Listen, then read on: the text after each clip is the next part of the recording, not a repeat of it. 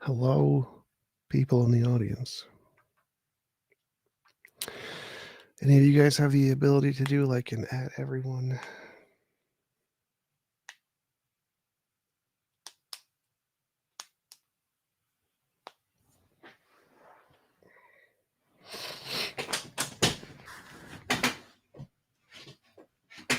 Oh,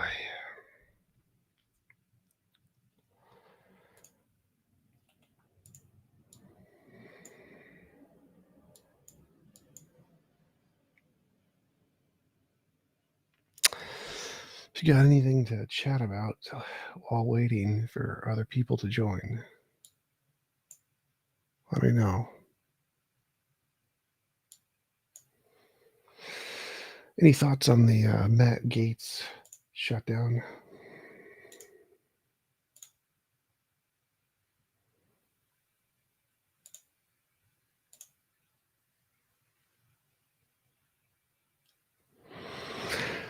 I think it's hilarious.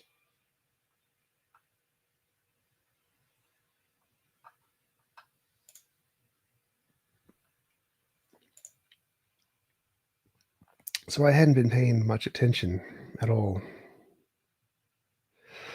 to the whole Matt Gaetz shutdown thing, but I got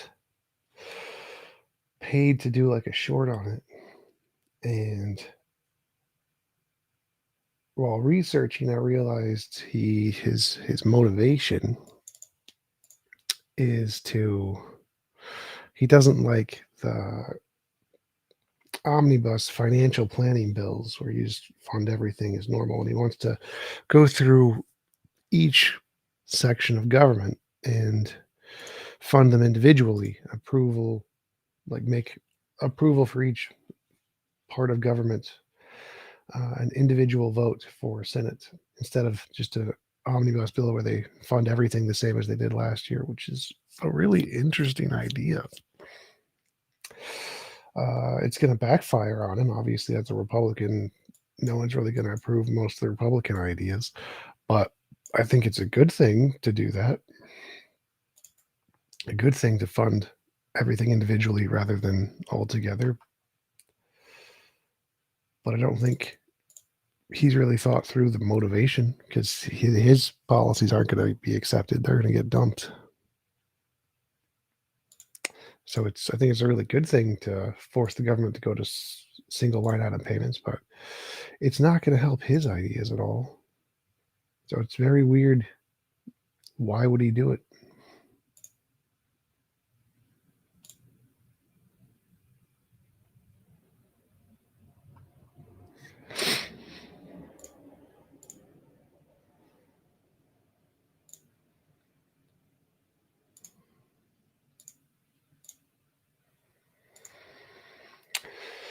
Anyway, anybody got questions, comments, philosophy, God, politics, and potatoes?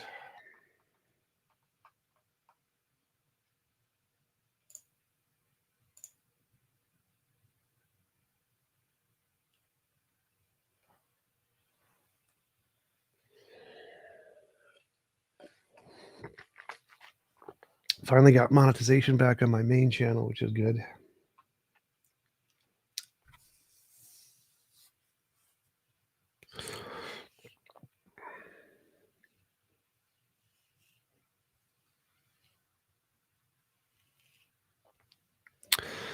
Questions, philosophy, politics, God, morality.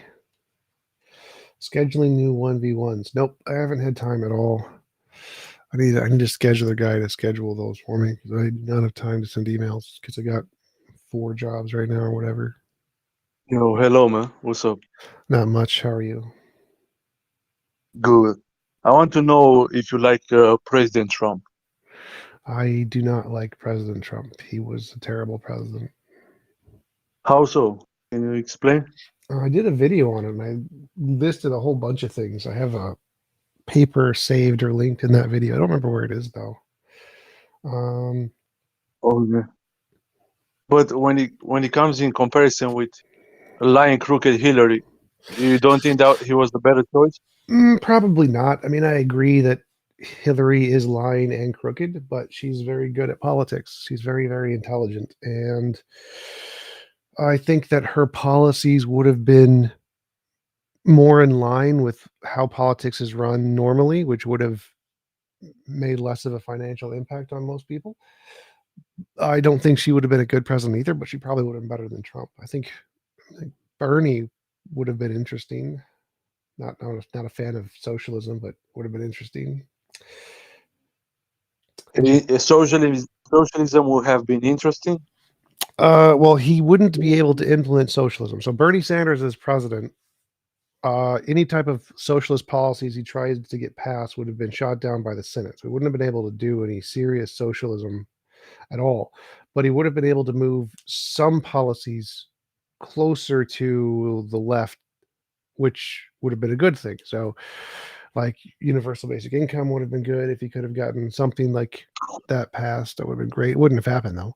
Healthcare for all, that would have definitely helped a lot of people. We know that works because it's the standard in most countries. So there are definitely policies that we know for a fact work because they've been implemented in other countries and have better success rates than our country. And so we could copy those, and Bernie wanted to copy those. And so that would have been a great idea. You're a socialist? No, he would not have been able to do anything related to socialism because the Senate and the House would not have let him. Yeah, I understand that because the government will oppose that. But you yourself, are you a socialist? No, If you could do anything you want with a country. no, socialism does not work. There's no successful examples of socialism. My political standing is that if we see a policy working consistently in other countries, we should copy that policy. That is the full extent of my political position. Have you lived in a country with socialized healthcare? There aren't any.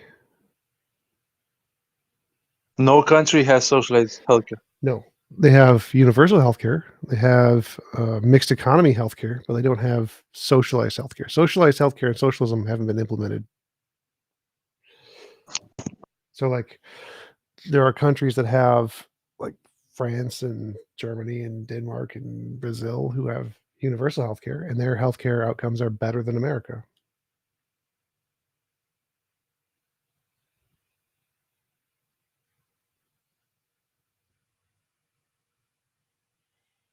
I think America's like 30th, 50th or something in healthcare. I forgot.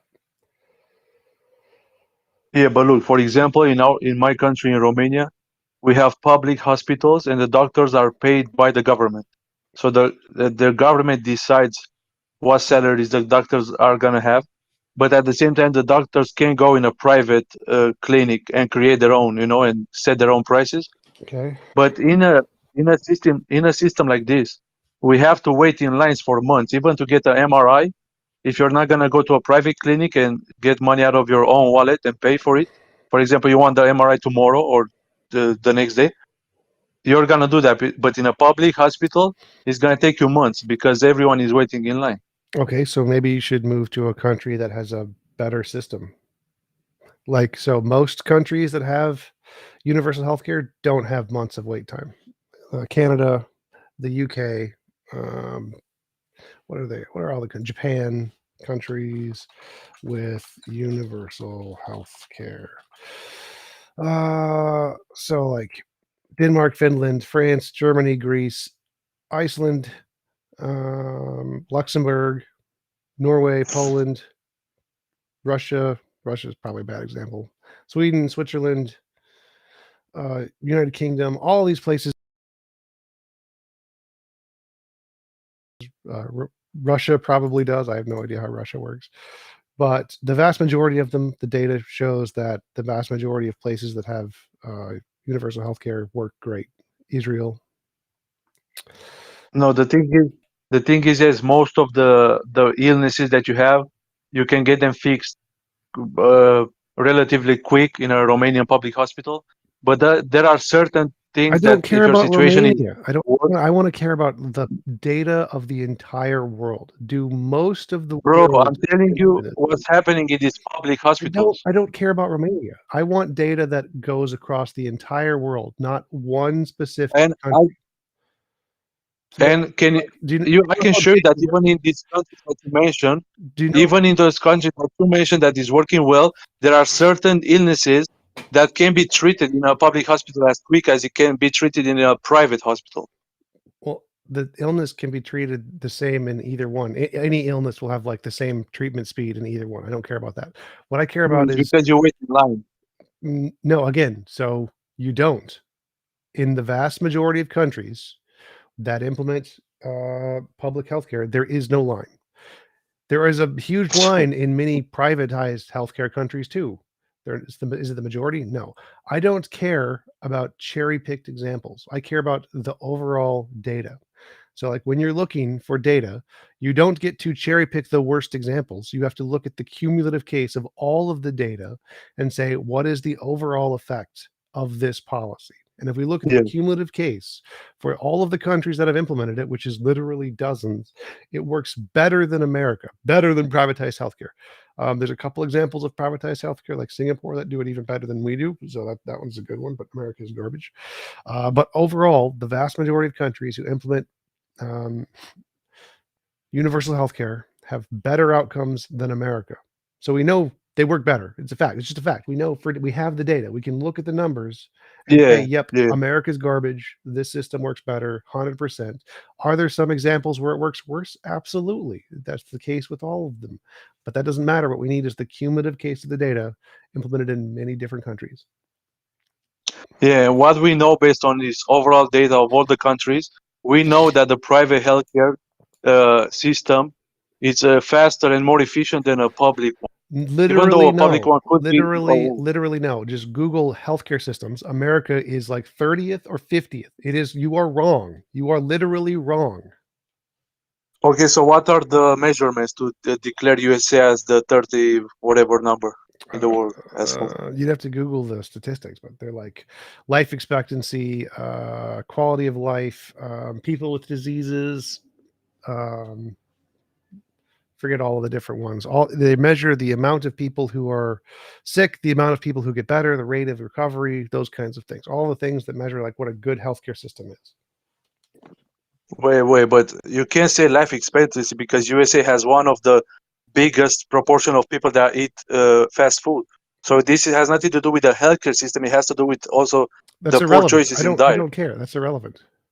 Well, it's not irrelevant. Diet leads No, to that's certain literally diseases. irrelevant. We care about the life Uh, expectancy of people who die because of diseases, not like age or something like heart So, disease and that kind of yeah, stuff. so it Doesn't doesn't matter. matter. It doesn't matter if a country has better diet which leads to a longer lifespan. It No, it doesn't matter. doesn't. Does not matter. It's Okay, irrelevant to the I get you. data because it has zero I got effect. So like that's called you. So cherry diet has picking. Wait, so that's called cherry picking. You're so picking so statistics. diet. Let me Stop get talking. clear. Stop talking. That's called cherry picking. Hold on, bro. Stop talking or I'm going to mute you. I just want to ask you a question. Goodbye. So that's called cherry picking. If we look at all of the data, all of the different facets of the data, we didn't just pick one thing like life expectancy and say it's entirely determined on life expectancy. That is not the only criteria they're using. If that was the only criteria, then you would be right. It would be biased based off of a country that has bad diet or whatever. But there were hundreds of other criteria, like how fast you can see a doctor, how quickly you recover from treatment, how many people have diabetes, how many people go untreated. There's lots of statistics in order to average out to know which country has a better healthcare system. The fact that America has a lower life expectancy because of diet does not affect the data. America's healthcare system is still shit for all of the other reasons, not just that one. It's not like that one piece of data completely twisted all of the numbers so that America goes down to 32nd. No, it was that in combination with all of the other shit things they do. Anybody else?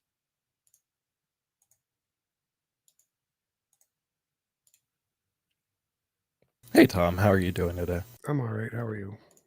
I'm not doing too bad. So this is the Theist Helpline, correct? Yep. Okay. And I take it that you specialize quite a bit in talking with various theists of different kinds, Muslims, mostly Abrahamics, probably, right? Yep. All right. So currently, I'm embarking on a project to go through the kind of Israelite tradition that led to Christianity and Rabbinic Judaism, right? And along this journey, after I do this, then I plan on going and studying new religious movements that happen online. And something that I kind of wanted to get people's input on is, do you suppose that there's any new religious movement today that could take root in popular culture enough to have the level of prominence that we see like Christianity or Islam have in the future? Yes, it's almost guaranteed. Like, I hope mine does, because I started a religion, the Church of the Best Possible Worlds, and I hope mine does for sure. Mhm. I think that, like, if we look at growth rates, Mormonism is growing faster than Christianity did, Mhm. which is weird, but it's true. So, if we simply go based off of, if we assume the population could continue to grow and we could go to other planets or whatever, then yeah, it's necessarily going to be the case that many, like Mormonism, are going to grow to be that number. Sure. Mhm. I think that given technological shifts like AI, it's going to have a huge impact on religious beliefs, um, because it's going to be, Isn't Islam growing just as fast as Mormonism? Correct me if I'm wrong. well, the growth rate is faster for Mormonism from when it was created. It had one member, and then within 100 years, it had several thousand% higher.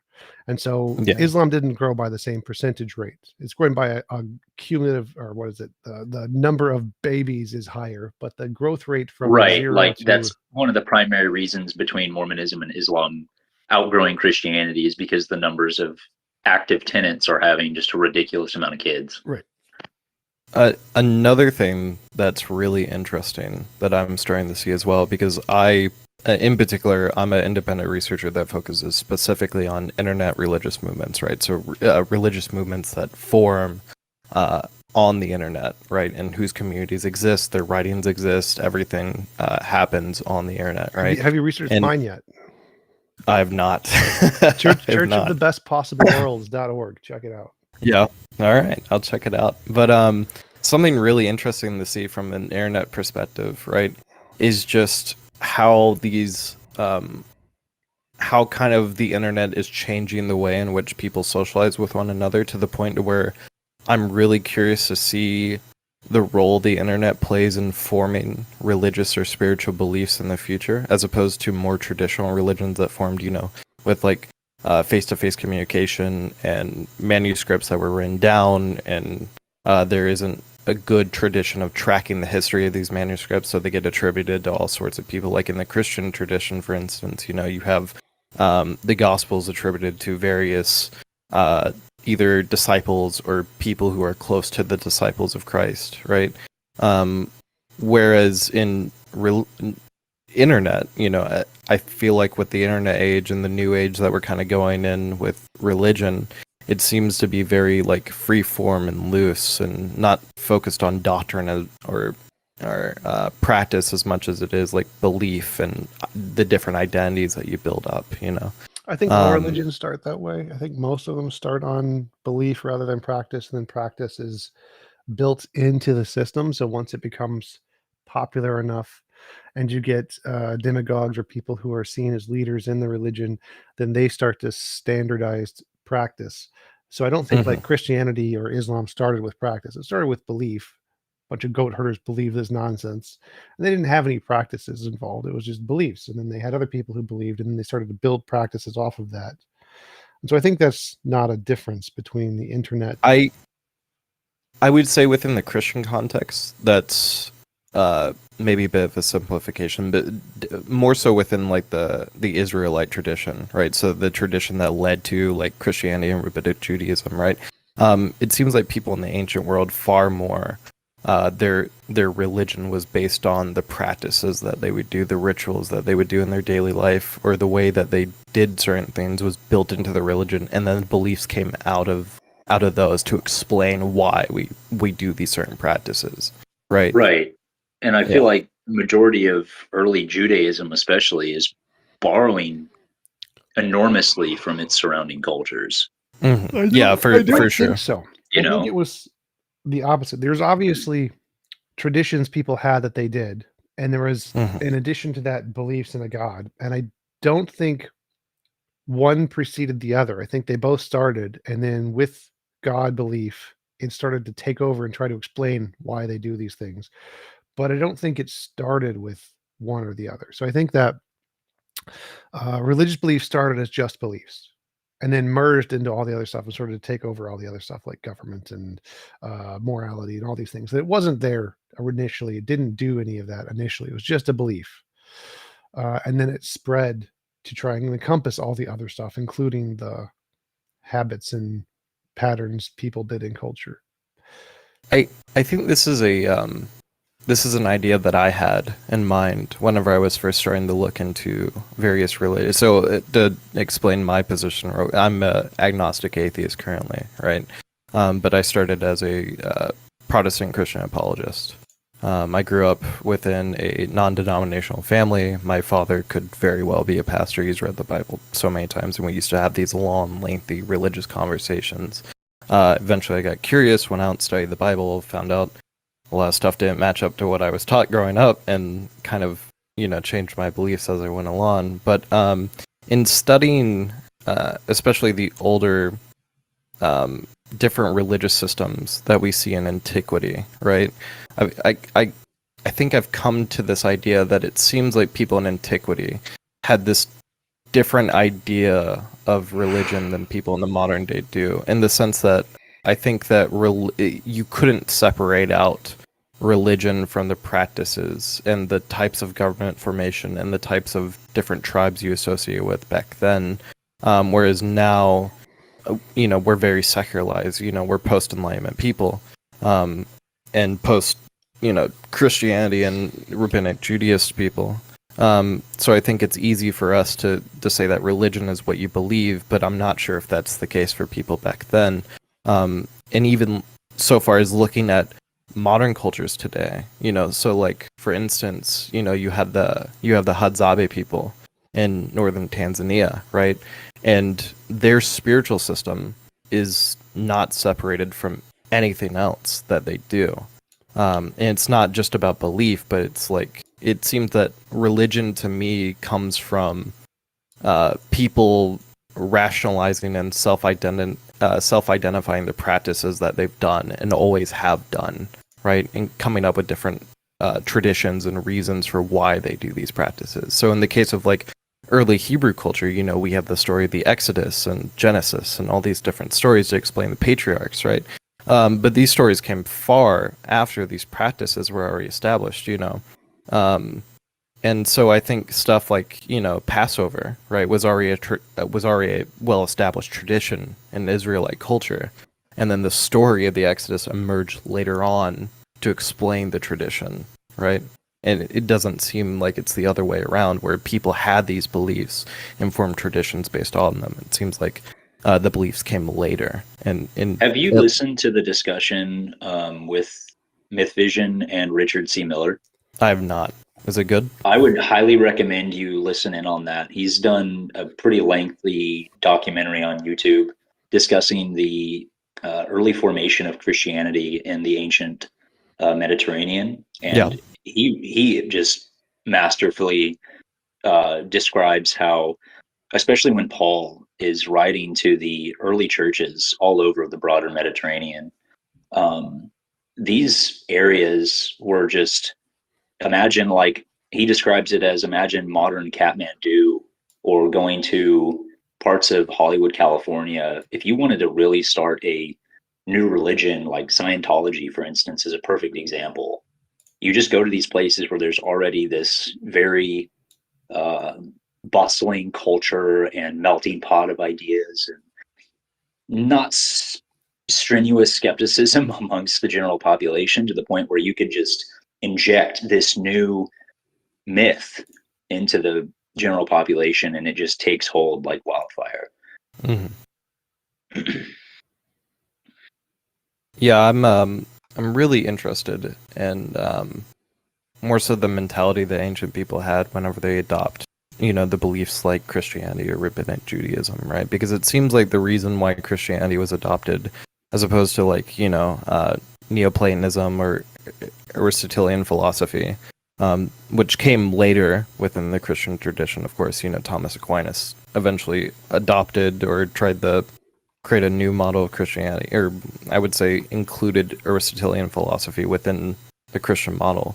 But I think the reason why Christianity takes scope at the particular time it did is because it, early on the message was, you don't have to, be rich to be saved anymore. You don't have to be rich to do all these things. It seems like it was a message that was appealing to the poor and the slaves and the underclass. And I think that's why it took hold within the particular time it did. Well, yeah, I mean, that's one of the greatest advantages that Christianity had in the early, in that early first century and second century, was that its willingness to adapt to the surrounding culture just really, really helped it take off. And then obviously with, Rome adopting it as its, political fundamental religion, just kickstarts that whole process into exploding all over the Near East. Yeah. I am glad that it is coming to an end.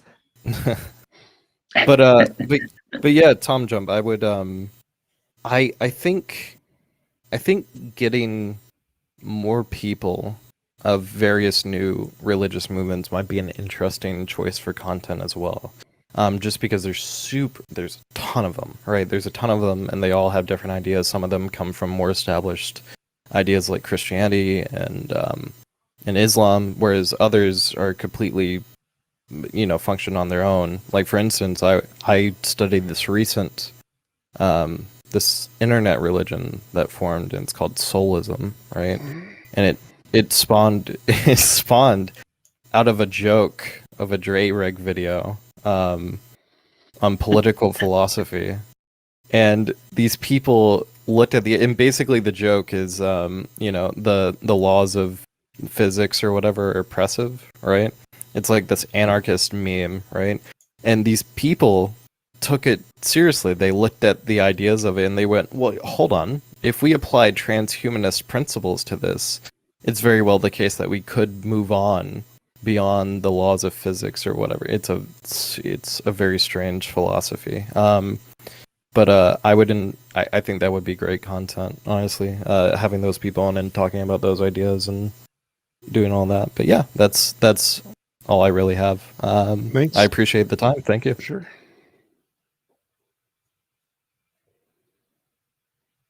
Hi, T-Jump. Hey. So I'm just now checking out this Church of the Best Possible World. It's an amazing website. Thank you. So my question's quite quick. I really like kind of like the moral apparatus that you use to get people to take a look at the evidence. Those obviously being the ones you constantly list: more intuition, more progress, and more reductio/hypotheticals.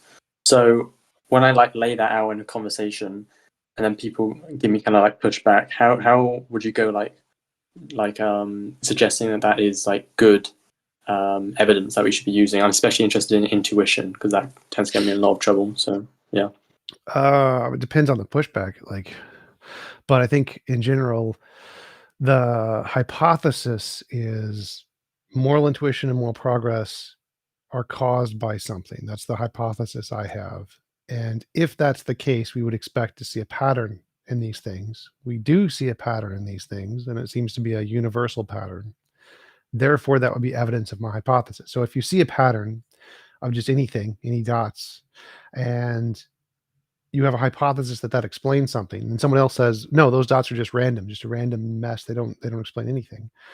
The better explanation is the one that could accurately predict the future. So if I can accurately predict future patterns and I get it right, then that's a good reason to believe my hypothesis that those dots are indicative of a pattern is true, and a good reason to reject their hypothesis that those dots are just random gibberish. And so the reason to accept moral intuition, moral progress, moral dilemmas as evidence is because the moral philosophers use them to make predictions and get it right. And the people who think it's just random gibberish are unable to do that. Okay, yeah, thanks. Yeah, that's a Yep. very nice explanation.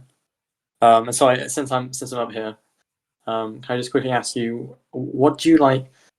So I'm going through your reading list at the moment. So when someone like Quine talks about ontological commitment, I don't really understand that phrase. Are you able to? That means essentially the commitments of whatever you're saying that are entailed about the world. So like if you're a god, you have an ontological commitment that there is this all-powerful sky daddy outside of space-time that created the universe. And so there are commitments entailed in what you're saying about the way reality is. So like the prerequisites of whatever your ideology is. And those are the ontological commitments of your worldview, essentially. And there are also like epistemic commitments. If you have certain epistemic beliefs or linguistic commitments that could be similar in a similar context. It's the prerequisites of whatever it is you're saying, ontological prerequisites of whatever it is you're saying. Okay, thank you. Yeah, I also simp for your reading list. I think that's an excellent Thank you. list of work. So yeah, thanks for talking to me.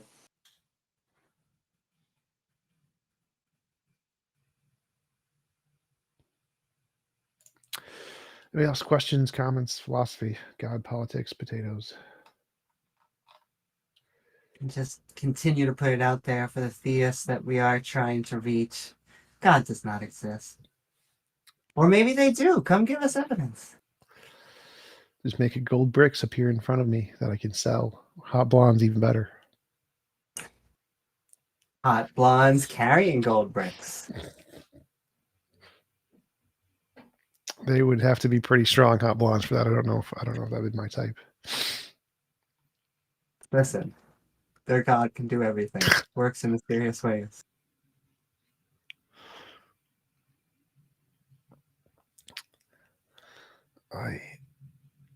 Do you have an opinion on the Matt Gaetz shutdown, Amy? So I think that they're playing chicken. It's kind of their game. Did they actually get something, a stopgap that was signed?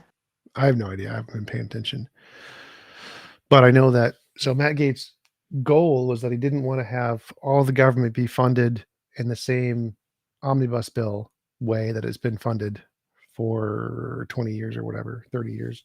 And so he wanted it to be funded individually, where they go through each section of government and say, should we fund this, yes or no, and vote on it.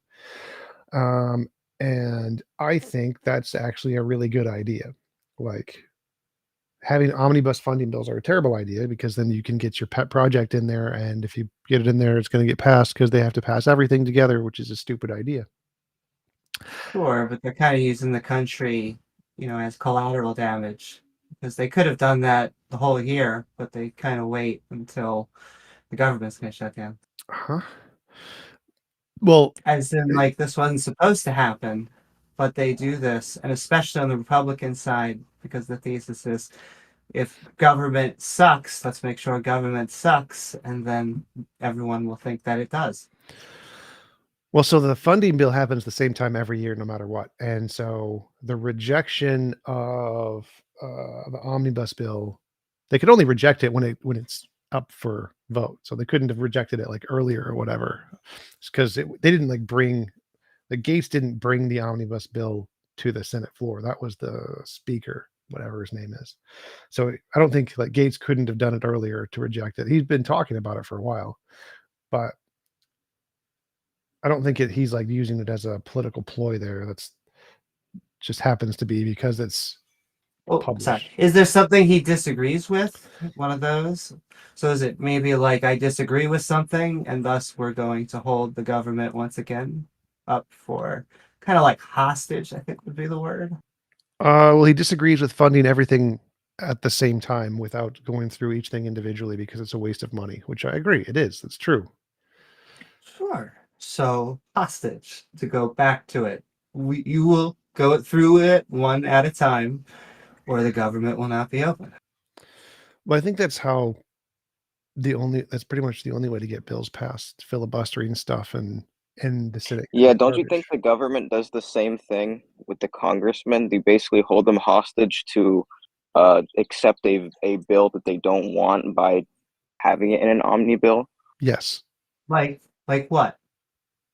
Like anything, like you having to vote to have funding for the federal government, like this guy just said, and then some person's pet project gets passed through that, but like that's basically holding them hostage, like the congressmen themselves hostage. You could say they're holding the American people hostage or the government shutdown, but I think at the end of the day, it'll be better for our country if we can move past this like ridiculous form of democracy. It's kind of like a sham joke where you just like it's like a hotline democracy. Just try to quick run bills. Then do some actual fixing when you're supposed to be in office instead of once again holding a gun to the American people's heads and saying, listen, I'm not going to really tell you which one I dislike, but there's something in here, and it definitely triggers me. And I think we're going to make everything not work until we change the system. Well, it's temporary until the system is fixed. I mean, this is the first time a government shutdown has happened, and yeah, obviously it's not ideal, but Well, I They mean, do this every year. one This is second. kind of the So, Republican shtick. I don't think that would work, Amy. I think that if anybody tried to get the omnibus bill situation reverted without putting a gun to America's head, the senators would never go for it because all of the senators have pet projects that they've put into the funding bill, and they get funding for their pet projects, which gives them millions of dollars in donations because the pet it's projects is in their it's Wait, in their vested one sec. interest Stop, to stop, keep stop, the stop. bill. So because most of the senators get millions of dollars in funding from funding these pet projects, and so they get kickbacks to their campaigns, there is no benefit for any of the senators to ever get rid of the omnibus bill. It benefits all of them.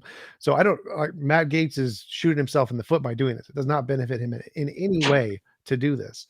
And Well, all of the except for the crazy people that want the government to actually not work. And this is, once again, this is kind of proving their hypothetical that it shouldn't. When this should have really just been a smooth thing. These are the crazy far right. These are the people that they're not really looking for anything or a compromise. They're not looking for moderation or. Well, I would disagree. I think like if they actually got rid of the omnibus bill and passed things individually, then Gates would be okay with that. I think that's the point. I think all of his individual policies would get do that. rejected, but Just do that not when you're actually trying to shut the government down. well, no, that's the point here is that is not going to happen. That is impossible. There is no way to get the Senate to pass a reversion of the omnibus bill when it isn't holding America's gun to the head because they have no justification to do it. They have all the benefit and money of keeping this omnibus bill because they can fund all their pet projects. And so asking them nicely to not do this is not going to happen. 0% chance. But Sure, but if you so put is something- doing Right, because they have no You incentive. know- Like you take away that incentive, then they're obviously just going to sit idle. Right. So in order to get it passed, what you have to do is you have to have a scale and take their benefits, which is their financial planning for their funding for their campaigns, and put something that's Only more way you can do valuable that. on the other side of the scale that they have to weigh it against. And the only thing that's more valuable is like America itself, the entire funding. That's more valuable than their particular special interest fundings that gives them the money for their platform. And so the only way to Well, get this passed is to hold something more important to them hostage to get them to overturn their pet projects, which are like the most important thing they have because it's what gets them their job back every year. And so I don't think it's possible to get this passed in any other context than to hold America hostage. Sure. And I hope Matt Gaetz pays in the next election for trying to hold America hostage. I assume that he dislikes a lot of policies that help Americans. He thinks that by not having it within this bill, that he'd be able to vote them down. And so not only will the government not shut down, they will do a stopgap, but Matt Gaetz won't get what he wants, and we'll be back. But I appreciate him trying to slow things down. That is what they do every year. And thank you to the far right for trying again. Well, so I think that I don't agree with Matt Gaetz' policies, the ones that he wants to get passed, but I don't really care about what he wants to get passed, because if we implemented this single line item vote for each policy would be compared Which and assessed. policy do you dislike in the bill? What I would have to go through it. I really don't know, but there's It doesn't need a sounds about specific right. example. yeah, The it doesn't idea need of so the of point here is the that idea of a bill is the a goal kind of is to joke. get each thing analyzed individually by the Senate, and then the Senate can decide, is this a good thing to spend money on? Is this a bad thing to spend money on? And so who cares which items are the good ones or bad ones? That just means that the things that are not accepted by all of the senators or the majority of the senators are going to get cut. It's a waste of money. Like, so all of the special interest things are going to get cut, which is a good thing. That's a good thing to get rid of. That's objectively good Can you for give an example of the a special budget and for interest thing? spending. Spending money on the renaming the state birds to accommodate certain political affiliates. Is that in the bill? Yes. This is the funding. This is Renaming funding every part of the government, Yeah. all of the funding for all of the government and everything they do. Right. RNC and Okay. DNC That's campaigns. actually not that terrible of a thing now that I think about it. And that's like AOC said the same thing. Like she said this, actually this is kind of a good idea. Now, obviously, I think that the policies Matt Gaetz individually wants to get passed are stupid. I don't think anybody's going to pass them. I don't really care about what policies he wants to get passed, because I want the Senate to take all of the policies, look at them individually, and assess whether or not they're important and whether they're not. And if they're not, get rid of them and save the government money. And that's a great idea. And if Matt Gaetz policies get dunked on and they're garbage, that's fine too. But the overall goal of getting them to assess the funding individually rather than just everything at once, including all the junk, is a great idea. Like that's a phenomenal idea. We should do all bills like that. Sure, you just need to point out which is the junk and go after that Well, no, individually. no, I Also, don't care. not while it's at a I don't government care about which shutdown. Well, individually one is junk. that's what's going to happen after. I don't want to point out which one is junk. I don't care which one is junk. I want the Senate to go through each one individually and let them find out which one is junk. I don't care which one is junk. I want them to not be able to omnibus bill it and pack a bunch of crap in there and then pass the whole thing, because if they have a special interest bill that's in there and they just want to reject that one thing, they can't without shutting down the government. I don't want that to be the case. I want them to go through everything individually. I don't care which policies are the bad ones. I don't care. I just want the Senate to go through each one individually and decide based on their level of expertise which ones are the bad ones. And so this argument that we should find the individual bad ones and try to get those out of the omnibus package, that's not a rational thing. You can't do that. That doesn't work that way. If we could change it to the way Matt Gaetz is suggesting, it would be an actual solution to getting rid of all this garbage. How is he saying that we should change it?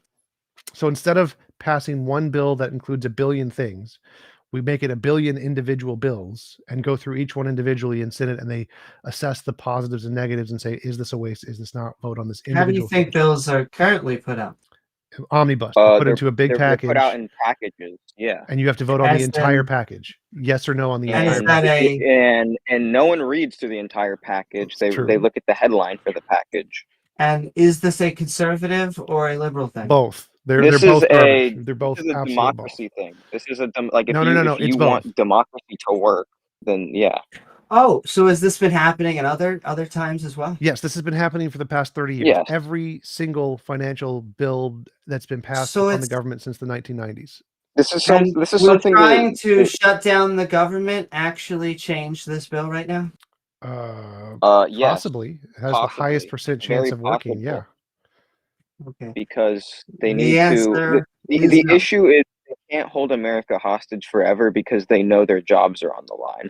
So eventually they're going to have to say, okay, we can't just sit here in a government shutdown. We're going to have to we're not going to budge. They're not going to budge. So we're going to have to find some kind of compromise. But so the way that it's put right now is that you have bills put forth, and what happens is multiple people end up attaching their thing. Yes. And then every senator starts voting attaching their thing on what it is you would have to change that at a time that wasn't when you were just putting things, benefits, and possibly if you're shutting down the entire government, you are now putting close to anarchy. Or we could actually change the system when they're actually supposed to do their job, when the months we could do this the moment you pass it. Now start to change it. Now start to put forth bills, but they won't do that. And do you know why? Well, no, they Because they can't. don't actually care. Well, no. So people have tried to do that. They've tried to do that a lot.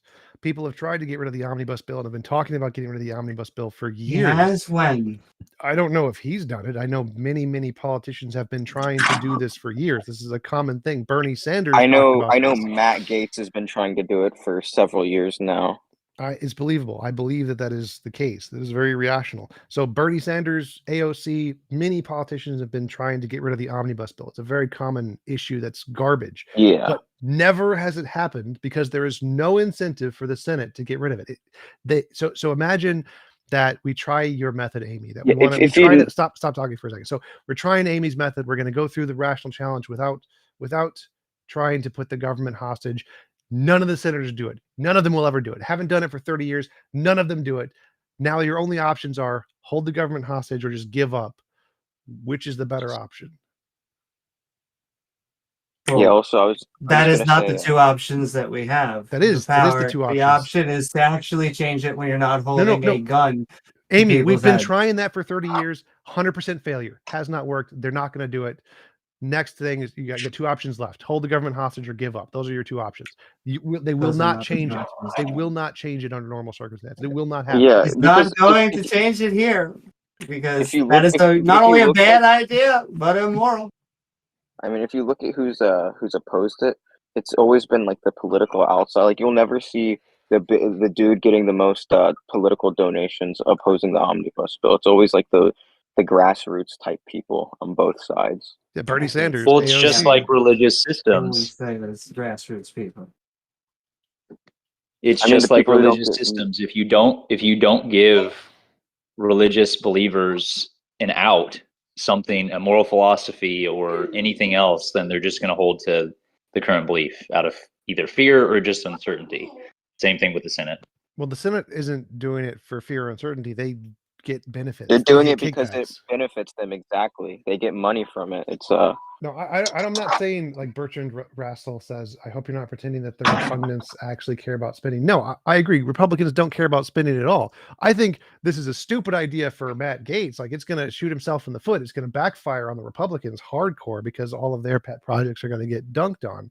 But it's a great idea for America. This would stop us wasting money on garbage policies, on billions of dollars of garbage policies that are in there for no reason on every omnibus bill. So it's a great idea for American. It's not going to work for the Republicans well, and it's not going to work for the Democrats well either. Well, for the senators because their pet projects are going to get dumped. But it's going to be great for the American people. It's going to be good for the American taxpayer. That's the only people that it affects in a positive way. Which I mean, that's the most important people. The government will be funded. They try this every year. They try to hold us hostage. Eventually, the only time they don't do it is when a Republican is president, and then they will allow it to pass. Yeah, instead they try to impeach him. Which 3 person? times. We impeached Trump twice.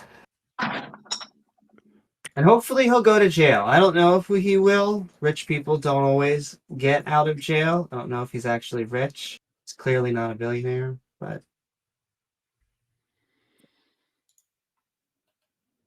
That's so funny. I mean, the judge has now ordered that he's been lying about all of his net worth. Oh, he's been lying about like everything. Like I don't know, what has he not been lying about? Indeed.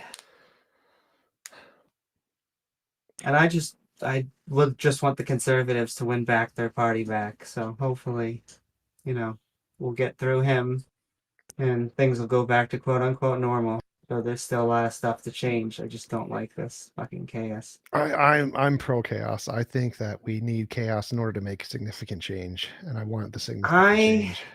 am pro chaos too. I'm chaotic good when I do a roll of D&D, but he is not a good person. Well, I don't think that matters because if the bill he's advocating for gets passed, none of his personal policies that he wants will get passed along with it. So the one thing he's advocating for is just get rid of the omnibus, look at things individually, which includes all of his pet projects. All of his pet projects will also have to be looked at individually. It's not like if we agree with Matt Gaetz on this one policy, all of Matt Gaetz' pet projects get passed. Like, no, it just means that every single bill of every single senator will have to be looked at individually, including his. And so none of his will get passed. All of the Democrats are going to reject Matt Gaetz' policies. So all of Matt Gaetz' policies are going to go to the garbage can, so, which I think is hilarious because his bill is going to shoot himself in the foot and get rid of all of the things he Try wants. and get a majority vote. Get a majority vote, rally Republicans and Democrats around you, and get things changed. We have made amendments. That's why they're called amendments.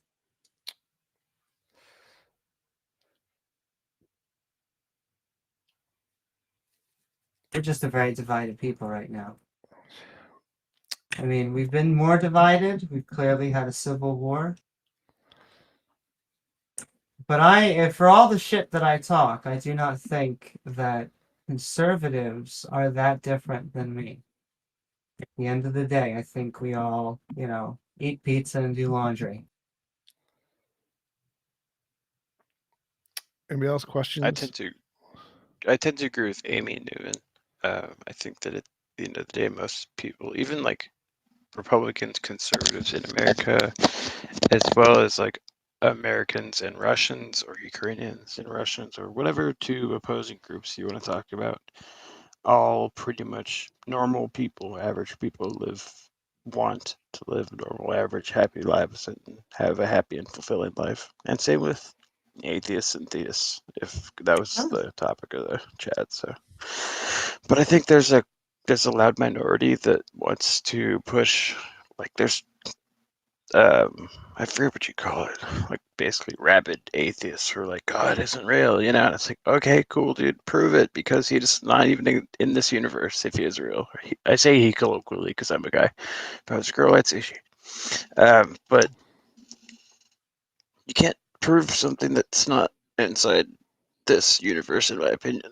You can believe it, which is, I respect that completely and entirely. But I think that anyone who says God isn't real, I fucking know it. Sorry, pardon my French. It's just like, okay, prove it, bud, because it's like saying, prove to me that there's not a rock on Mars or something, Well, do you can't really. think that any belief in anything is respectable? Like, what if someone believes in magical farting leprechauns? I think a belief is respectable, but a strict positive claim that it is absolutely certain is hard to justify. I think there's some things that you can say, well, in fact, I would say that nothing can be 100% justified, but that they're like kind of in a science method of speaking, a scientific method of speaking, varying degrees of certainty about different things. Are there stupid beliefs? I wouldn't like to call anything stupid. I would say there are untenable beliefs. Okay. Well, so what would make something an untenable belief? Like it has no evidence, just made up by somebody? It's a good question. One sec. So my me answer think is about what that makes for a couple something minutes. an untenable belief is if there's no difference between it and imagination. So if someone literally just made it up in their imagination and there's no difference between your belief and any belief anybody else could just make up in their imagination, that's an untenable belief. I agree. And so, like, let's say that I were to write T-Jump is an apostle of Jesus Christ, or is a one second. This is a hypothetical. T-Jump is a prophet of God, the God of Jesus Christ, our Lord and Savior, or whatever. not or whatever in a derogatory way. I just don't know the specific term. Then I would say, okay, and I would bury it. Let's say I were to take a mold printer, mold a piece of silicone, bury it in the ground, and have 10 of my friends do the same things and say, you have to write this at the top, and then you can add whatever you want and say Book of Jupiter, Book of Amy Newman, Book of Severus Hefter, and bury them as many as you want around the world. And then 1,000 years from now, would that be considered imagination, an untenable belief? Because these pieces of silicon exist. So essentially a time Silicone. capsule. What? Yeah, it's essentially a time capsule. And then but does that make it? It is imaginary, right? Because T-Jump does not claim to be a prophet, does he? We know this because we're first-hand observers talking to T-Jump. So, like, if there's a difference between things that have an implicit empirical basis and things that don't. So, like, if I said I saw a dog, I wrote it on a sheet of paper and put it in a time capsule or whatever, people would be rational to believe that just because we have lots of empirical evidence of dogs. Dogs exist. Somebody's seen a dog. Sure, we can just grant that because it's a mundane claim.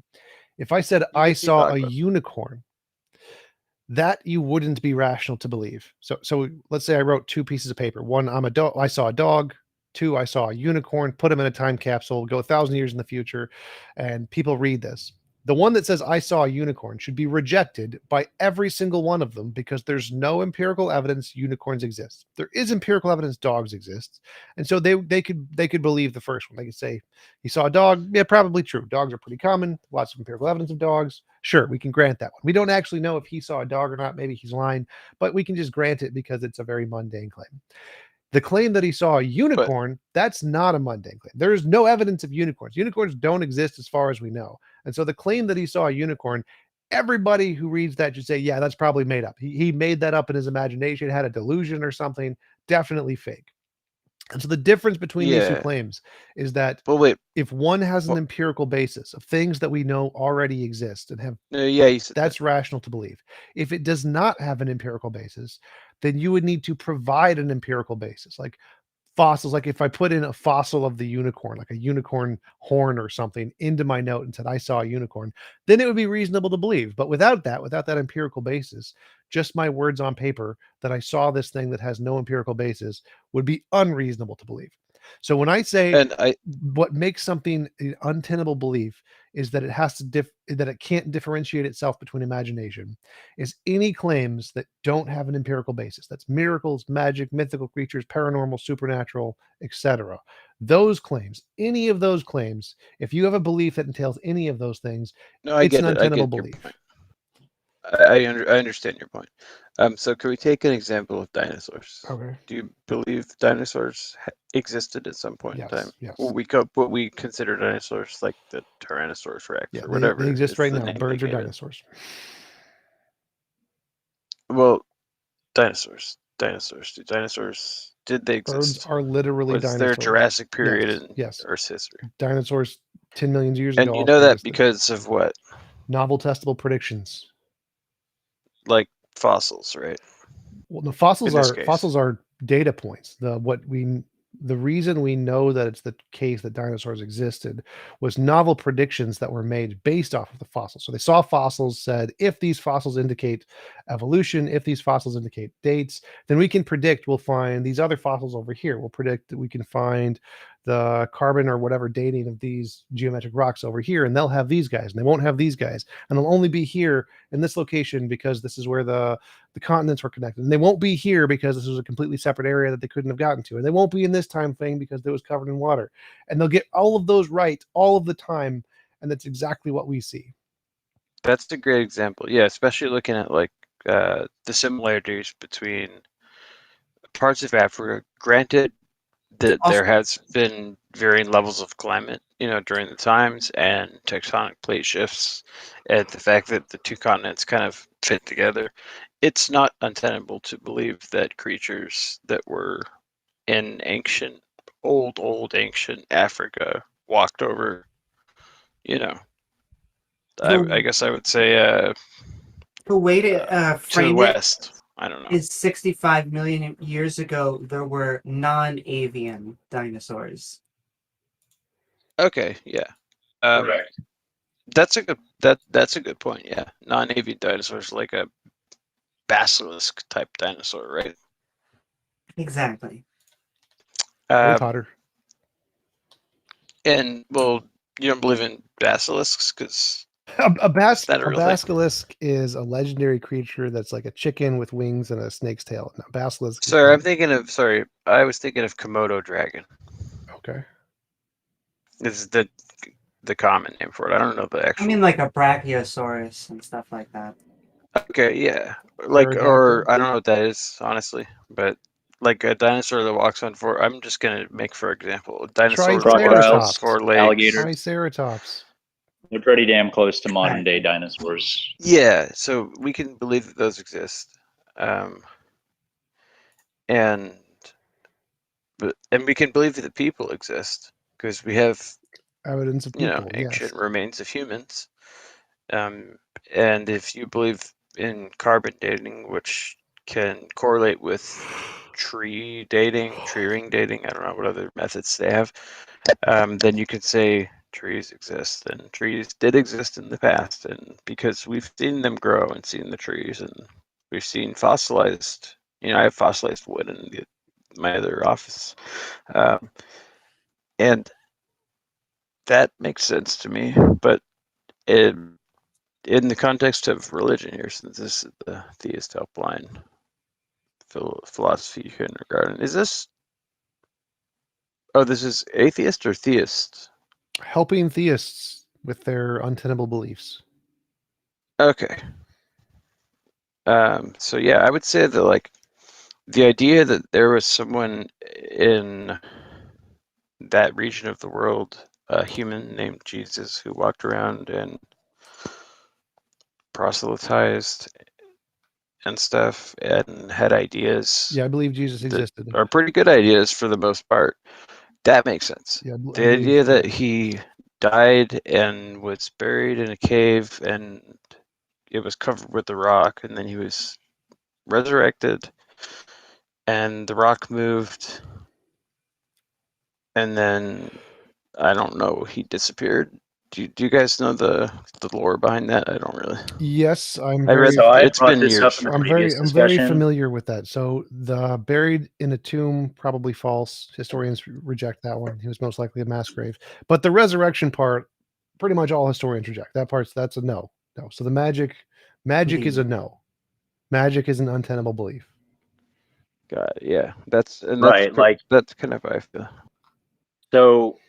Even Mike Lacona, right? He's a Christian historian, New Testament historian, and he's openly admitted several times that the miracle claims within the New Testament or any of the biblical narrative cannot be proven historically or archaeologically. Right? That's not something that's possible. But besides that point, I discussed this earlier. I would recommend listening to the Myth Vision discussion with Richard C. Miller, Robin Faith Walsh. How essentially Bart Ehrman's talked about this too. Amy's mentioned it several times. How Jesus became God. It's an apotheosis narrative. It's a very common trope within the Greco-Roman literature. There's over hundreds of examples of this that have happened throughout the Mediterranean, and Jesus. It makes sense why it came up at that exact same time frame. I think In that that's a area. separate topic. So the topic right now we're talking about is what makes something an untenable belief. Why is believing Jesus' resurrection and there's a God outside of space-time untenable? And I think that's Right. the answer is because Like, it's for equivalent to instance, magical farting leprechauns or Harry Potter right. or Santa Like Claus. we could say, like the Simpsons have made novel testable predictions, and quite a few of them you could say have come true to some extent, but that in no way is a demonstration of them being prophets or Matt Groening being a messenger of God. Yeah, and I think there's like 4 different kinds of evidence, right? There's direct physical evidence, physical evidence that's circumstantial, like a surveillance tape that shows you next to a convenience store that was robbed. I'm just pulling this up here. testimonial evidence, someone saying that they saw that, but you're taking their word for it, right? And then there's someone who's saying, someone who said that they saw this guy rob the convenience store. That would be direct testimonial evidence. Well, that's only then, courtroom classifications. That's not a thing in science. We don't use any of that stuff in science. Yeah, I agree. And but sorry, I thought we were in theist experience. Circumstantial testimonial Like evidence would be reverse saying, I saw this guy a block away from the convenience store after it was robbed. And that's circumstantial and testimonial, because you don't know if he robbed the convenience store. You just know that you saw someone who you Well, so perceived to be just to like this person. jump in here. So zero amount of testimonial evidence works for miracles, magic, mythical creatures, paranormal, the supernatural. Doesn't matter. There is no testimony counts as evidence for that. Not right now in the present or 2,000 years in the past. So if you have Agreed. people who say they saw a unicorn today, that is zero evidence of a unicorn. That's evidence they had a delusion. And so Well, that would be isn't evidence of things that don't have an empirical basis. It is zero evidence. not empirical. I agree. So if Jupiter. they said they saw a dog, that's fine. But if they say they saw a what's up? unicorn, not fine. So testimony is not evidence for things that lack an empirical basis. I agree. So I guess my question would be, I take it you're a theist? No, I'm agnostic. I guess. Well, I would even say leaning towards one way or the other, just agnostic, because I Gotcha. think that, like I said earlier, if there is God, then God. It's like, this is weird. This is weird. I'm not theist, I'm sorry. but Did you want to speak, Paradoxical? Go ahead. yeah, I'm a theist, and I would like to ask, like, how do you guys get the norm that uh, without an absolute, why is any norm valid? Why should we look for this evidence rather than any I wouldn't say other? there needs to. So to answer your question, I wouldn't say there needs to be an absolute. You can have a 99.999% probability of something, and that's pretty high. But it's still only 99.999. 3 digits, or 4 standard, or 4. What do you call it? Significant figures. Like 1.536 would be 4 sig figs, right?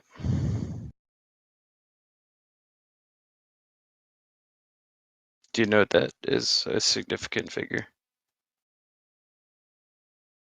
It's stuff that matters, like 1.999000000. If you have all those zeros after, then at least that last zero. Well, the zero before that last zero, actually. Those are significant. And you probably round it up or down the next figure after that, maybe. Or maybe it's also a zero. You don't know, because you can only measure that much. If I have a scale with an accuracy of up to 1 milligram with a tolerance of 0.5 milligrams, or let's say 0.25 milligrams, and it comes out to let's say 725 milligrams, but your accuracy only goes up to 0.25 milligrams. So what would you call that number?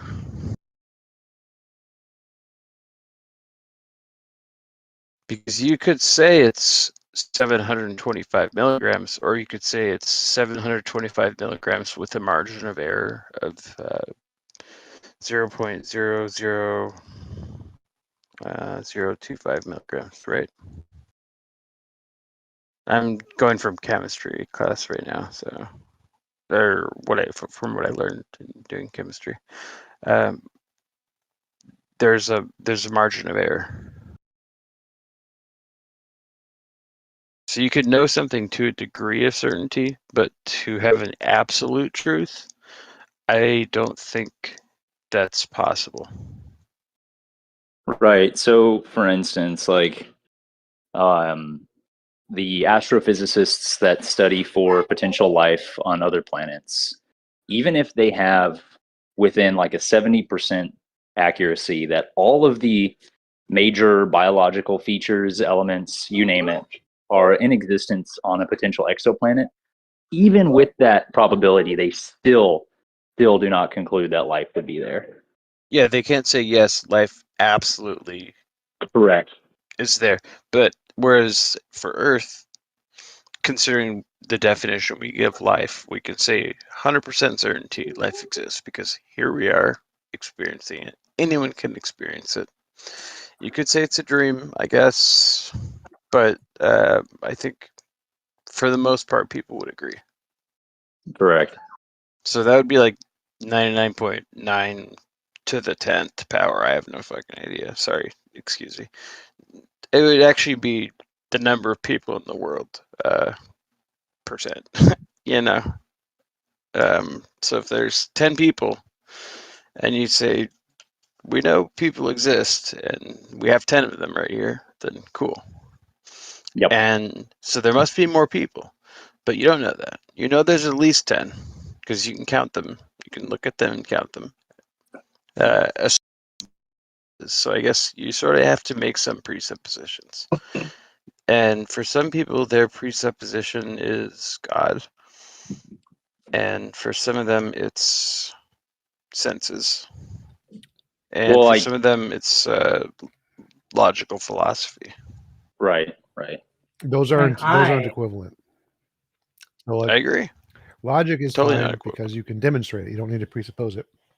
Like it describes Correct. the stuff in front of you. Senses, again, you can demonstrate it. It's something you're literally seeing.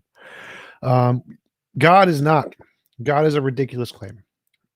Completely untenable Agreed. because there's no empirical evidence whatsoever. So things with an empirical evidence, perfectly rational. Things without, irrational. So paradoxical. Why are you a theist? I And mean, no, answer that question. but that is a normative claim, right? That the only empirical evidence is the evidence that matters. So, I mean, from that point of view, nothing metaphysical is possible. I wouldn't say only empirical evidence is evidence that matters. I would say empirical evidence is stronger than circumstantial evidence or testimonial evidence. No, but this is metaphysical evidence, right? Or like Well, maybe metaphysically There's is no mean. such thing. There's no such thing as Oh. metaphysical we evidence. could all be dreaming right now, and each of us could be hearing something, and we think that we're all hearing the same conversation and we're having this conversation together. But we could all be asleep having our own dreams that just happen to coincide. And well, we feel like it happens to coincide. And you guys could all be hearing something totally different than I'm actually saying because we're all dreaming, right?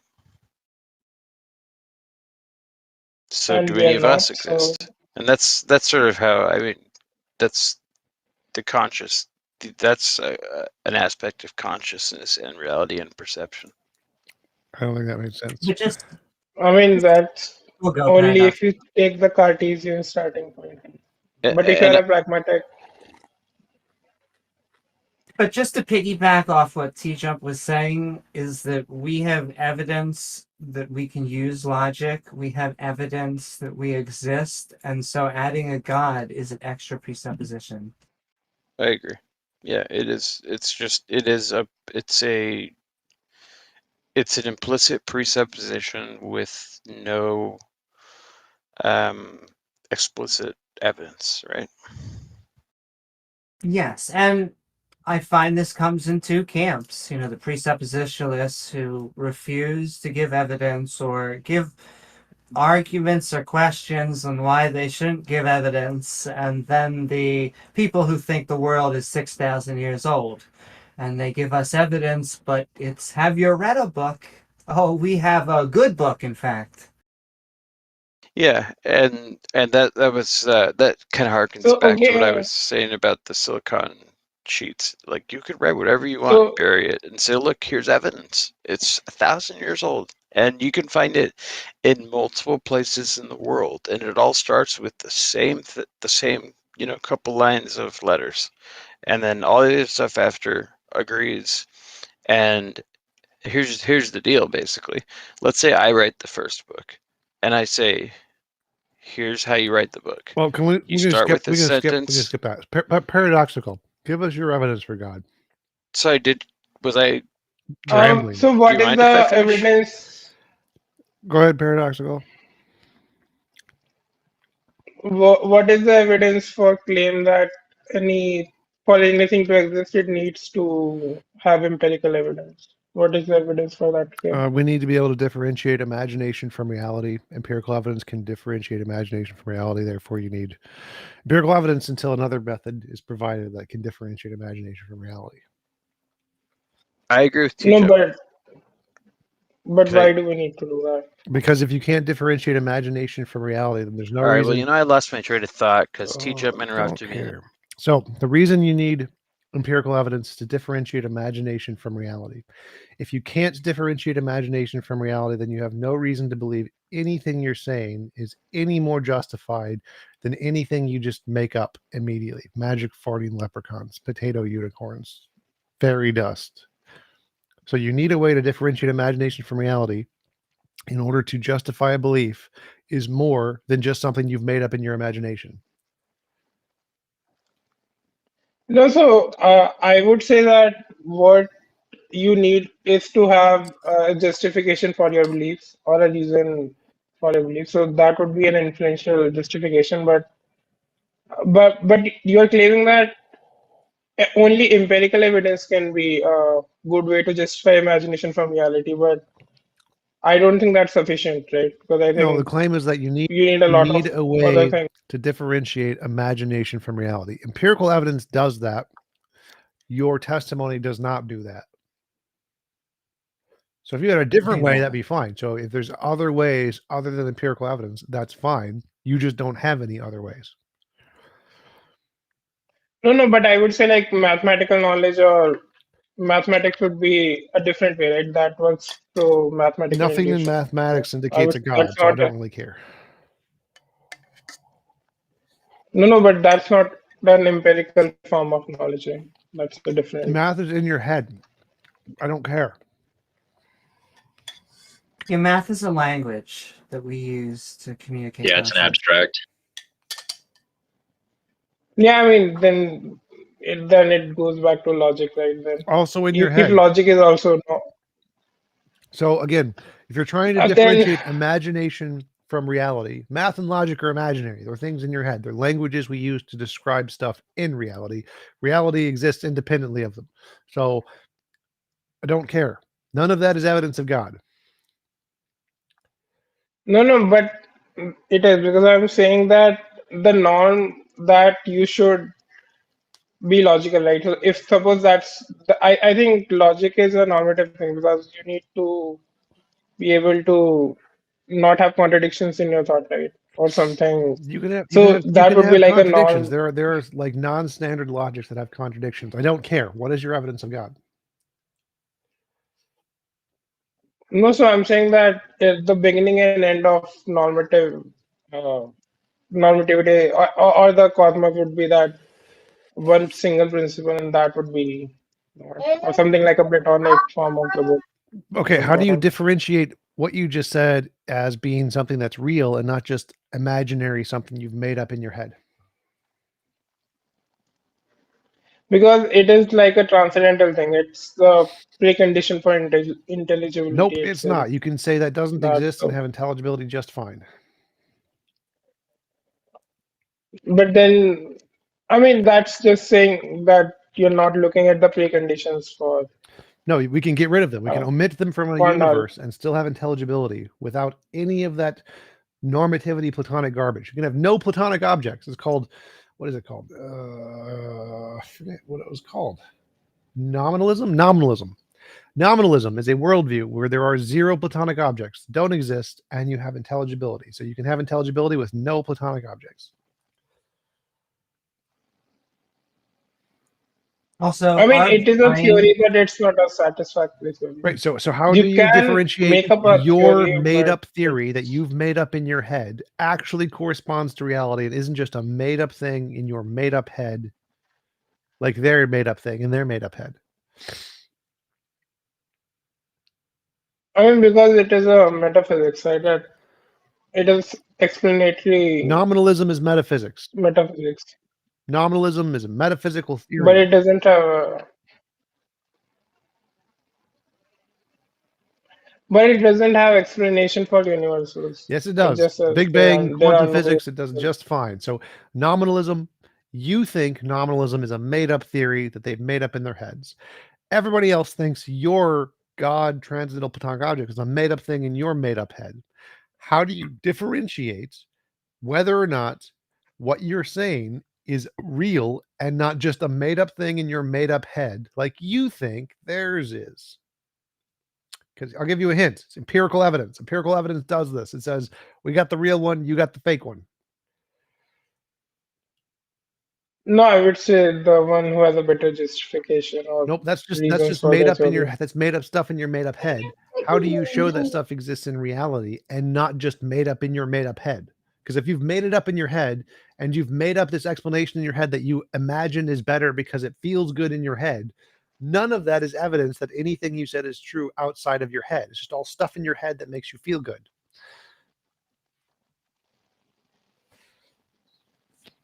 No, I don't even start from Cartesian starting point. I start from a pragmatic starting point that we already are agents in our environment. Then that So epistemology is flawed no, I mean from the it's not beginning. right because Cartesian starting point has no good solution because I'm not a foundationalist so. Right, but for But instance, like, how do you determine? I mean, this just fundamentally, then a Muslim could say the same thing, a Hindu could say the same thing. I mean, it's just the whole point is, like T Jump is saying, is just how can we how can you demonstrate this? I mean there are different systems and that's just how hermeneutics work. You you can only interpret to some extent, right? But you can like never know and with 100% certainty something is correct. and can I ask you, paradoxical, are these the reasons that you believe in God? Yeah, but yeah, I mean, but it's a non-theistic God, so it's not a. It's more like a pantheistic God. Does your God care that you believe in them? No. Does your God have a mind? Yeah, yeah. It does. Okay. Does this mind interact with the physical world?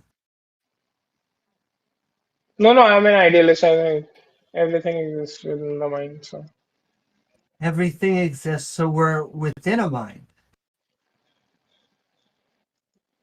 yeah, mind is the only thing that exists. So I'm an idealist in that sense. How do you know this? Because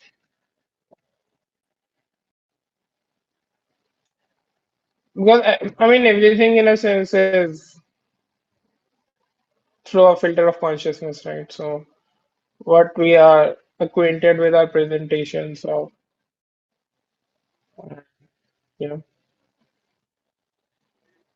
I'm sorry. Can you say that one more time? We're a center of consciousness? No, I mean everything that is coming through the senses is filtered through the mind, right? That is I synthesized agree. in the mind. So I mind imposes a categorical structure on on our perceptions, and that is the realm of the phenomena, and the word in itself is thing in itself. So Can we agree that So- although the senses are coming through the mind, that doesn't mean we are in a mind? Or at least the entire universe.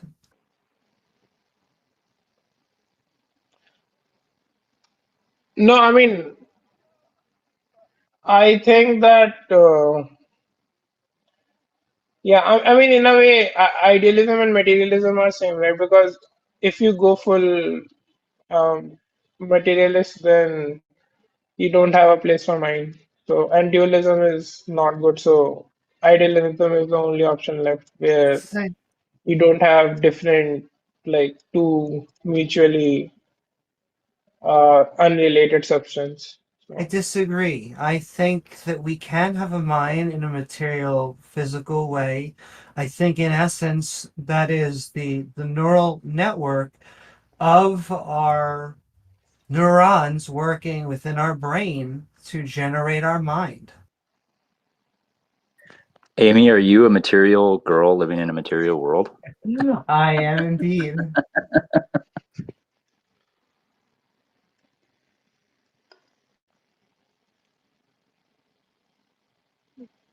no, I mean, so you are going with emergence, or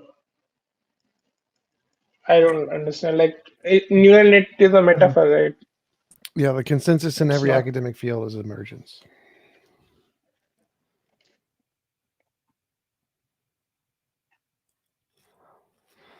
Yeah, so emergence would be, but you can be a reductive and non-reductive physicalist. I don't know what you just said.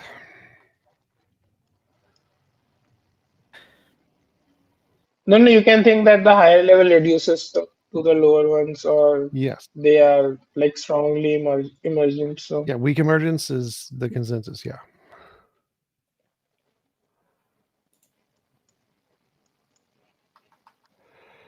yeah, I mean, I would think I would need a strong emergence because I think the mind as a whole can act uh, on intentional objects. So, I think for intentionality, you need something like a top-down position. And how So, do you differentiate whereas that the whole, between reality and just your imagination? Like maybe that's just your imagination. You've imagined that, but reality could be different. So how do you show that's true in reality and not just your imagination?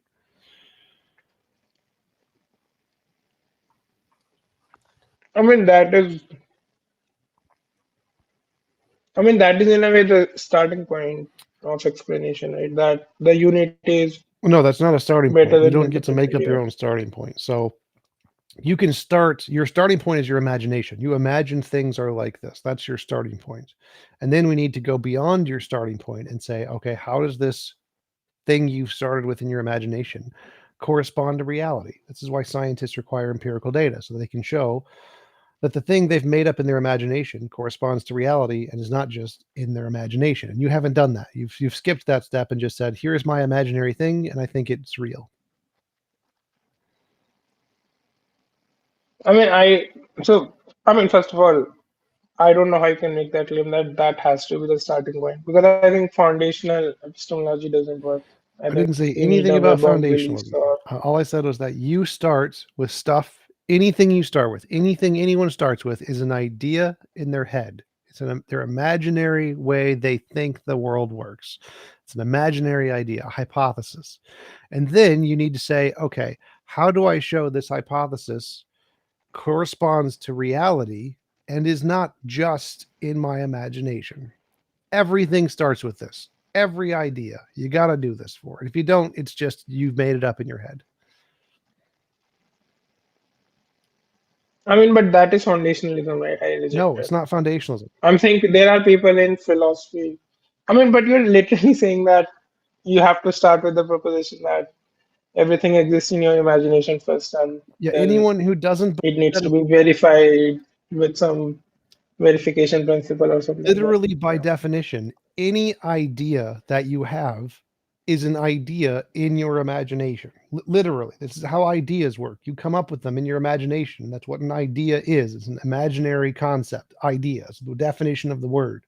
So every idea you have, by definition, starts out as a concept in your imagination. And then you need to have an extra step to show that it's more than that and exists outside of your imagination and reality.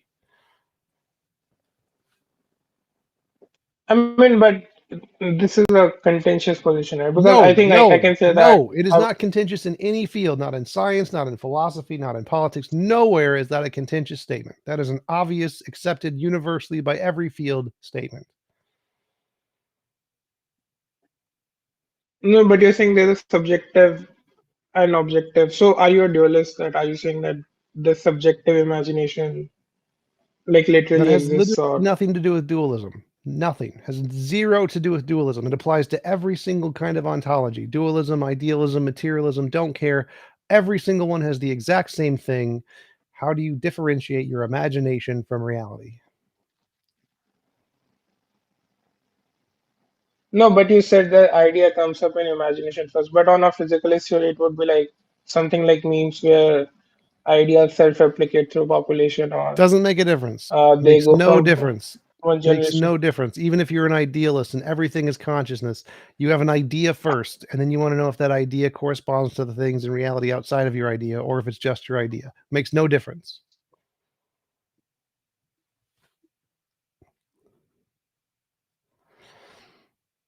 Anyway, I mean, but it does make a it does difference, right? not. That if I don't It does think not make that a difference. Anybody else? Piper or Sanzi? How's it going? What did you want to talk about? How do you guys respond to religious experience arguments? Most likely delusion. So if we have a phenomenon and the phenomenon is explained by two things, one which is like mystical and has no empirical evidence, and the other one has tons of empirical evidence and explains it fully, then it's probably the one that has tons of evidence that explains it fully. Delusion explains them fully. So delusion is the most likely explanation for religious experience. Well, the religious experience arguments are arguments from experience, so they are empirical arguments. Well, no, they're an empirical experience. And then the experience is best explained by what? So like if I see a unicorn, there's two possibilities. Either one, an actual unicorn there and caused reflected light off of it for me to see it. Two, I had a delusion. One of those has empirical evidence. Delusion has tons of empirical evidence in MRIs, fMRIs, psychological studies. We know delusions exist. Delusions are a real thing in reality that have been confirmed to exist independent of our imagination. Unicorns are not. There's no empirical evidence of unicorns. Personal experience is not empirical evidence of unicorns. Empirical evidence of unicorns would be like fossils. Verifiability, repeatability, novel testable prediction, science is empirical evidence.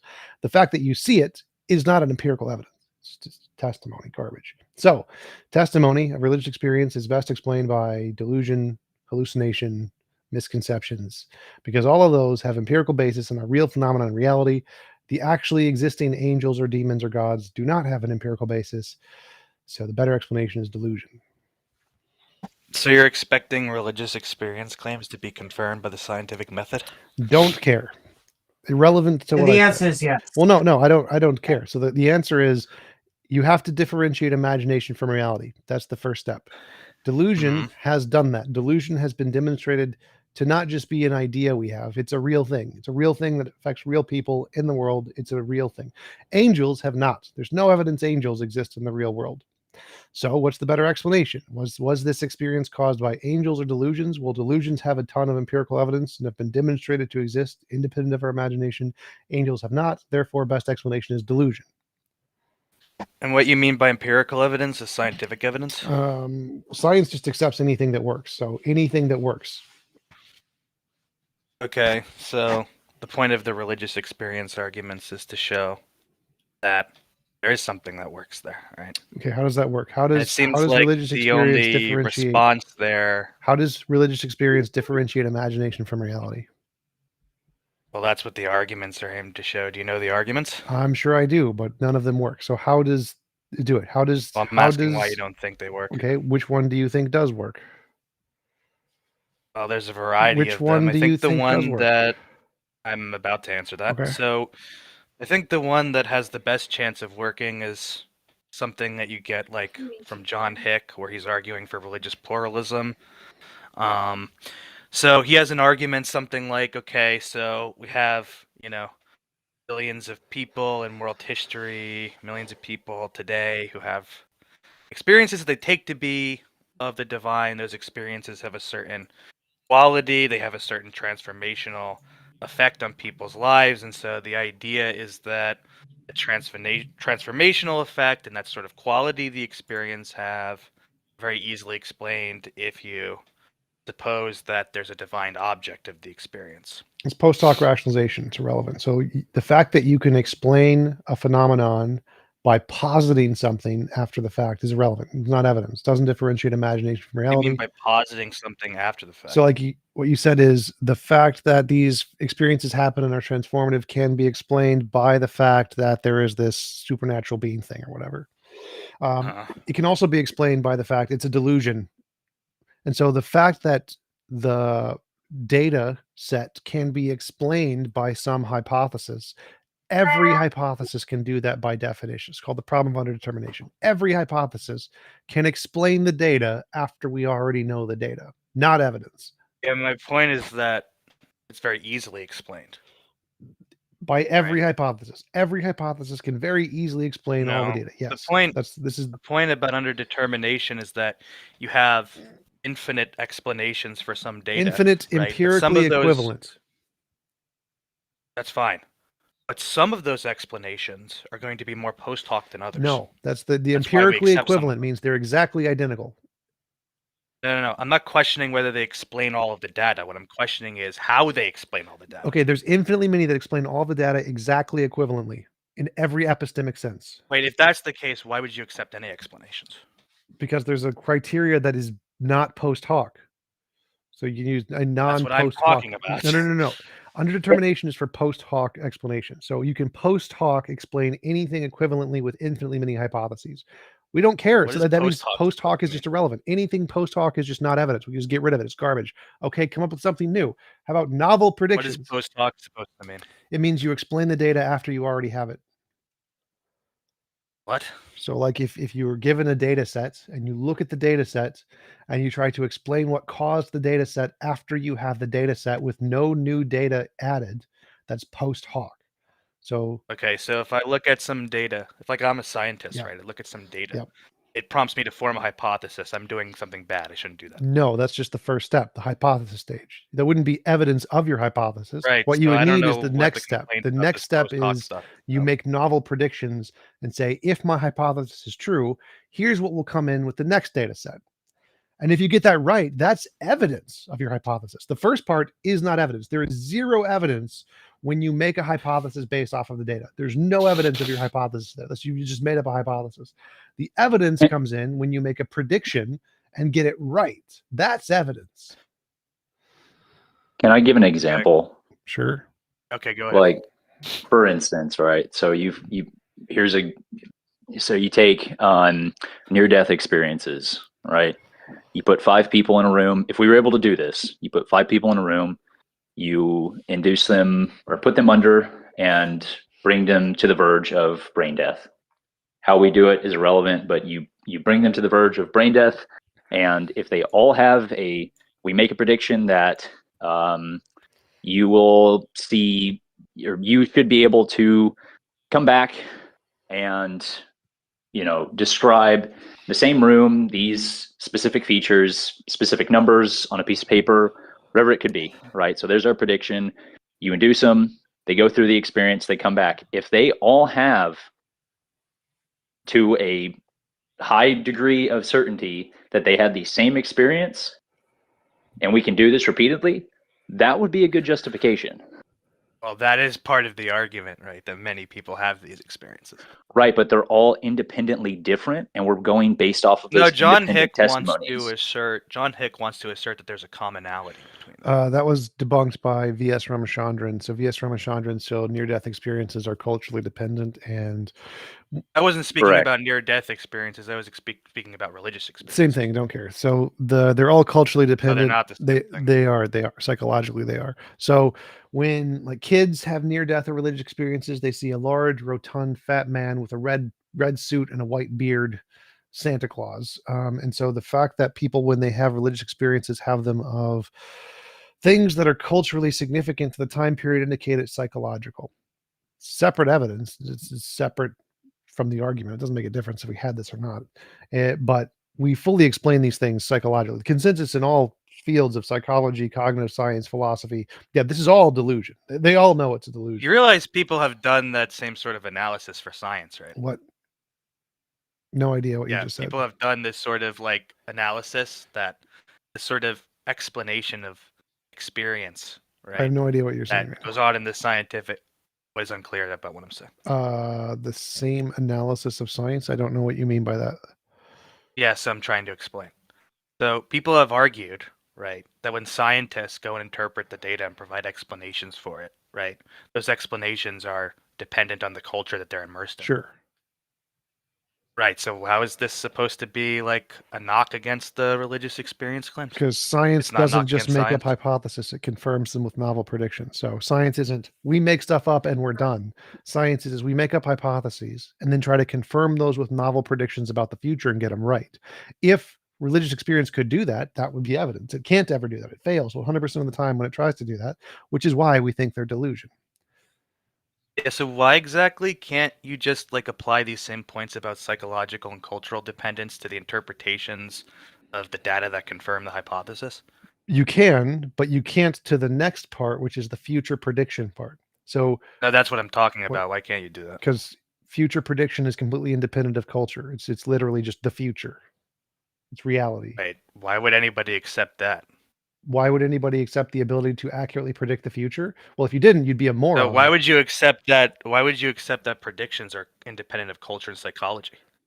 Because culture and psychology can't have any impact on them becoming true. So, like, if I predict an asteroid's going to come in 500 years, my prediction could be based on my culture. Say, I literally just got a divine revelation from Britney Spears or something that an asteroid would come in 500 years.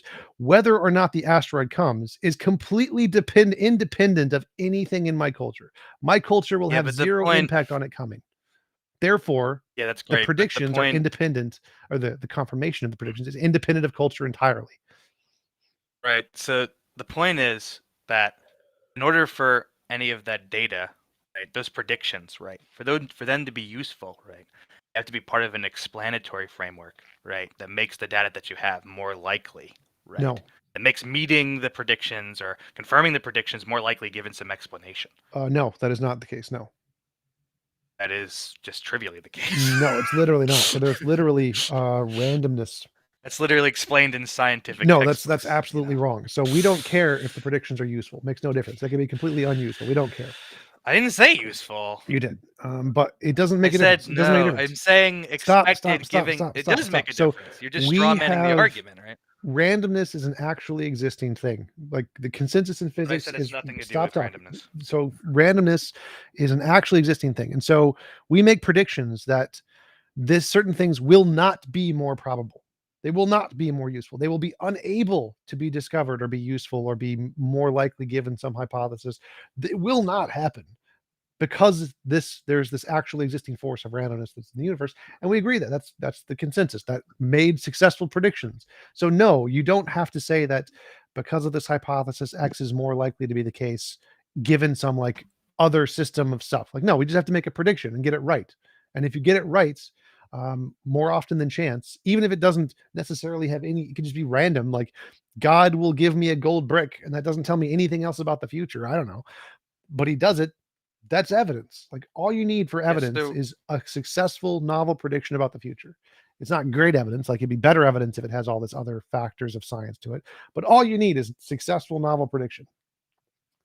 Yeah. So the point about randomness is a phenomena that has to do with determination by antecedent conditions. There is right? none. So It doesn't have to do with any of the. Hold on. Doesn't have to do with any of the epistemic stuff that I was just talking about science, right? What? In fact, the What do idea. did you not? I that don't think there you were intelligent enough to understand what I was saying there. So randomness, there is Well, I think the is same thing about you, buddy. indeterministic forces. The randomness is a real thing, and so when we were trying to explain this, we're trying to aware. predict that randomness is a real thing. We were not doing what you just said of trying to predict things and saying there's some causal relation to them, that there's more likely that this will happen or not. No, we weren't doing that. We weren't doing that at all. So No. none of that is relevant. It has nothing to do with what I Okay. said. Yes. What I no, said well, I was know what I'm talking about. that You don't. Given some explanation Well, I don't care about that bluster, right? So given some Okay, bye-bye. explanation. Next. Also, Right, my like my oh no, go asterisk. ahead, Amy. I'm sorry, yet. But my asterisk I just wanted to put in there is hallucinogens, not to go fully Joe Rogan on everybody, but No, throughout I the agree. ages. Psychedelics would be a good example.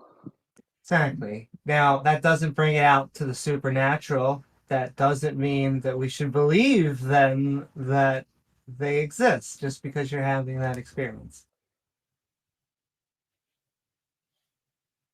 But you can make your point if you want. I'm sorry. No, you're fine. That's exactly what I was going to say. We can't justify that experience. It's the consensus would obviously be a psychological experience. It's all within the brain. Exactly. I think sometimes we should have our consciousness breaking up. At least once in a lifetime, you should try a hallucinogen under someone wiser.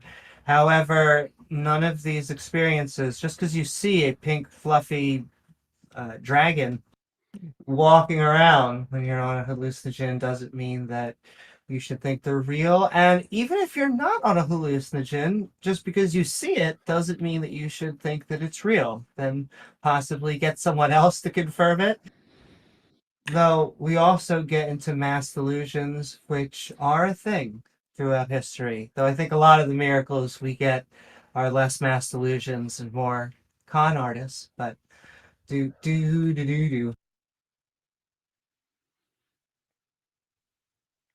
Anyone else out there? We keep on saying that we're looking for theists to come help us give their best arguments for God, and if not, no.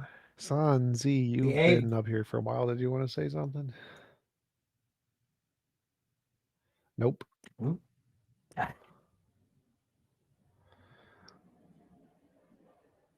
But yeah, so in summary, religious experience is garbage. It's evidence of absolutely nothing because it can't differentiate imagination from reality. Novel predictions can because the future isn't determined by culture. And so if you can accurately predict the future, then it's evidence your hypothesis corresponds to reality and not just your imagination. Very simple. Eric, what is up? Hiya, can you hear me okay? Yep. Cool. Okay, well, I'm an atheist, but T-Jump, do you remember that conversation you had in a church where you were debating in a church? There's several times. Okay. Like my first live debate with Stephen Worthy, where we were in a church doing the live debate. I think it was that one. Yeah. So I think he was trying to bring up the argument of many arguments. Yeah. And so I couldn't really understand what he was trying to say when he said you've got basically no argument proves God, but if you take each argument which fails individually, collectively it's a good argument. And I was just trying to understand what he meant. And do you think what he meant was something like a simultaneous equation where Well, what he meant was that you know, even though that each argument individually doesn't add up to anything, if you add up all of the little bits together, they add up to something. So like if each argument was like a 1% piece of evidence and you add up 10 arguments, then you have 10% evidence or something. And so the argument for many arguments is a technical argument, which I think he misunderstood. So if you actually Google the argument for many arguments, there's a paper on it, and it's an argument about probabilities in, like, using an analogy between pulling white and black pebbles out of a jar or something. And so if the arguments count as some evidence and you add up a bunch of these together, then that could cumulatively be evidence of the hypothesis. So like if you have the prediction that there's a bunch of, I don't know, white or 50% white and 50% black marbles in a jar, and you pull out 10 and 5 are white and 5 are black, that'd be evidence of your hypothesis or whatever. But if you only pull out 1 that's black and 9 that's white, well, that could still be evidence of your hypothesis, because it could still be the case that there's 50% white and 50% black in the jar. You just happen to pull out 9 white ones in a row. And so if you can add more experiments pull out more sets, and eventually it could technically even out over time. And that's like the argument for many arguments, is that each philosophical argument is like pulling out 1 black and 9 white. But if you take the cumulative case of them or something, then they can balance out to be more evidence. That's his argument for the argument for many arguments. It's a terrible argument. It's absolute garbage. Does not work. Yes. But Okay. But theoretically, it would work if one of the arguments actually pulled its weight. yes, so if one of the arguments actually did like a 9 black instead of a 9 white, then that would balance out the equation to show, yeah, you'd be justified in believing 50-50. Okay. And then, do you know of any arguments that are out there that acknowledge the fact that all of these arguments are garbage, No. but try and add it up to actually make a case? No, they're all garbage. All of their arguments are garbage. So Graham Oppie says that even if you like your arguments and they like their arguments, and your arguments sort of cancel out in the sense that based on your priors, they're only mostly persuading people who already agree with them, you can still just do abduction and basically metaphysical naturalism, or at least methodological naturalism, and some kind of minimal ontology that doesn't require gods or the supernatural wins on abductive grounds. It's not that like any particular philosophical argument is going to convince a theist or an atheist necessarily, but it's that theism does zero explanatory power. Explanatory power is like completely provided absent theism, and so then theism is just a superfluous hypothesis. And substitute theism for dualism, panpsychism, whatever. I mean, panpsychism might explain something, but the things it's supposed to explain are things like the hard problem of consciousness, which probably is just a mistake in the first place or whatever. Okay. And just one more little comment on this. Have you guys played Cluedo? Or you know roughly how Cluedo works? It's like you need to know who did the murder and the weapon. Oh, and yeah. I remember that game. Yeah. Yeah. So it's like to actually win the game, you need to get 6 arguments right or something like that, and you put it all together. So point being is, with the case for God, there might not actually be proof with which is like one thing. You actually need to put it all together to actually make a case. So I was just trying to think if there's anything out there that tries to do that. Well, yeah, they try to do that Like, with the cumulative case argument. So like they try to combine the cosmological, the teleological, the moral, the ontological into a one cohesive big case for God. Yeah. But if you can explain everything with naturalism, it's not a case. Right. So every single one of them, like if there were 10 arguments and each of the 10 arguments had 10 different explanations. So one was leprechauns, one was unicorns, one was fairies, one was potatoes, whatever. And then there was one explanation that was less good, but explained all of them. So like say there's argument 1 is best explained by leprechauns. Leprechauns explains it with 80%, and God explains it with 20%. So leprechauns is better in this case. And then there's a second argument that's best explained by unicorns, 80%, God 20%, and et cetera, et cetera. And then you have like 10 arguments. Well, then the one God that explains each of these with 20% might be better than the 10 individual things that explains each individual argument with 80%. And they try to make this kind of a case by adding something like the moral argument to the teleological argument. So if the moral argument works for God and it gives us a reason to believe there's some kind of a God who would intentionally create conscious agents, and then we look at the teleological argument and say, oh, look, our universe is finely tuned for conscious agents.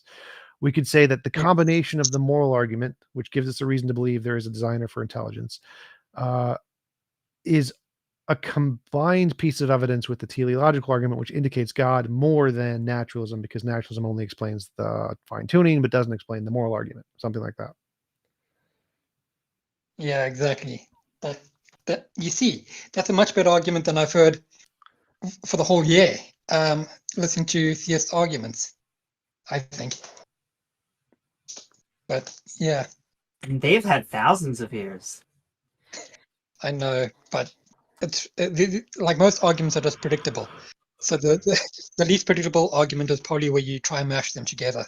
No, the least predictable argument is shapes and colors prove Jesus. That one was the least predictable. You know, I had a little chat with one of my friends the other day, and he said, you can't explain why you erect in the morning, therefore God. But he said it in yeah, something along those lines. It's also a calendar guy who says that the reason that we have a 7-day cycle therefore proves Jesus. Oh, I had that guy on. That one was a pain. Anyway, so thanks a lot for hearing me out, and I'll let you guys get on. Have a good weekend. Thanks, you too. Cheers. Thank you, Gary. By the way, do we have a text chat this week? I have no. I trying never. to I find never set one up, so I don't even know how to set one up. Can other people see our Atheist Call-In Show's text channel? Like if you click open chat, can they see it so I can at least post Yes, it? I can. Well, Also, what's that we're mix? mods, so we can see it, but I don't know if We can post. Oh, that's It might not be true. able to access it. I Yeah, have no idea. We can just put it like general or something. I don't know. That's a taco it'll question. get disappeared instantly. I was Yeah. gonna say it's like the general within B, but that's why I love it. Sending love out there, general chat. Yeah. Hey, Amy. Hey, T Jump. What's up? Who have we got? Anyone? To say anyone else out there, don't see any hands up, which means we need people to come on down and defend God. Even though God is perfectly able to defend himself if he exists. Debatable. Hey, He lost. He lost that wrestling match with that guy. Had to grab him by the balls, so it's debatable. That's true. And he couldn't overcome Iron Chariot, so there's that.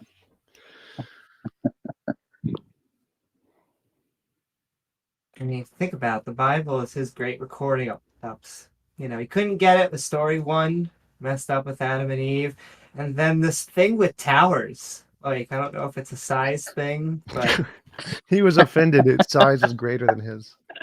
yeah. Incidentally, I just was watching a great video called like Jericho, the oldest city in the world or something. And it goes into the enormous history of the site that is called Jericho that goes to 10,000 BC and is contemporary to, or maybe prior to, Göbekli Tepe and the other like Anatolian sites in Turkey of the first monumental architecture. But this has been a continuously occupied city in cycles where people have like been wiped out and resettled it and wiped out and resettled it and built walls, and the walls got destroyed and built walls and the walls got destroyed. But there was another site in that region, and I want to say it's called like Tel Magia or something. I'll find the name. But there were 5 towers there. So way before the Tower of Babel, there was a site in like the 10,000 BC era with 5 towers on it. That kind of blew my mind, just in the ancient architecture history stuff. Like I didn't know that anything that complex structurally was a thing, but towers have been around for a long time. The Egyptians would take offense to that. I think this is. Yeah, but they're like thousands of years Yeah, later. the Egyptians. They're very young civilization compared to these 10,000 BC-ish structures. Well, it's amazing that they've found religious relics that date to like the 100, like I guess 100,000 years ago. What were those? there was Are we talking about like the Venus? Yes, Venus yes, you know statue? exactly what I'm talking about. Yeah, yeah. I'm not sure exactly how far they go back, but yeah, those are amongst the I oldest. don't think that was 10,000.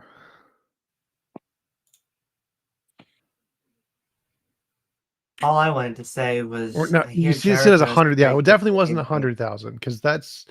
Right. That was an over exaggeration on my part. Okay, so Venus stuff goes back to 35,000. That's crazy. There's a Wikipedia article on Venus figurines. There's a whole bunch of these all over the world. Because 100,000 was like one of the early hypothesis of humans evolving. 100,000, the earliest humans.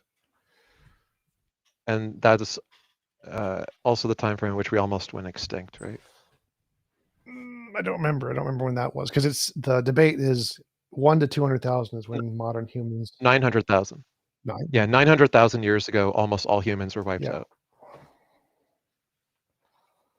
And creationists, young Earth variety are off by 99%. If someone said, I'm going to put $6,000 in your bank account or 4.5 billion, it might be a difference. Yeah, but that's assuming God didn't change the speed of light. Listen, when you believe in magic. Anybody else? Questions, comments, God, philosophy, politics, potatoes.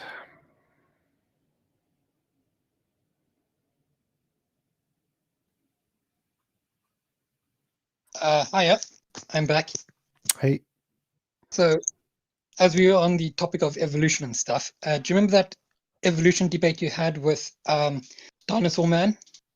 that doesn't narrow it down. I think it was Ken, because your argument, Kent Hovind. Okay. Oh my. Yeah. So, I think in a nutshell, you were trying to say, hey, we can use DNA to prove that your son came from you. And then Yes, he said, oh yeah, I Kent accept produced a that. non-Kent. Correct. But then he said, oh, even though that's true, you can't use this to prove we came from an amoeba. And then it made me think. Do you remember you said we can use testimony evidence to be evidence for things that we know exist, like things like dogs, but we can't use testimony to For prove the unicorns? supernatural? Yeah, exactly. So I think he thinks that amoeba to humans is a unicorn, and therefore you can't use DNA to prove that. I think I just made a better argument than he did, but I think he just couldn't understand it, and that's why he didn't take that as evidence. Sure, I think I would Um, agree oh, that he sees amoebas to man to be like unicorns in the same way that I think yes, unicorns are non-novel predictionable stuff. But we have made novel predictions that confirm the DNA patterns in single cellular organisms to be related to humans. And so if we made the same predictions about unicorns, that'd be evidence of unicorns. yeah, but you see how he thinks it's like testimony evidence, where it's only evidence for things that we know exist, but But it's like things that we can't. challenging. It's like challenging a field by saying, "I don't understand this field," or "I'm skeptical of this field." Everyone in the field doesn't think it's exceptional, but you're outside of the field. Although the creationists do have their own version of science, but Literally they're everybody at the Discovery Institute. Well, I right. think Garrick But is making a slightly different point here. He's making an analogy between my distinction between things that have an empirical basis versus things that don't, and saying that Kent uses the same distinction but just doesn't realize it, and he thinks that because we have an empirical basis for seeing people come from people, Kent's son come from Kent or whatever, those kinds of things he puts in the class of things that have an empirical basis, and the kinds of things like an amoeba from human he puts in the class that I would put unicorns in. He just doesn't realize it. Something like that. And I not only agree with what he said, but it's also a misunderstanding from the creationist side. Amoeba is a type of look and a type of movement for how an organism forms. But there are amoeba in every single class. There are fungi amoeba, animal amoeba, there are plant amoeba, and single-celled types. And so this is actually what we would expect from our ancestors, a common ancestor, have a breaking point. And to say it just looks silly is silly. Yeah, but you Yep. can't explain every step, Amy. So there, gotcha, atheists. And blobfish look silly. Yeah, I think it's just you need to explain how, well, have a proper class about how DNA actually proves stuff, and then show them how it can prove further back in the field with things we don't know exist. Well, you know what I mean. But it's a long process. Just to do that in an argument when they don't take that as evidence, I don't think, you can't win. You can't convince them. Well, I think that works for some, but I Unless, don't think that would work for Kent Hovind. yeah. Also, one other little question about Kent. Do you actually think he believes what he says, or do you think he's just grifting? Yeah, I think he believes what he says. and we meet people all the time who are convinced about this stuff, so it's more plausible that they're all serious than that the majority of them are making it up. Yeah, but he talks pretty intelligently for, for what he says he's gonna do. No, he most certainly does not. I don't think the ability Welcome, to Carlos. articulate English sentences is an indicator of rationality. And I I think mean, the that- greatest that's ability of true. creationists is to say stupid things with confidence. Oh, okay. Good point. Anyway, yeah, I'll go again, and thanks for hearing me out. Yep. Carlos, welcome. You're currently muted. You got to unmute yourself. Hey, TJ. Hi, guys. How's it going? All right. How are you? Can you hear me? Pretty good. Loud and clear. Howdy, howdy. I'm good. Well, I'm just getting over COVID, so I'm not 100%, but bear with me.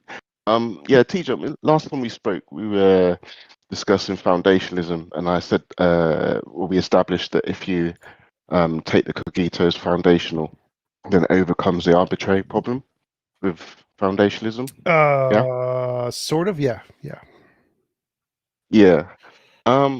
So like the whole Agrippa's trilemma, when we're trying to answer questions about the fundamental nature of reality, we could use the trilemma in the same way, like the structure of the trilemma, to try and answer the nature of reality, so that reality could either be foundational, it could be an infinite regress, or some kind of circularity. Do you agree? Sure. Like the origin of the universe could be infinite regress, could be circular in some time way, or it could be a necessary being kind of a thing. Sure. Right. Okay. So if we take a foundationist view for this question, and is there any way you can avoid the arbitrary problem? Can you make a claim about something about the external world that isn't arbitrary? Well, the arbitrary problem is an epistemic problem. And if we're talking about the fundamental nature of reality, that's an ontology question. So I don't think you could, if we're talking about like some fundamental nature of reality that is foundational, I don't think there's an epistemic way to know that it's foundational just by thinking about it. No, we're going to be arbitrary if we're trying to see the foundational thing and then know it's foundational. Then that would be, I don't think there's any way to know it's foundational without having some kind of an arbitrary criterion there. So when you're trying to bridge the epistemology of how do we know it's the foundational thing with the actual fact of the matter that it is the foundational thing, that's probably going to lead to some kind of epistemic arbitrariness. Right. Do you think it will bottom out at a brute fact, whatever the foundational thing is? Yep. I think you Right. can make a slightly better case than just that it's a brute fact, which is that you can say, if you take the fountarentist position that Hack does, you can say that what makes it an acceptable foundation isn't just its appealingness as a seeming starting point, but the fact that it withstands all attempts at eliminating errors and is still seemingly foundational at the end of that process. Because it seems like you could make a mistake about your foundation at the outset, and you could end up changing what you think is foundational if you found information that caused you to doubt what your original foundational belief was. But you're not doing so in an arbitrary, circular way if you're doing so with the basis of reality being the arbiter of what does or doesn't hold up, right? Right. How would that apply to the So, like, ontology? So like, because right now the question is how, because the same trilemma can be applied to epistemology and ontology. So whatever the fundamental nature of reality is could ontologically be a foundational thing, circular thing, or an infinite regress thing. And how would you make the foundherentism a kind of an ontology? Because we're trying to bridge the epistemic trilemma with an ontological trilemma. Like, was the fundamental nature of reality a foundational necessary being, circular, like created itself, or infinite regress of just universes or gods or whatever? What would a foundherentist epistemology look like if you converted it to an ontology? Well, it includes ontology in the sense that it includes inference about empirical facts as part of it. So like the conversation me and Carlos are having is that if you take the Agrippa's trilemma epistemically, there's three ways to epistemically ground knowledge: foundationalism, coherentism, whatever the other ones are, and foundherentism is another option there. But there's an analogy you can make between the epistemic usages and the ontology of the fundamental nature of reality. So the ontology of the fundamental nature of reality could be three things. It could be a necessary being, which would be analogous to foundationalism in epistemology, or it could be an infinite regress, which would be analogous to infinitism in epistemology, or it could be something that created itself, which would be analogous to Oh, circular yeah. reasoning. And so the question was, can you have a foundational ontology that isn't arbitrary? Because you can have a foundational epistemology that isn't arbitrary, which is the cogito. And I don't think you can. And it's an interesting idea, though. If we take found-herentism as an epistemology, would that also have an analogous ontology? I think it may in causal set theory. Like, I'm still new to this. I've been talking to Sako a lot about this stuff, but like causal set theory entails like a directionality of time, which is called C theory of time, and the idea that there is no fundamental field. There are just like relata in a set that are causal on each other, but there's no like starting point or end point or anything that's more fundamental than anything else. It's quite confusing, but the idea is that it's just a relation between all these sets of things that is what constitutes reality. This kind of similar to Sean Carroll's idea of like just Hilbert spaces of eigenvalues rather than the fields, and the fields arise from it.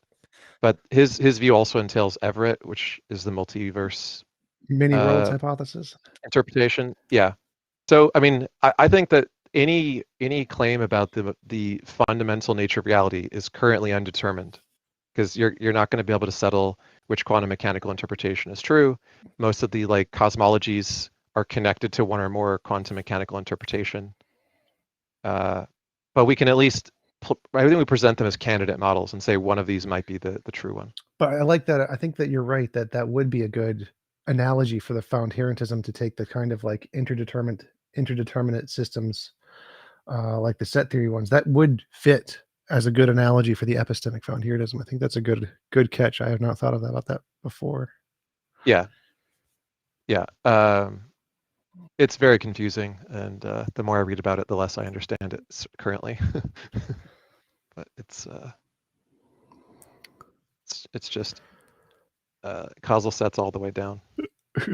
Maybe that would fit with the Do you think there's any the crossword puzzle thing? I didn't realize that you guys were trying to take it there. I thought you were just talking about reasoning about ontology, because I think like what I think the cogito provides is a good starting point. What I think it doesn't require to be a good starting point is that it be the end point for it to be a good starting point. Right. It's the most justified starting point. I would agree with that. So his question and I don't think was specifically that for foundationalism, by using the cogito, because each of the trilemmas has a problem with it. Circular reasoning is circular; it can just be anything. Foundationalism is arbitrary, and infinitism, I forgot what the one was that. But each one of the trilemmas has a problem, which is why they're not universally accepted. And the problem with foundationalism is arbitrariness. And I try to solve the arbitrariness problem because my foundational epistemological starting point is the cogito, which is not arbitrary. It's not arbitrary to start with the fact that you exist. And his question was, could you do the same when we analogize the trilemma to ontology? Can you also find the same solution to a foundationalist ontology? I don't think you can. And that was his main question. Yeah, I think though that you can say about your methodology for trying to understand what the cosmology turns out to be, that it could be that you're using a meta-optimal heuristic, basically. In other words, induction, amongst other things, is meta-optimal, even if it's, as Hume says, not guaranteed to be right. It can just be meta-optimal. And the found-herentism approach to, okay, you start with cogito, but your goal is to question even that, even if that sounds silly. But as long as you are engaged in the most rigorous, most comprehensive error elimination methodology available at the time, and even upgrading that, what matters is that there is a reality that you're investigating that determines whether you have to eliminate or find contradictory one or more of your beliefs about that reality. That's like the crossword puzzle's pre-designed answers. It's just, that's reality. As long as you're investigating some kind of reality that seems to have stability to it, then your error elimination should arrive at the end at still thinking the cogito is right. If you had the correct starting point, you'll be able to prove that by testing it.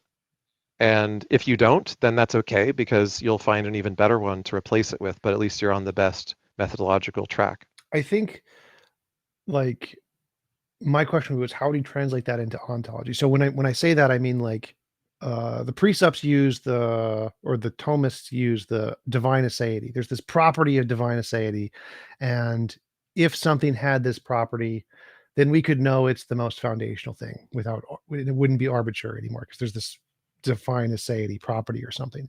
And so I think when Carlos is asking about, is there an analogous ontological foundationalism where we can have a non-arbitrariness starting point, he's asking, is there such a property, kind of like aseity, that we could discover in a thing that would show that we would be justified in believing it is a foundational starting point that isn't just a brute fact? And I don't know what that would mean. And I wouldn't, and then in taking the found herentism view, and we're translating that into an ontology like the set theory thing, what kind of like ontological property would found herentism convert to in this analogy space? I don't know, because like my solution of the cogito would then be analogized to something like aseity, where there's some actual property that we could discover in the universe that would be like, once we've discovered it, we have a non-arbitrary thing that's like, this is the property of the found herentism thing. But I have no idea how to translate that into found herentism to the set theory thing. I think idealists think that they have that, because idealists think that you think, therefore you are, and thinking is the fundamental thing of the universe, and they think that they're right because it's so fundamental, and you can't deny that it at least exists in our case. Oh yeah, for sure. I think until it's not, right? Yeah.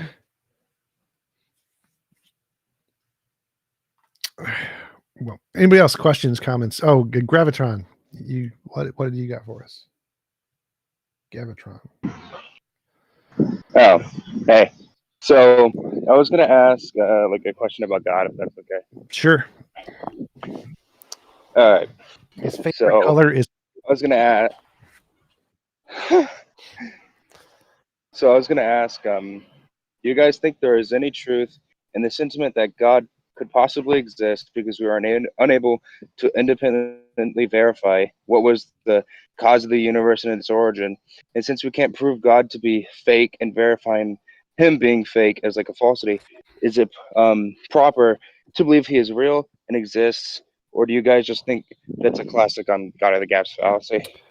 I think that it would be God of the Gaps. I think the last thing you said there, like, is it rational to believe God exists? I would say it's equally as rational to believe God exists as it is to believe Santa Claus exists, which would be no, it's not rational, because even though you can make up a hypothesis to explain stuff, unless you can provide evidence that it's not just a figment of your imagination, then it's unreasonable to believe it, just like it's unreasonable to believe Santa Claus or leprechauns or fairies exist. Yeah, that makes sense. It was actually interesting because if we're gonna say that like let's say that theism is false based on evidence present or like not, and since that like there's like no evidence or like lack thereof of like disproving God's existence, I guess you could make an argument for that, but it's gonna fall into a lot of like logical like errors though. Well, so I think that would be a burden of proof fallacy, like saying, well, you can't prove God doesn't exist, therefore I'm rationally justified in believing he does, would be like saying you can't prove Santa Claus doesn't exist, therefore I'm rational in believing Santa Claus exists. Unless you have positive evidence that your hypothesis is independent of your imagination, then it is rational for people to believe it's just a figment of your imagination. Yeah, that makes a lot of sense. Yeah, I see the error in that. That's actually pretty funny. Also, the thing that God is supposed to explain, like the origin of natural things, God itself is an explainable natural thing with natural origins that we have good explanatory power for. And if you just explain the history of belief in religion in a natural sense, you get a much more detailed step-by-step justification for every one of the concepts that are attributed to God being explainable by humans struggling ad hoc to explain why their God is so capricious, why the problem of evil is so seemingly incongruent with any kind of a good God, and so on. All those struggles have a detailed history that's just as well understood as like the history of Santa Claus. political philosophies or the history of economics or the history of any other phenomena. Santa Claus. So God is a natural phenomena. Yeah, I mean, we know Santa Claus in terms of how the story changed from Sinterklaas, from a Saint Nicholas, who alleged. The funny story about Santa Claus, by the way, is Saint Nicholas, the Christian saint, is supposed to have struck Arius in the face with a punch because he was so angry at the Arian controversy during the Council of Nicaea. So not only is Santa Claus a superhero who delivers children presents, he also punches heretics. That would make the story so much better. We need to add that into the modern capitalistic Santa. Santa punches people. Yeah, absolutely. It's one of his earliest accomplishments in the Christian history. Have you guys- Can I ask a question? Sure, go for it. Sure, but go check out that movie where All Bad right. Santa, where Santa Claus does punch people. This is going to be the future Santa. It's going to be Bad Santa with what's his name? Forgot that actor's name. He's hilarious. Go ahead, mathematician. Okay. Thank you. So I've done magic mushrooms, and like there are certain experiences I had that like are not coherent with the reality that is presented before me on a daily basis. How am I supposed to like incorporate that with my understanding of what is true and what is not? So the first thing would be you would probably want to find some way to differentiate which one of your experiences is just in your imagination, which ones correspond to reality. So I would say make testable predictions would be your best bet. So if you can make predictions about the future consistently, then whichever hypothesis allows you to do that is the one you should believe. So if you believe the magic mushroom world is real and the world that you're experiencing now is fake or something, then you should be able to predict or make some kind of predictions about what you learn about the magic mushroom world that you could then apply. And if you can use that to get your predictions correct consistently, then you have a reason to believe the magic mushroom world is real. Or vice versa, if you can use your current experiences of this world to make successful novel predictions about like things you would see in the mushroom world, or vice versa, things you'd see in this world, and you can get it right, that's good reason to believe your hypothesis about this world is real. And so whichever one allows you to make novel predictions about the future and get it right consistently are the ones you should believe are independent of your imagination. Because if you can predict the future, what determines the future isn't your imagination, it's reality. And so if you can get the predictions right, then it's a good reason to believe your hypothesis corresponds to reality and not just your imagination. But my imagination is something that like it's kind of weird to like group in my imagination, which has existed my whole life, and I have a pretty good understanding of like how it differentiates itself from or how it's different from the real world. But like the experience I had with magic mushrooms felt as though like it wasn't me trying to um, change what is real, but like reality changed before me. And so that was like a different type of experience, and it feels like you're treating that the same as though if I just made it up. Well, so everything starts as made up. Everything starts as this is a thing that is an idea in your head. All ideas literally start as concepts in your imagination. And then you need to go the extra step. There's another step after that, which is if this is more than a concept in my imagination, how do I differentiate it from imagination? That's where you make novel predictions. So every experience starts as it's an imaginary concept in your head. And then you apply those and say, well, what if this is more than that? What if this idea is more than just an imaginary concept in my head and actually corresponds to reality? How would I show that? Well, you make novel predictions. If this experience is real, here's what I would expect to see in the future. Make tests, and if you get it right, that's a good reason to believe whatever hypothesis you built based off of your experience corresponds to reality and isn't just something in your head. And But here's my No, issue no. with that, right? Like, is if I do magic mushrooms, I can predict based off of like experiment, my own personal, repetition of consuming magic mushrooms. I can predict that I'll probably see fractals. Like there are certain common experiences I have that I think are actually predictable. Well, I don't, and Can I so just my set up what you're saying? Because I wanted to just separate out. That is, there's some things that I think people can get from hallucinogens, taking magic mushrooms, and there are some things that I don't think that we can prove. And so I guess my question, just to send it right back, of what can you prove? Because I think that if at the end of the day I took magic mushrooms and then I learned that we really do need to work together, okay, that's probably a real thing. But it's like I took magic mushrooms, and now I believe that Mushroom Land is real. Well, then we're going right back to everything that T-Jump just said. And so, sure, what but is it we can predict? But I define reality to be the present moment that is presented before me. And so like, that's the only thing I can go off of, right? Is the universe that is presented before me. And when that universe changes in a predictable way, for example, by doing magic mushrooms, I see fractals, then like the fractals become a part of the universe that is presented before me in a certain condition. Well, so It sounds like you're confusing experience with reality, or like phenomenology with reality. Well, Because that's the I don't. thing is, yeah, I understand that, yes, but the thing is, like, ultimately, there are experiences that I have outside of reality, and that's not like imagination is an experience I have within reality, and it does conform to the rules that reality sets before me. But The like when experience is I real, but the things represented in the experience have no correlation or referent in the real world, right? Like you can have a real I don't, experience but I about. don't know that because I don't know that because I know I'm not the one who consented for those imaginations.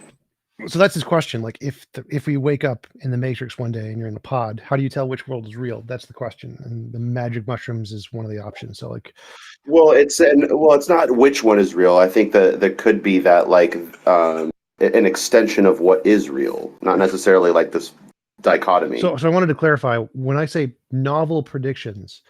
Novel means new. So if you've taken magic mushrooms and you see fractals, predicting that you will see fractals the next time you take them isn't a novel prediction. That's predicting the thing you've already seen. So it's like predicting the sun will rise tomorrow, not a novel prediction. Right. But if you could say take magic mushrooms and predict the lottery numbers and win the lottery and get $1 million and buy a Ferrari, that would be great evidence that something in the fractal world is real. Something in the fractal world corresponds to reality, because you can use that to then make predictions in this world. So I don't know which one's real, which one's more real, but if you can use, well, it's not just predictions. It just seems like you're not your bar is novel predictions and not just predictions. Correct. Novel, testable predictions. Which, but like there does seem to be like this middle ground between things that definitely don't have any predictive power and things that do, but not necessarily in the way that are novel. What? I didn't. So I don't think if it has predictive power in So ways. if I do magic, so just to clarify, if I do magic mushrooms, go ahead. If I do magic mushrooms, I can predict that I'm going to see fractals. Right. And you're saying, well, that's not novel. Yeah. But like to me, I mean, I think it is, but I think he's saying that you have to be able to predict something while seeing the fractals based on your magic mushroom experience that has some bearing outside of the magic mushroom experience. Well, no, that was just an example. So like, I wasn't being that specific. So like you could make predictions in the magic, say you're in the magic mushroom world and you make novel predictions and you get them right. That would count as evidence too, in some sense.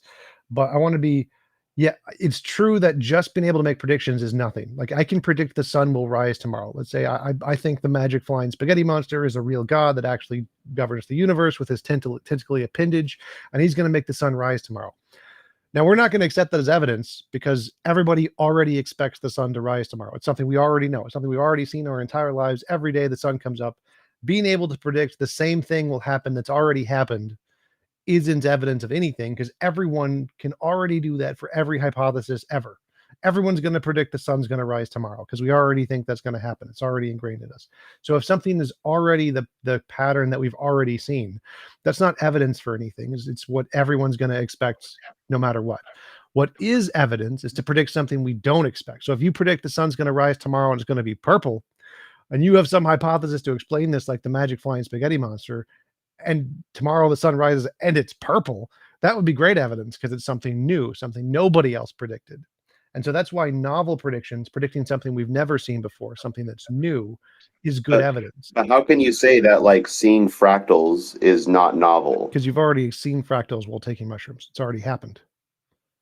And I don't Well, and to really some get- degree, we can understand what the mechanism is that's causing that. It's your brain. Right. So then we can accept that, like maybe we can say that it's within our own reality that, like, if we consume magic mushrooms, then we will see fractals. But like, then that like begs the question of like, what is the ontology of these fractals if there is like a predictive nature here? Well, the predictive nature again would have to be novel. So if you can predict you'll see fractals, that's just you're just explaining already known phenomenon. But if you predict you take magic mushrooms and then you'll see future events that will take place that you can predict and you can write them down and confirm these, and that happens, and in your hypothesis it's that the magic fractals are fundamental natures of reality that you're seeing and they are connected to strings that will tell you the future or something, and you get the predictions right that you made, then that could then be evidence of your hypothesis that the fractals are fundamental essence fractals or something.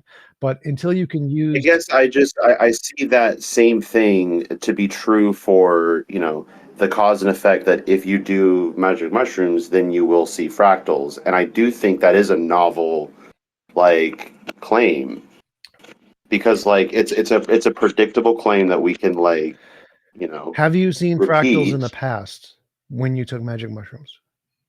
Yes. Okay, so it's not novel. It's already happened. It's something that's happened in the past. Novel means new, things that have not happened in the past. But I also don't get like what the claim is other than you see shapes that have Well, patterns. no, the thing I'm trying to get at is it seems as though that because these fractals are predictable in somewhat, that like they have some sort of, or they correspond to reality, and that because they're predictive in nature, like we can do certain things and then get this effect as a result, and we can do that in a lab. Then like that begs the question, what is the ontology of the experiences that people have? And I was It's a just wondering neurological. Right. We're just trying to determine the.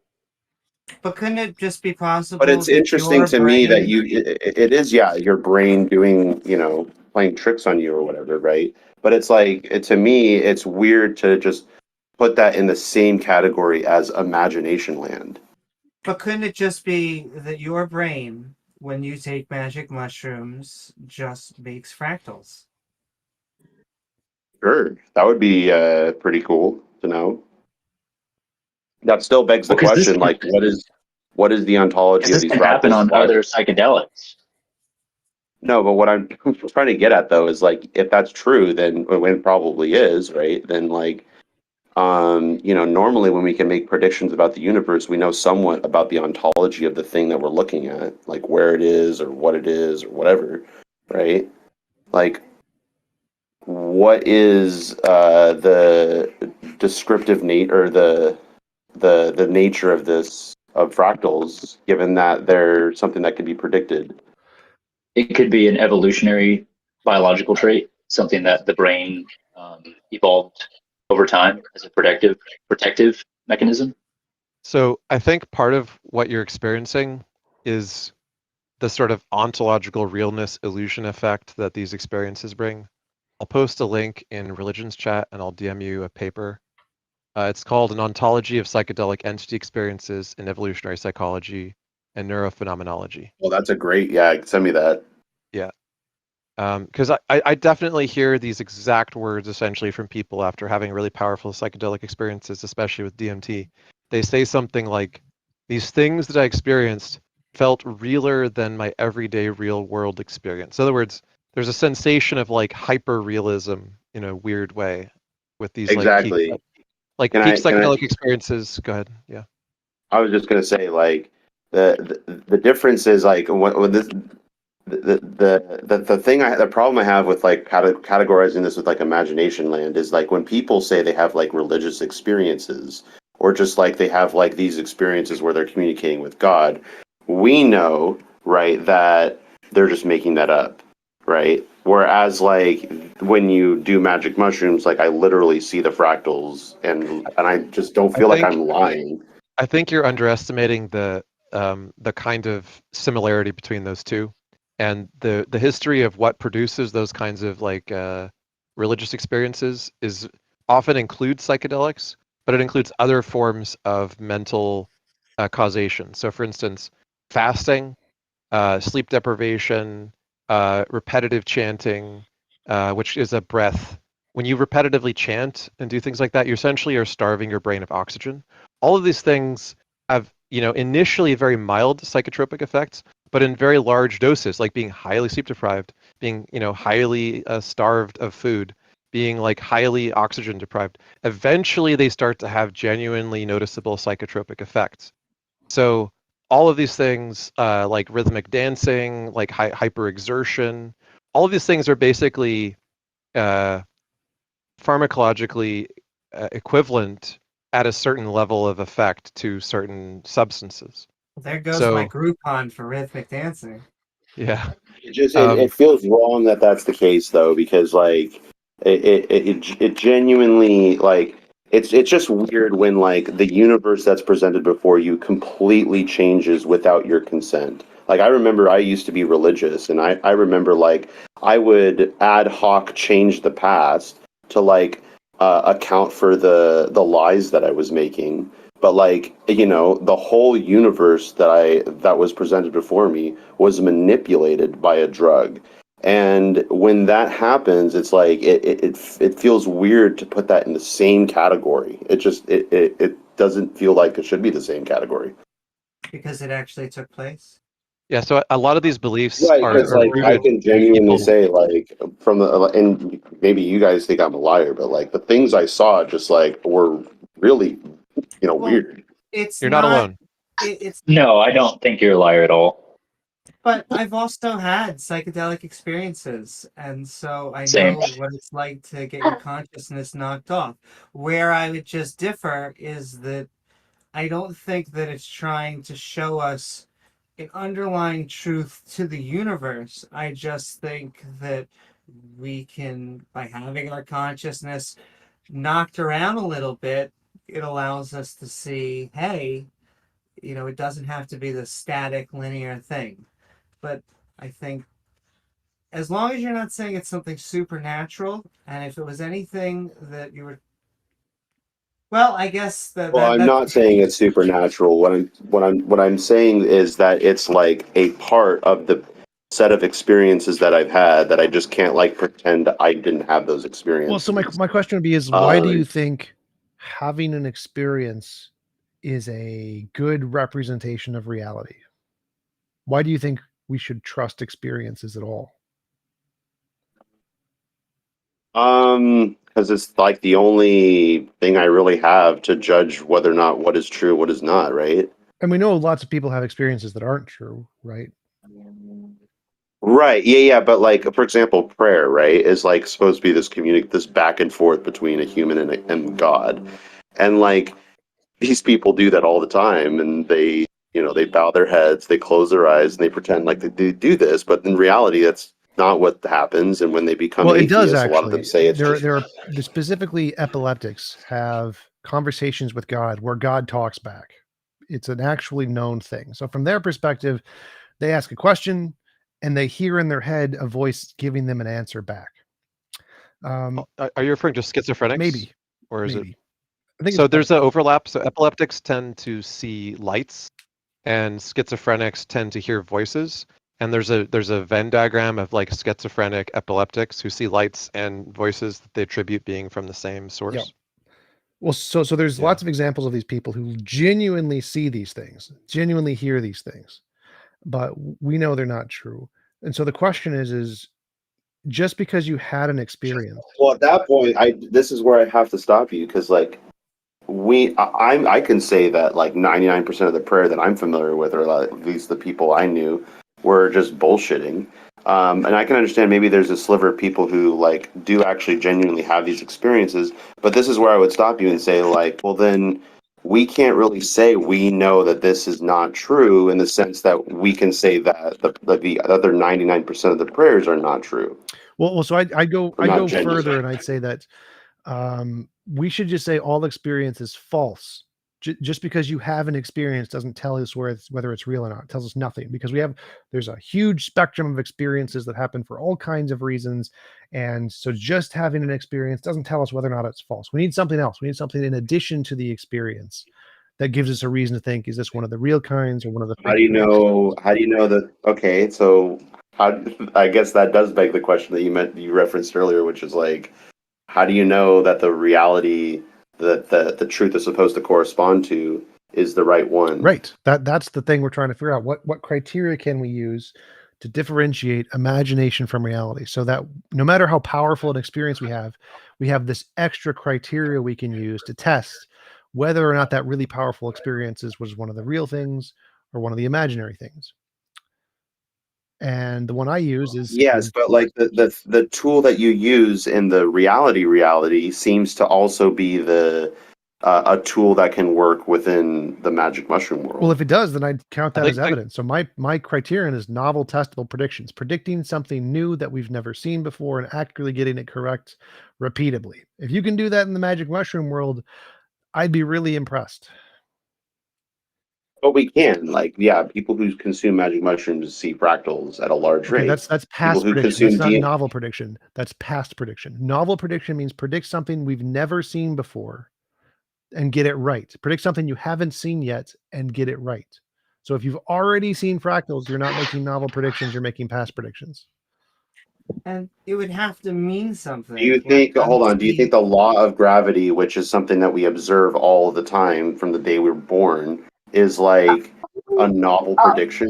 No, a novel prediction would be like saying that light bends around the sun at a specific curvature rate, which is why Einstein won the Nobel Prize, or got his. Right, but that's why that there's a separation between like a law of gravity and a theory of gravity, right? No, what? Like, for The example, theory the is the second. predictive model, which has explanatory scope and is empirically adequate and sort of covers all the cases and all the data. That's a Right, theory. but that's Yes. but that yeah, but In the case of gravity, the theories of gravity make predictions more accurately and more precisely than just the observation that things fall to the ground, right? So even though things falling to the ground was not novel, the like precise model that predicted how it worked did make novel testable predictions about exactly how things fall towards other things. I was under the impression that something that we observe like 100% of the time that we measure it, like something like the second law of thermodynamics is something that we always observe. It's something that we've observed since we were, born. What? No, so just observing something is never. Well, that's a law of physics. Observing something isn't evidence. What we say is we observe something, which is a data set, and then we say, if this data set is caused by my hypothesis, then I should be able to predict something else we haven't seen yet. So Einstein said stuff falls. I think the stuff falling is caused by a curvature of space-time. If I'm right, then we'll be able to observe light curving around the sun at this rate. We'll be able to observe gravitational waves caused by black holes spinning together. We'll be able to observe gravitational waves through the LEGO experiments and how space and time. Right, but at the time that Einstein gave these predictions, we didn't have the tools to be able to test those models, right? We had to wait a few decades, right? No. So he made these predictions, and then he himself went and took a telescope and measured the curvature of light around the sun. So he literally confirmed this. This was the reason, one of the primary reasons his theory was accepted was the prediction of the curvature of light around the sun that he predicted being confirmed. So it was Just the ability to explain the past data is a nothing. It's a nothing burger. We don't care. It's post hoc rationalization. We don't care. What is real evidence is the ability to predict in the future something new that we've never seen before and get it right. That's really exciting. We really like that in science. That's like, okay, we have real evidence now. And so past explaining the data is called post hoc rationalization. We don't really care. Future explaining data that we haven't seen yet, it's novel prediction. Yeah, that was what I wanted to know. You're saying you're seeing fractals. Do you think that these fractals mean something? Like, let's say you look at a lamp while you're on magic mushrooms and you just see an endless spiral. What does that mean? That means there are these spirals that exist, and I need to be able to like somehow explain them, hopefully. But I can't really. Or it could be that when you trip, you just see fractals. I would go further than that. Sure, I'd say but that's still that still like begs the question of like, what are these fractals? well, so we know that when you take certain drugs that activate certain parts in the brain, the fractals that you see, there's actually a condition where people see that without drugs all the time. It's I forget what it's called. Oliver Sacks had it. It's a specific kind of a delusion where you see fractals and shapes on ceilings and walls all the time, no matter what. Is that HPPD? I don't remember what it's called. I remember Oliver Sacks had it. I can probably try to find it. But these diseases are stimulations of the visual cortex, and the visual cortex is what processes shapes and stuff. So, like when you're imagining a square, literally your brain fires neurons in a square kind of a shape in your brain, in your visual cortex. And so, if you get the right kind of drugs, it will of course cause you to see shapes and things that are common, colors, shapes, things that are very generic, usually not very specific. I knew someone who had this condition personally. Yeah, it's pretty wild. Shapes. But we have a pretty good explanation of Charles Bonnet syndrome, maybe. But we have a pretty good explanation of why you see fractals when you take drugs. It's because your brain is activated in the most generic parts of your brain. The way it organizes data is it starts with generic things like shapes and angles and colors, and then builds on more specific properties after that. And so since your brain is being activated, the things that are going to be the most likely to fire are the most general ones that are the first series in the order of mental processing, which are shapes and colors and stuff. And that's why people see lots of shapes and colors when they do drugs. Okay, so then let's assume that someone has this condition, and that basically the quote unquote reality that they live in is trying to convince him or her that like the reality that is presented before them isn't actually the real reality, right? Like the Matrix, yeah. So like for them, what would the correspondence theory of truth look like? They would need to make novel predictions. They say, if the world isn't real and it's actually fake, then I should be able to interact with the other world, the shapes and colors world, in such a way that it would cause impacts on the other world, though the apparently real world. And if you could do that, that would be good evidence that the shapes and colors world would be more fundamental. So, like if I could say I saw ones and zeros, saw the Matrix, and I was like, okay, so if I can read this and I can predict that stoplight's going to turn green in 3 seconds, and I can get it right every single time, then that's really good evidence that the ones and zeros I'm seeing are some causally more fundamental thing to the world around me. It's like, or if I could look at the ones and zeros and predict the lottery numbers, or if I could look at ones and zeros and predict bullet trajectories. Yeah, I understand that, but like for the person who does have this condition, right? If they look at something that is dark, they might see like a bunch of bats and spiders. And if they want to do their own scientific experiment to like understand reality, then that's testable. They might like wait at certain times of the day and determine whether or not they see more bats and they find like, hey, there is this like correspondence between the bats that they experience and the time of day. And like, is that science or is that just like still imaginary land? Well, yeah, that would be like a prediction. Like if you will see more bats in your imaginary lands when at certain times of days, but then you would need to add on like hypothesis because this is some true fact of something. So you have what you just said is a data point that you would predict, but then you'd also need to add a hypothesis of why to that. Okay, that's kind of what I'm trying to get at, though. Like, what is the why? And it just seems it would seem kind of weak just to say, well, you have this condition, right? Right. Well, my why would be is that during certain times of day there are more mental associations. So the times of day that are socially associated with bats, which would be nighttime, or associations with things like bats, like looking at a castle, Castlevania kind of a castle that's associated with bats or vampires, you're going to see more bats because the part of your brain where bats are stored in locally similar or relevant other neurons are being fired. Therefore, that neuron has more energy and it's going to get fired more often, and you're going to see more bats. So my explanation would be is Well, here's you will see another. more bats in areas where bats are associated with, because that's a neurological firing that's occurring, which is causing this delusion. And if other neurons in the area are being fired regularly, then it will cause that one neuron to fire more regularly. Okay, so let's assume that's all true, and that's a good explanation or a productive explanation.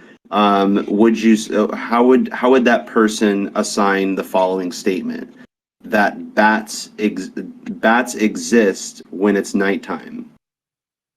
What?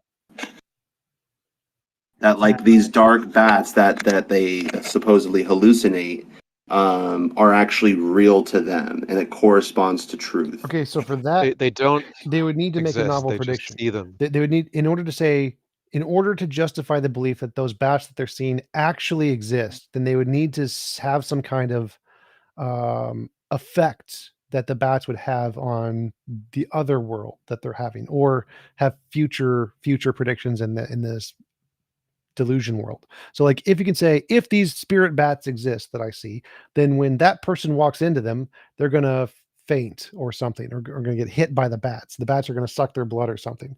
And if that happens and this person falls over and has a bunch of bite marks of bats or something and goes to the hospital, that's great evidence that your spirit bats are real. So if you can use the spirit Okay, bats. so let me give you a different hypothetical. What if, like, according to this theory, then, like, if we take a real torch and light it on fire and then hold it up to the shadows, then we'll be able to see less bats. That seems like there would be an interaction between the real world and this imaginary land. Sure, yeah, you could definitely No, make 'cause predictions like Does that mean those bats are real to the person? you're just talking about things that change the phenomenology of the person. Like if you want to make a novel Correct. testable That's prediction, also what T-Jump is saying, I think. right? But if you want to make a novel testable prediction about it having a meaningful, like causal effect that you can explain something with, you would do something like, can other people see the bats? Can other people touch the bats? This is how we have always distinguished between hallucinations and reality. We use intersubjective comparison to talk to multiple subjects and see if they see the same thing. If it is Oh, not, okay. So this is kind of why science cannot be done in a like by one person can't do science. Basically, is what you're saying. yeah, yeah. No, So for us to no. establish That's why the we have reality the of, peer review Well, I process. disagree. So lots of well, scientists do science on their own all the time. Like that's how lights and colors and infrared was discovered and X-rays were discovered. But so you could, if you were, suppose you were on your own and you're trying to discover these spirit bats exist or something. Would it be possible? Yes, it would be possible, but you would need to make novel predictions. You need to say, if the spirit bats exists, here is some kind of future event that we wouldn't normally expect. So if the bats are just in my imagination and that person runs through the bats, nothing will happen. If the bats are real and that person runs through the bats, they'll get bit by bats or they'll faint or die or whatever. And if this happens consistently, and you can predict that there's a group of bats over there's not a group of bats over there, and so when people run on this street, they'll faint. When people run on this street, they'll be fine. And you get it right consistently, that would be evidence the bats actually exist. I'm sorry, I have to disagree with you here. I think the other guy, I can't remember. I think it's Silvaris and IX. X. Yeah. Sorry, X.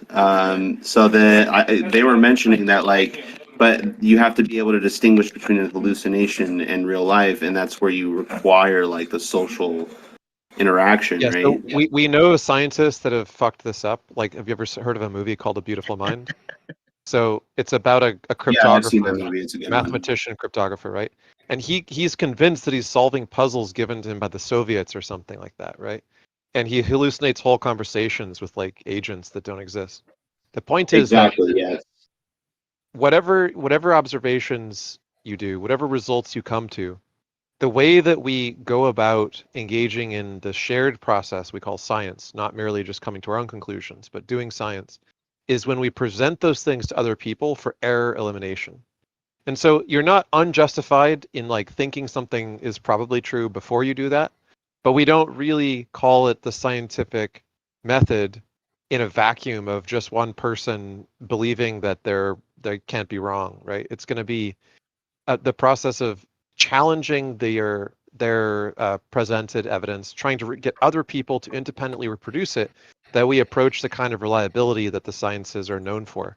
So it's not that like the earlier forms of science were just like Newton or somebody like in a vacuum just sat and did their experiments. It's not that that wasn't unscientific. It's just not how we do science now, right? The way we do science now is an intersubjective discipline. We want stance independent, objective criterion. We want theory virtues that we can use to compare competing theories that allow us to falsify one or the other. Even if the person who put forward the theory doesn't agree with us, we can still say, yeah, their theory was falsified. They can, like drag it to their grave if they refuse to accept it. But science moves on without that person and their clung to belief, because the error elimination process is an intersubjective one. Well, so I would partially disagree there. I think it's perfectly fine to do research on your own, and you could be justified in believing things by doing research on your own. Like, I think it was Laplace or Newton who did the experiments with light and had a thermometer for each of the different, like they put light through a prism and put a thermometer in each of the different colors of light and measured the different temperatures. And he had to control another temperature, another light outside of the colored light. And for some reason, the control thing that was outside of all of the visible range of light was getting hotter than any of the other things of light. And he said, this makes no sense. Why is there's no light there, but it's getting hotter for some reason? And he made a prediction that there's this other spectrum of light that's beyond visible light called X-rays, the heat stuff. And he said, if this is true, then I'll be able to do this with other experiments. I'll be able to use this to heat things up, to do et cetera, et cetera. And he made this prediction, and then he took another prism, did the same thing, started to heat things up, and he did it over and over again and got it right every single time, and started to make real novel predictions based off this hypothesis that there's this extra non-visible thing of light, and got it right. And he was completely justified and did all the scientific method even before he mentioned this to anybody else. So he was justified in believing that there was this invisible kind of light that heated things up even more than all of the colored lights that is mixed in with the regular lights, even before he mentioned it to anybody else, because he was able to make novel predictions and get it right about things we've never seen before. And so he got things right, but he also thought that light couldn't be a wave. Like he had mistakes in his optical theories as well, right? Well, sure. The point he did is, this with like in his theory was a good. 1700s. Yeah, but like his theory was a good step forward, but it's in the process of it being different competing theories that we get the scientific method as we practice it now. Sure, but in the context of what would it take to make the spirit bats justifiably believable to actually exist, I think that's, if you could do the same methodology as Laplace did with the prism to make novel predictions about this extra spectrum of light, that would justify belief that the magic bats actually exist, even if nobody else saw them. I mean, there's a property that we call object permanence that we don't really observe in dreams, which is another sort of like you should observe this yourself under many conditions as far as telling that you're in a dream or not. And that might be true for some hallucinations. It's just if a person has powerful enough hallucinations or delusions, they could essentially just like do every experiment and hallucinate positive results of the kind that they want. Exactly. Delusions, right? That's why I think for delusions in particular, that's the kind of thing you need external comparison to do. Right, because it could be the case that like Isaac Newton has this weird like condition where he when he looks through prisms or whatever. I can't remember if you said it was Newton, but and like he hallucinates all of this like quote unquote science, right? Yeah, but that would also be true of like independent verification because you would hallucinate other people verifying it or something. So you can never get out of that trend, that possibility. But But I don't. the But just to clarify, verification is the I've process that we. never heard of a hallucination that only hallucinates like accurate predictions. Like this is not a thing that I've ever heard of. And is it possible? Yes, it's possible to have a hallucination that hallucinates confirmatory evidence of predictions that you've made in your hallucination. Yeah, it's possible. Accurate to whom? You mean accurate to the other people No, around you, which is forget why the I other think the people. I peer don't care about review. the other people. So if it's only But I you, think you do. I do not. I do not at all. 0%. I don't care about other people at all. So if I've never heard of a hallucination that hallucinates accurate novel predictions. That's not a type of hallucination I've ever heard of. So I don't. Accurate to whom? To any individual who makes them. No other people involved. There's never been a case where someone had a hallucination that they predicted the future about their hallucination, and the hallucination granted their prediction and made it happen. The case that doesn't happen. No, that is a thing. No, it's not. That is a No, it's thing. not. There are people with conditions that like repeatedly see, like maybe bats in the dark, for example. I think Nash is kind of an example, right? Because if he predicted, like he would look at a newspaper and he would interpret it as a code. And he would say, oh, the code is telling me to go to this train station to like meet this secret agent or whatever. And when he got there, he would hallucinate the agent was waiting for him, which was proof that he was right about the code. Like he was totally wrapped up in thinking that the codes he saw were real because the people he met that he thought were real talked about the things that he thought he had seen in the codes. And it was all while he was awake. He was real ill. Sure. So for his perspective, I think that would justify his belief in not the secret agent. So he would be justified in believing that if it happened that way. Sure. Okay. Oh wow. See, this is where. Okay, I think I understand now how you think, P-Jump. You're perfectly okay with like saying that predictable hallucinations are real. Yeah, if your hallucinations make novel predictions, that would be good evidence to believe they're true and correspond to reality.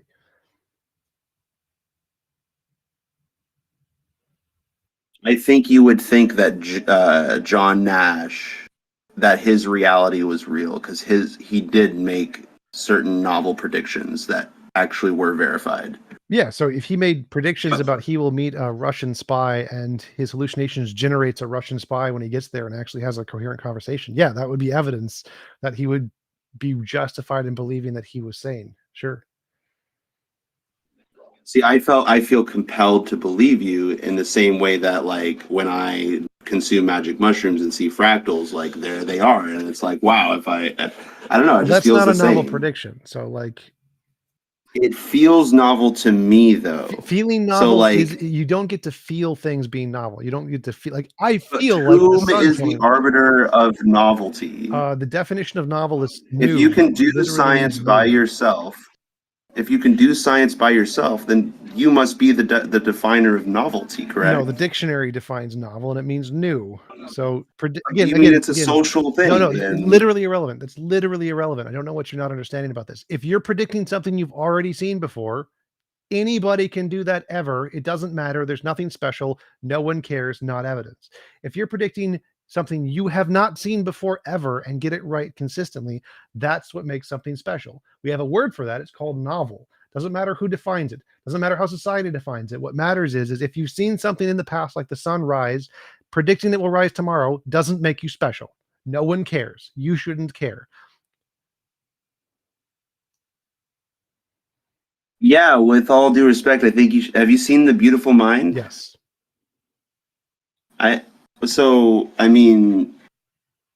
He didn't do that. He didn't just predict things he already saw before in the past. He predicted new things that he'd never seen before, like a Russian spy coming up to him in a train station. Yeah. So, wow. Okay. But like, we know that he was hallucinating, right? Sure. Yes, he could be wrong. You can have evidence that justifies belief and be wrong. That's fine. But like, he could be wrong or he is wrong. Yes, he was wrong, but from his perspective, he was justified in believing. Okay. So if you can make novel I- predictions and get them right, you would be justified in believing the truth of the belief. If you're just predicting things you've already seen, you are not justified in believing. I think I would agree with you. I feel compelled to agree with you. Cool.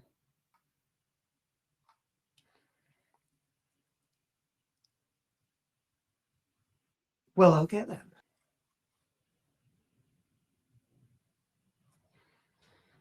Now, I would agree with Ix that if you wanted to be more justified, you would want independent verification and you want to do it as a group. And that would be better evidence than just novel predictions. But novel prediction is evidence and it is sufficient evidence. And then you would want to go the extra step to bring it up to the level of science with all of the confirmatory evidence of the collective.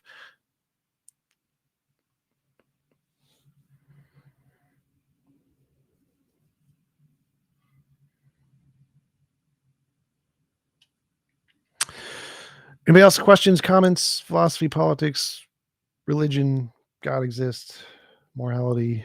Taco Tuesday. Captain Morton.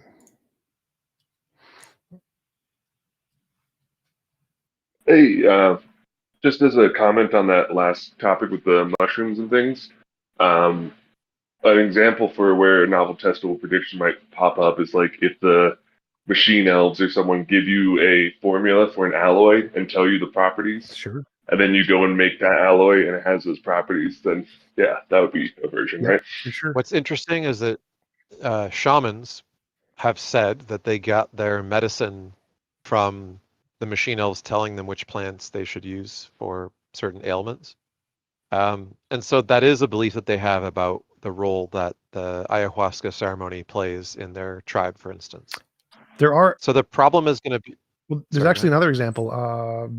Ramachandran, the mathematician, Ramanujan said he got his solutions to mathematical equations from the gods. They give them to him in dreams, and they actually worked solutions to massively difficult mathematical problems.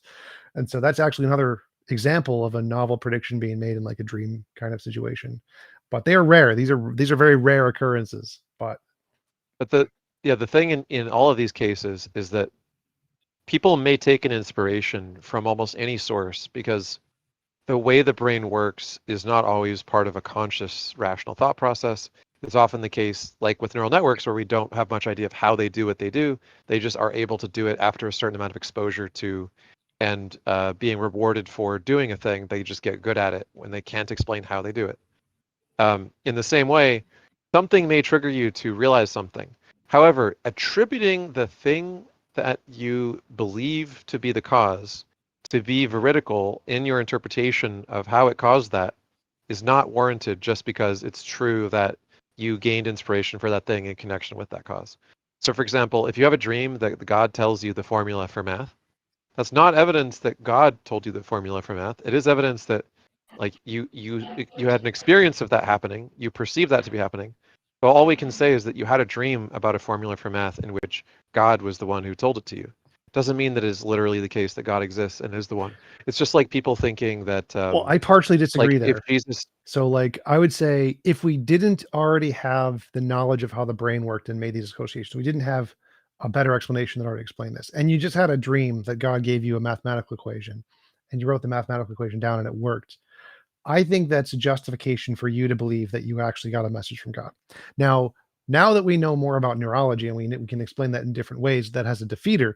But prior to getting that defeater, the successful prediction that makes is good evidence for you to believe that you actually got a message from God. I think it's very weak evidence. Right, I'm not right. saying it's non-evidence, but in my view, it's extremely weak evidence, right? So this kind of just gets into even before you understood the brain, for instance. So there were all kinds of like rationalists and skeptics and materialists, even in the ancient world, in India, in Greece. We know about large organized schools of them that had a lot of influence, and they didn't have access to all of our neurology, but they still had the ability to think about the problems with imaginative epistemology. In other words, if you can just sort of imagine something and then declare it to be true, you can believe almost anything. And so even if you're trying to decide between two imaginary hypotheses, there's just no criterion to distinguish between them. It's like, well, I had a dream and he had a dream. Who's right? Well, we both had dreams, so we're just gonna have a war about it or something, right? They wanted to say that for something to be a well-justified, strongly evidenced thing, there has to be some stance-independent, agreeable criteria for it, other than just like visions, dreams, etc. And so they rejected in India the Vedas. In Democritus's case, he rejected the gods as explanations for natural phenomena, and as a result, he posited the atomic theory. The Indians also posited the atomic theory. Both guessed correctly a very close analogy to modern physics simply by refusing to engage in baseless speculation on the basis of dreams and imagination.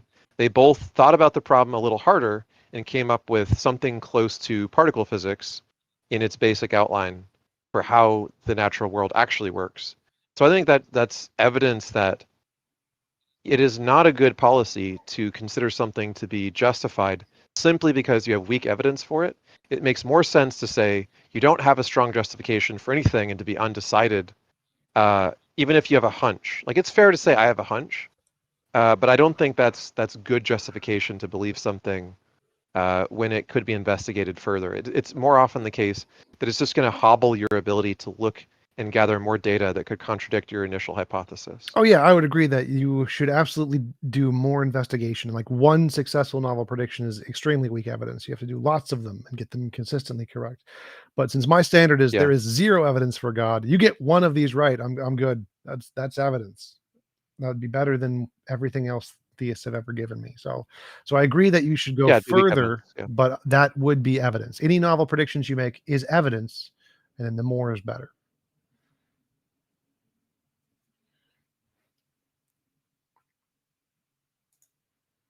There is so far no good evidence for God. So theists, come on down. Yeah, the two best evidences for God I heard was the Ramanujan math predictions and the age of the earth in the Vedas. Those are the two closest things to real evidence I've heard.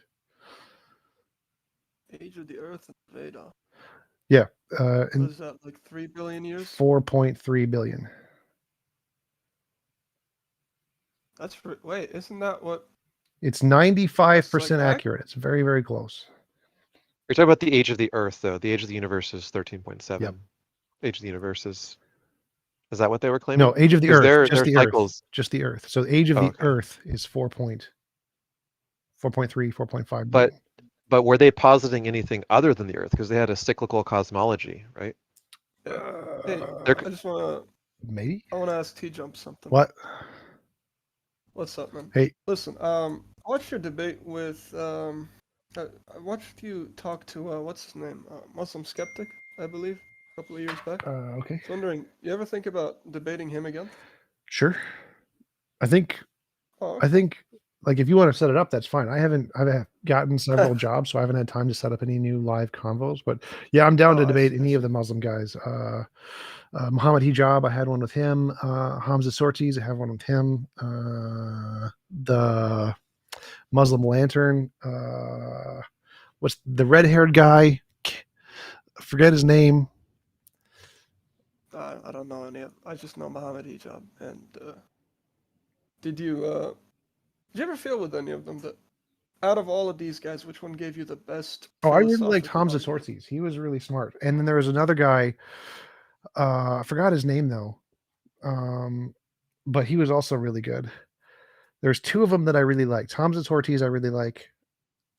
Hamza's Din. Yeah, the other Hamza, the red-haired Hamza. No, him I don't like. He's hilarious, but gosh. But yeah, so Hamza Sorties I think is the best one I've debated. And then there was another guy in Hamza's Den who was really smart, and he had a really nice sweater on. I forgot his name though. Okay. Yeah, that's all I wanted to know. Sure. And I did just check. The Earth is the one you're talking about. Yeah, and it is impressive. 4.32 million is their calculation, and the actual Earth is like 4.52. However, their guess for the cosmos is 150 trillion, which is a little bit off. A little off. But that's for the full sleeping cycle thing for Brahman. It doesn't count. It's fine. Well, their actual prediction is also off too, because they think we're only halfway through a sleeping cycle, so the Earth should only be 2 point like 2 Yeah. something. And so the 4.5 is the complete cycle of Brahma's waking schedule. That's when the world should end. And so it's actually a wrong prediction, but it's better than anything the Christians got. It's close. We're good. We're keeping it. That's where you go, hey, best 2 out of 3. Sabor, maybe. I think maybe that was it. Sabor.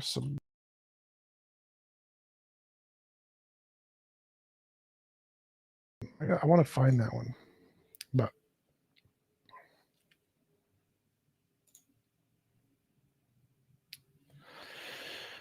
all right. Anybody else have their hands up? I think. Anybody else? Questions, comments? God, philosophy, politics, morality.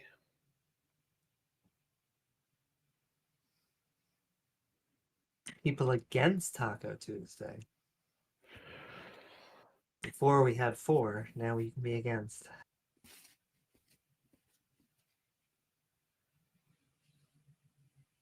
Does anybody here think Moses wrote the Bible? Or the Pentateuch, at least? Dumbledore wrote. No, we know that they borrowed from Plato. Dumbledore wrote Harry Potter. What? Even though he dies at the end, just like Moses. Exactly. Oh shit, did I just spoil it for somebody? Sorry.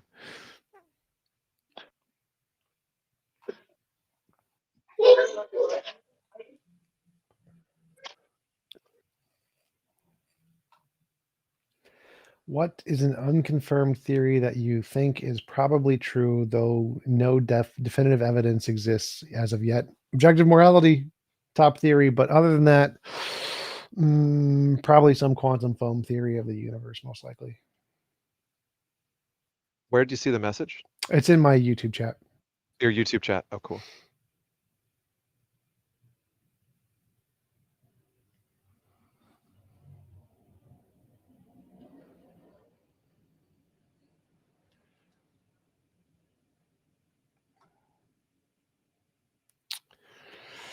Where's Taco? He needs to give us an ad, everyone. I just think we've run out of theists. I think everyone's an atheist now. Yep. We've converted everyone in the world. 100% atheism. Or maybe they've been inspired to all start studying biblical scholarship and they're busy investigating the facts for themselves. They're going to come to reasonable, thoughtful conclusions after really investigating on whether the Bible is actually true and historical and reliable. And Donald Trump is going to donate all of his money to charity. Any day now.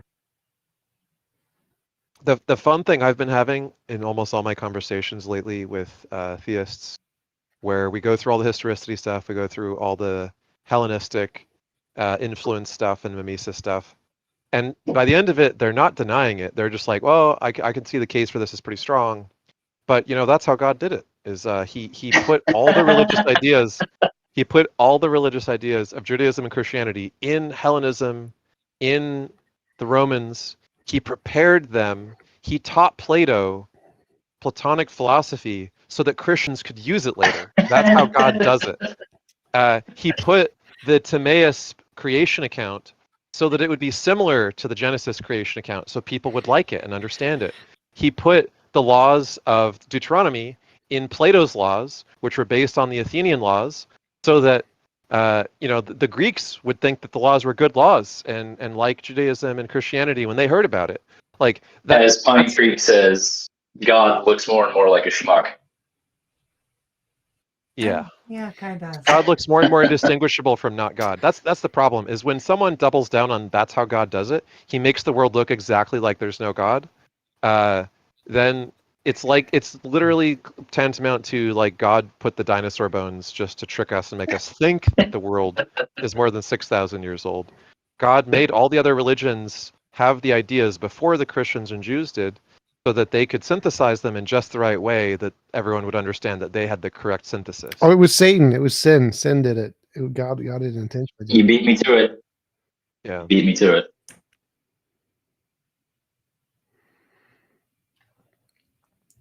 Anybody else want to have conversation, talk about stuff in the audience? Raise your hand to talk about stuff.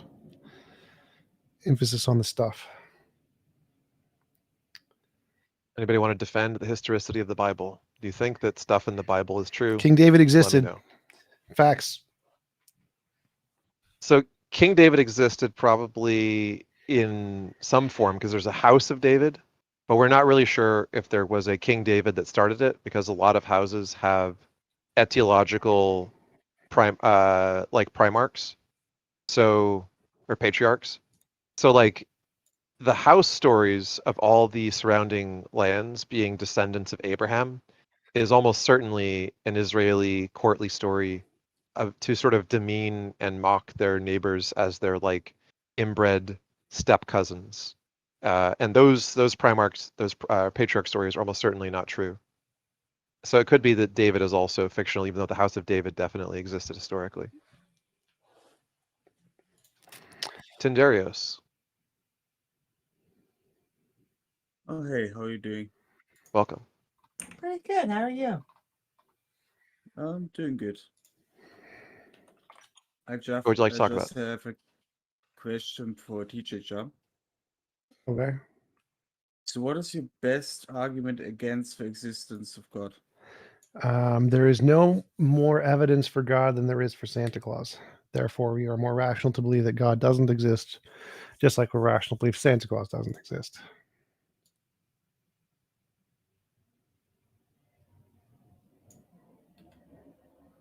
And that's our show, folks. We'll see you next week. What do you think about the anthropological argument? So basically, that so the problem with religion or like with what do you make God, whatever, that it always started at like one spot instead of like several spots at the same time around the world, and it just spreads like from those one spot on instead of like if there would be like a god he could like just talk to the people in different parts of the earth and it could start at different areas at the same time. What exactly was the question? I think he's saying, why doesn't God have a loudspeaker that can impart his belief at all places at the same time? No, And it instead, was God's the belief spreads slowly from place to place. it was the anthropological argument against the existence of God. Anthropological argument against the existence of God? Yeah.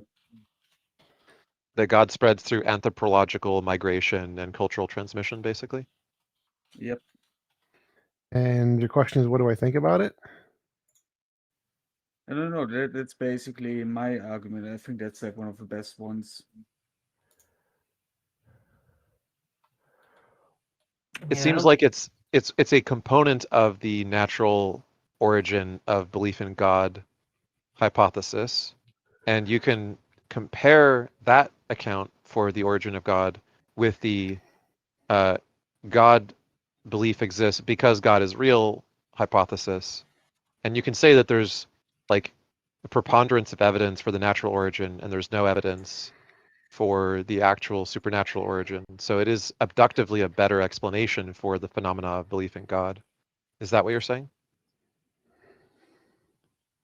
I think he was just giving an example of That's his best just argument my against God or opinion. something, right? Yeah.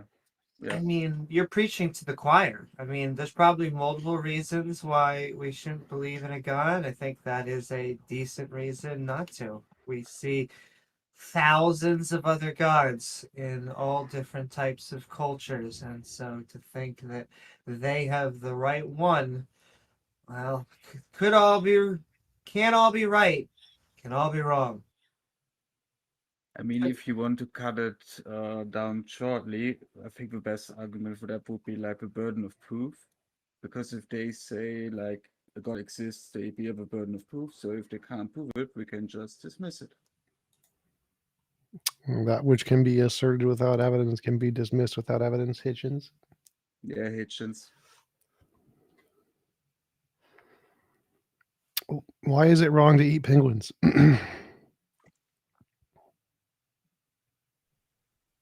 I like them. I'm vegan, so my name is to trigger non-vegans. I like penguins. They taste very good. Yes, I do.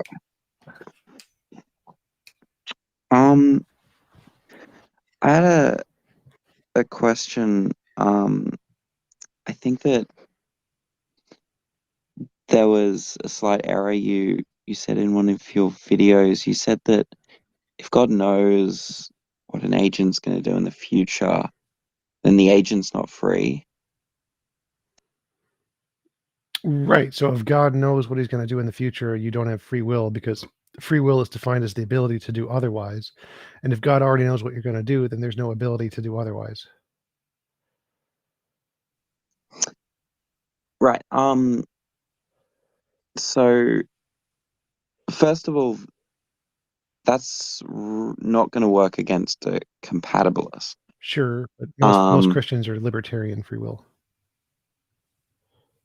Yeah, I'm skeptical it's actually going to work against those either. I mean, so let's say you have some sort of, so the way I understand libertarian free will is that your decisions aren't determined by any antecedent conditions. Well, that would just make it randomness. So they would disagree there. They're saying that your choices are freely yours. So your soul stuff makes the choices somehow in a non-deterministic fashion for not reasons. But if it's determined by antecedent conditions, then it's deterministic. I mean, I don't understand libertarian free will either. Me neither. But I'm just saying that. Well, so free will it seems in like the you're theist circles is defined as the ability to do otherwise. That's how they define it. But if God knows the future and he knows what you're going to do you have the ability to do otherwise? Well, if you did, then God couldn't know the future. You would be deviating from God's plan. Therefore, you don't have the ability to do otherwise. So if you define free will as the ability to do otherwise, you don't have that. So it depends what modality you're talking about. So I think that God sort of knowing what you're going to do doesn't prevent you from being able to do otherwise in some other sense. This seems to be the modal scope fallacy. So if God knows you're going to pick chocolate ice cream and not vanilla ice cream, could you choose vanilla ice cream? I mean, I think so in some sense, and in some other sense, no. I mean, let's just say there's some random number generator, and I go into the future, and I find out that the random number generator spits out the number 2, and I go, oh, okay, so I know that it's going to spit out the number 2, but it's still a random number generator, remember? And then I go back in time and I watch the random number generator sort of start whirling, right? I know it's going to spit out the number 2, but that doesn't really prevent it from being a random number generator. There's no antecedent condition. It does actually. So it still could do otherwise. Well, no. So in that case, it wouldn't be a random number generator. It'd be a determined number generator. So the fact that you know it's going to generate 2 means there's some factor which it isn't randomizing, which is going to be the time factor or something. So it wouldn't be a random number generator at that point.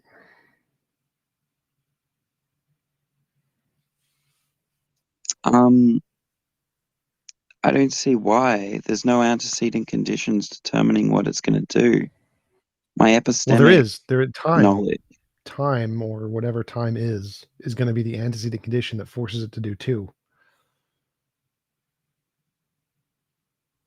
Time is the antecedent condition that forces it to do. Yeah, so Maybe like if you maybe I'm Wind not understanding it. say you're watching a DVD and the next scene there's a dice and the dice is gonna roll 2 or whatever, and you rewind the DVD. Well, the DVD is gonna cause it to roll 2 every single time. The DVD is governing all of the things that's happening, even if at the time it was being rolled initially, video was being recorded, it wasn't. The DVD did nothing. But if you rewind the DVD is going to make it go 2 every single time. And so time in this case, if time is reversible in such a way where you can just rewind it and go forward, then time is essentially the determining factor for all events. If time works that way.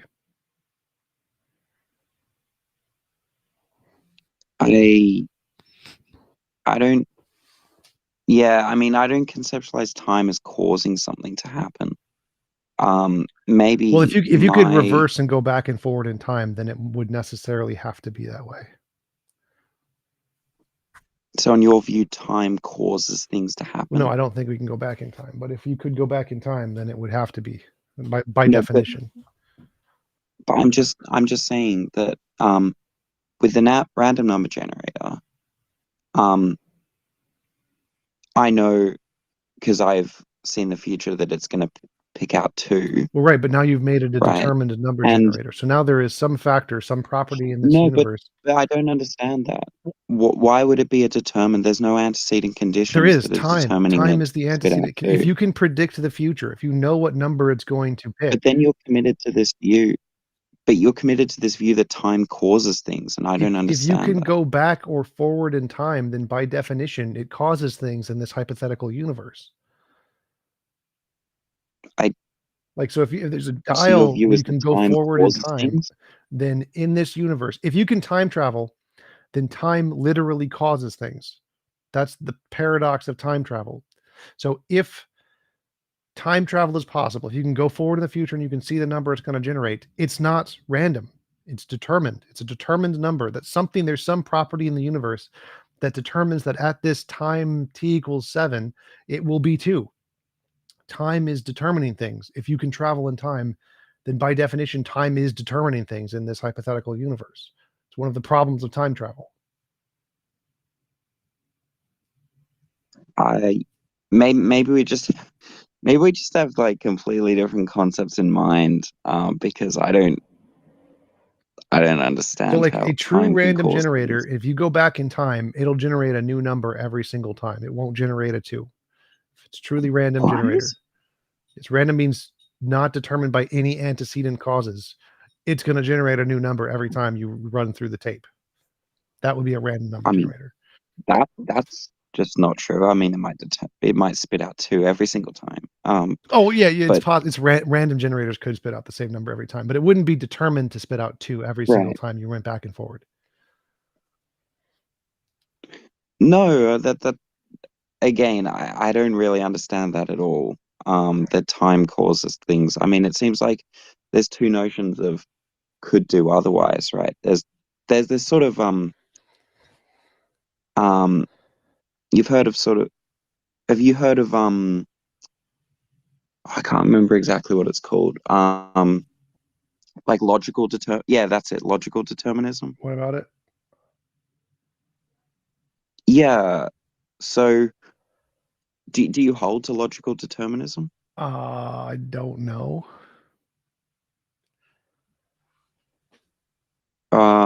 Okay, so the idea is that I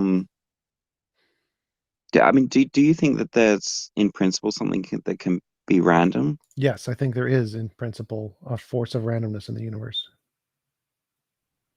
Yeah, okay. So let's say I have a random number generator and you agree that that's possible. Sure.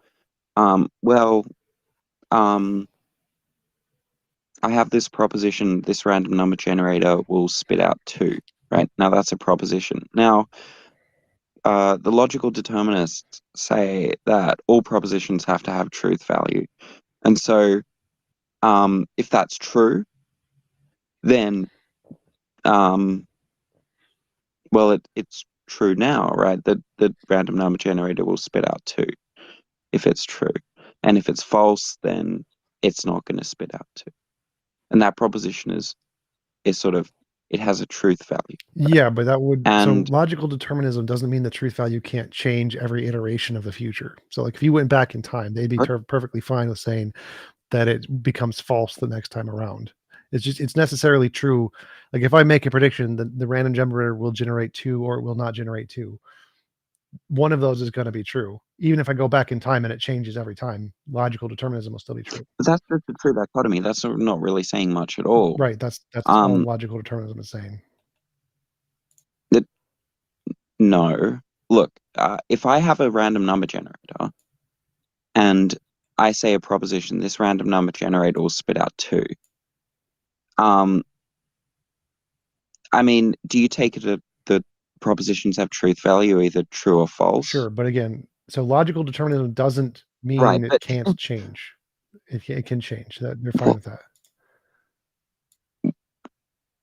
No, but wait, propositions have truth value. Yes. True or So the false? proposition, the random number generator will generate So a the truth 2. value can change? Yes. So like if you went back in time and it changed, then the truth or the falsity of that claim would change. So logical determinism only applies if it's determined. If the outcome is determined, then this has a necessary truth value.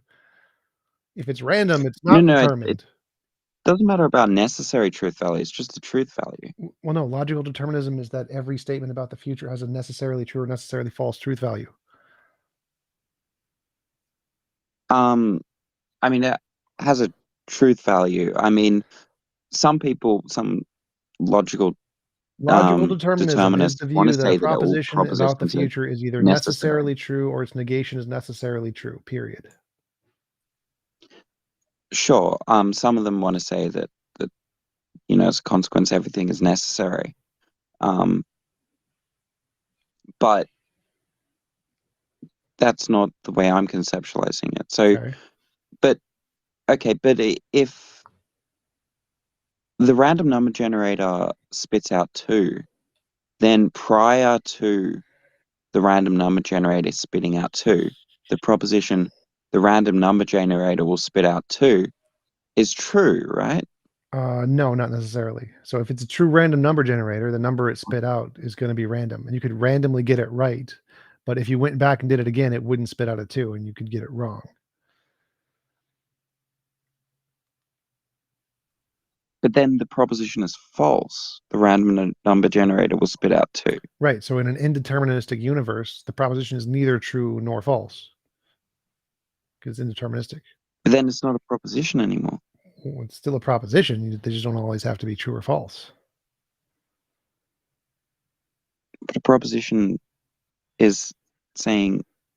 No, it can be indeterministic. The way I'm understanding a proposition is capable of having truth value, true or false, and you're saying that it...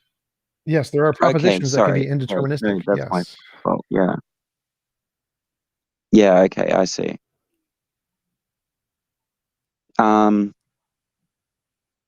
don't really understand that at all. I mean, it seems like you're confusing 2 different modalities when you say that just because God knows something, you're not free. I don't... Well, this is a very well understood, articulated argument in academic philosophy. So if you want to try to bring that criticism up to the actual academic professors who wrote the paper, you can try. I don't think it's going to work, though. What paper? This is a common paper in academic philosophy for there is no... No, I'm asking what paper. You can Google what paper it. is it? You can Google it and find them. There's a bunch of them. No, I have Googled it. There's no... There's... The common response is that it's a modal shift fallacy. Responses don't... Modal scope fallacy, sorry. The responses of the apologists are ad hoc and don't matter at all. So the question is if you want to go to technical philosophy, go to the technical philosophers. Yeah, and the response for technical philosophers is that it's modal scope fallacy. No, that's the theist junk criticism, which isn't accepted by the consensus. So no one cares about that. Wait, where's the data that it's the consensus that this argument's sound? You could probably find it in a poll if you want. What poll? Like, do you have the poll? Nope. I have no interest in this. This is just well-known stuff. So if you want to do research on detailed philosophy that doesn't interest me, go for it. I don't care. No, I don't think it is well known. I think that a lot of sort of people are going to accept that this is a modal scope fallacy. I think you're also ignoring the fact that many theologies include limiting God's knowledge of the choices of free will so that they would count as free, because if not, then they take it that would violate the Yeah, free some choice. people do that. Some people So resort those to people, open theism. yeah, so those people are doing that because they take this problem seriously. So that doesn't necessarily follow. They might be doing it for other reasons, like the problem of evil or something like that. They don't necessarily have to be, or they might have some other reasons. So here you go, Stanford thinking that Encyclopedia open of Philosophy, theism is Free true. Will and Foreknowledge. There you go. Paper, academic published paper, Stanford Encyclopedia of Philosophy. There you go. No. I've looked at that one, and the response is that that it's a modal scope fallacy. The way the one I read, which was a while ago, and I can't remember it. Modal scope is not used a single time anywhere in the article. Well, the one on Internet Encyclopedia of Philosophy was. Internet Encyclopedia. What's the title? God and. I think it was Omniscience and Free Will or something. I can't remember. Knowledge and free Did you will? share the paper in the section? Still no modal scope. No use of the word modal scope anywhere in the article. Let me just have a look. It's in the IEP article under the modal fallacy.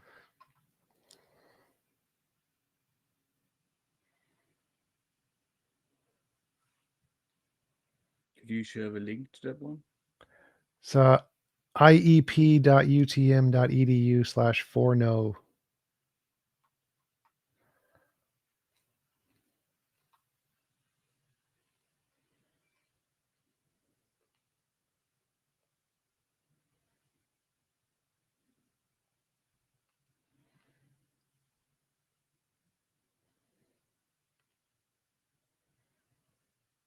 And actually mentions the modal fallacy here, and it specifically says that some people Yeah, have been sorry, deceived. it's not called the modal scope fallacy. It's called the modal fallacy. So the argument you just made, it literally mentions that the modal fallacy and logical determinism, some persons have been deceived by the following fallacious argument to the effect that there are no contingent propositions, which is the argument you're making.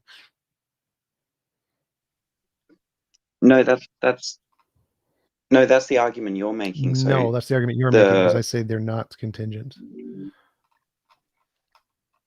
Or they are contingent. They're not. They are contingent. They are contingent. Right, because it can change. So I'm saying that it can change. So you're the one making that mistake, not me. No, I'm saying that just because someone knows something in the future means that it can mean that it's still contingent.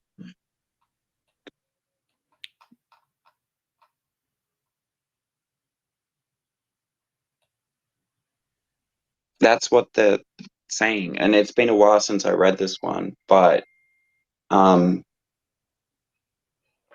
modal fallacy, sort of epistemic determinism, yeah, that's right. So epistemic determinism is something a little bit different from logical determinism, and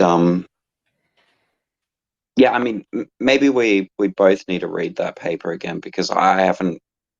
So I the don't feel IEP confident isn't talking using. So when I Google the definition of free will, the IEP isn't using the definition of free will used by libertarian free will anywhere in this article. I don't think that by my recollection, this isn't the addressing. IEP doesn't actually define. Addressing. Maybe I'm. So it doesn't even address the libertarian sense of free will at all in the IEP article. It does in the Stanford Encyclopedia. Does it mention libertarian free will? Okay, It well then doesn't. it's It an doesn't open mention. question as to whether they're talking about compatibilist or libertarian free will. But it does mention the Do they libertarian say free they're will. specifically talking about compatibilism? Oh, I don't know. But in the Stanford Encyclopedia, it literally does Okay, mention. well, then it's an Stop open talking. question, right? In the Stanford Encyclopedia, it literally mentions Oh. libertarian free will. Literally addresses this. The one I gave you. Yep. Okay, but I'm saying that the one I talked about Doesn't talk the about the IEP. topic. Yeah, okay, so it's an open question whether they're talking about libertarian or compatibilism or both. If it doesn't mention ability to do If they're otherwise not or libertarian saying free will, then it's that not the right topic. Well, they might be talking about libertarian free will. I see don't no care. reason to think that they're The not. Stanford Encyclopedia is specifically talking about this and does specifically confirm what I said. I mean, maybe I'll have to look at that. That's fine. But I don't. Yeah. I mean, I was hoping to talk about Fodor, but I don't know if I was but I slept in, so I couldn't wake up in time. I don't know if we have time. Yeah, you can go for it. I'm gonna get some food real quick, so be back in a minute.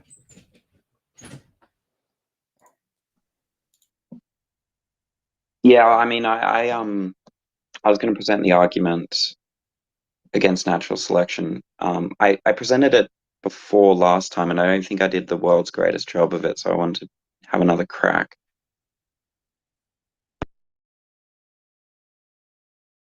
So Jerry Fodor is an atheist, and an argument against natural selection doesn't get you to God. So why is this an argument for God? No, it's not an argument for God. Okay, so I do you just have an wanted to argument talk for about God? it. Because that's the subject of the show. I don't have an argument for God. Okay. But I did want to talk about Fodor's argument, nonetheless. You've said I've talked about it before with UX, but I genuinely I can't remember. I remember talking about it on this stage before, but you said I talked about it with you before. But maybe I have. But I genuinely we've had conversations before, like in my about this experience. topic specifically. Yeah, a long time ago. Okay. Well, I'm going to trust you on that because I genuinely like. It was before these stages were happening. Oh, okay. Well, I genuinely cannot remember. Yeah. And I guess my question would be just what's the problem with natural selection? Because it seems not only does it make sense to me, but it seems to be where all the evidence lies. Yeah, so the idea is that either natural selection is going to be sorry, just give me 1 second. Okay, so the broad scope is either it's going to be an extensional notion or an intentional notion. And if it's an extensional notion, it's false. If it's an intentional notion, it's vacuous. It doesn't say much of anything. But the proposition that Fodor's attacking is that if a creature has a trait P, and trait P produces fitness, where fitness is understood as the ability to survive, the ability to reproduce, or something like that, then trait P will come to fixation. Now, the problem with that is that, I mean, this argument is quite in depth, which is why I wanted to have like more time, because I know you said you wanted to end the stream, but maybe I can talk about operant conditioning instead. So, are you familiar with Skinnerian learning theory? Yeah, and we're aware that people compare the two theories. Oh, I'm asking Amy. I am not. Yeah, so the idea is that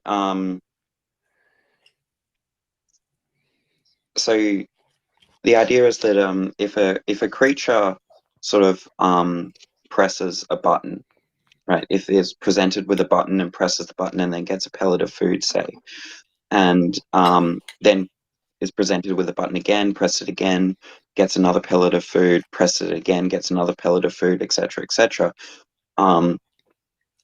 The Skinnerian sort of operant conditioning idea is that the creature learned to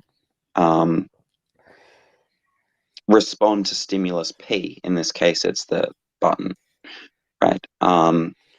And Chomsky's response to that was, well, as a theory, as trying to explain why this rat pressed the button, it doesn't work, right? And the reason why it doesn't work is because we have to sort of understand first whether it's an extensional notion or an intentional notion. Now, let's say the button is a green triangle, for instance, and so the rat is pressing the green triangle to get the pellet of food.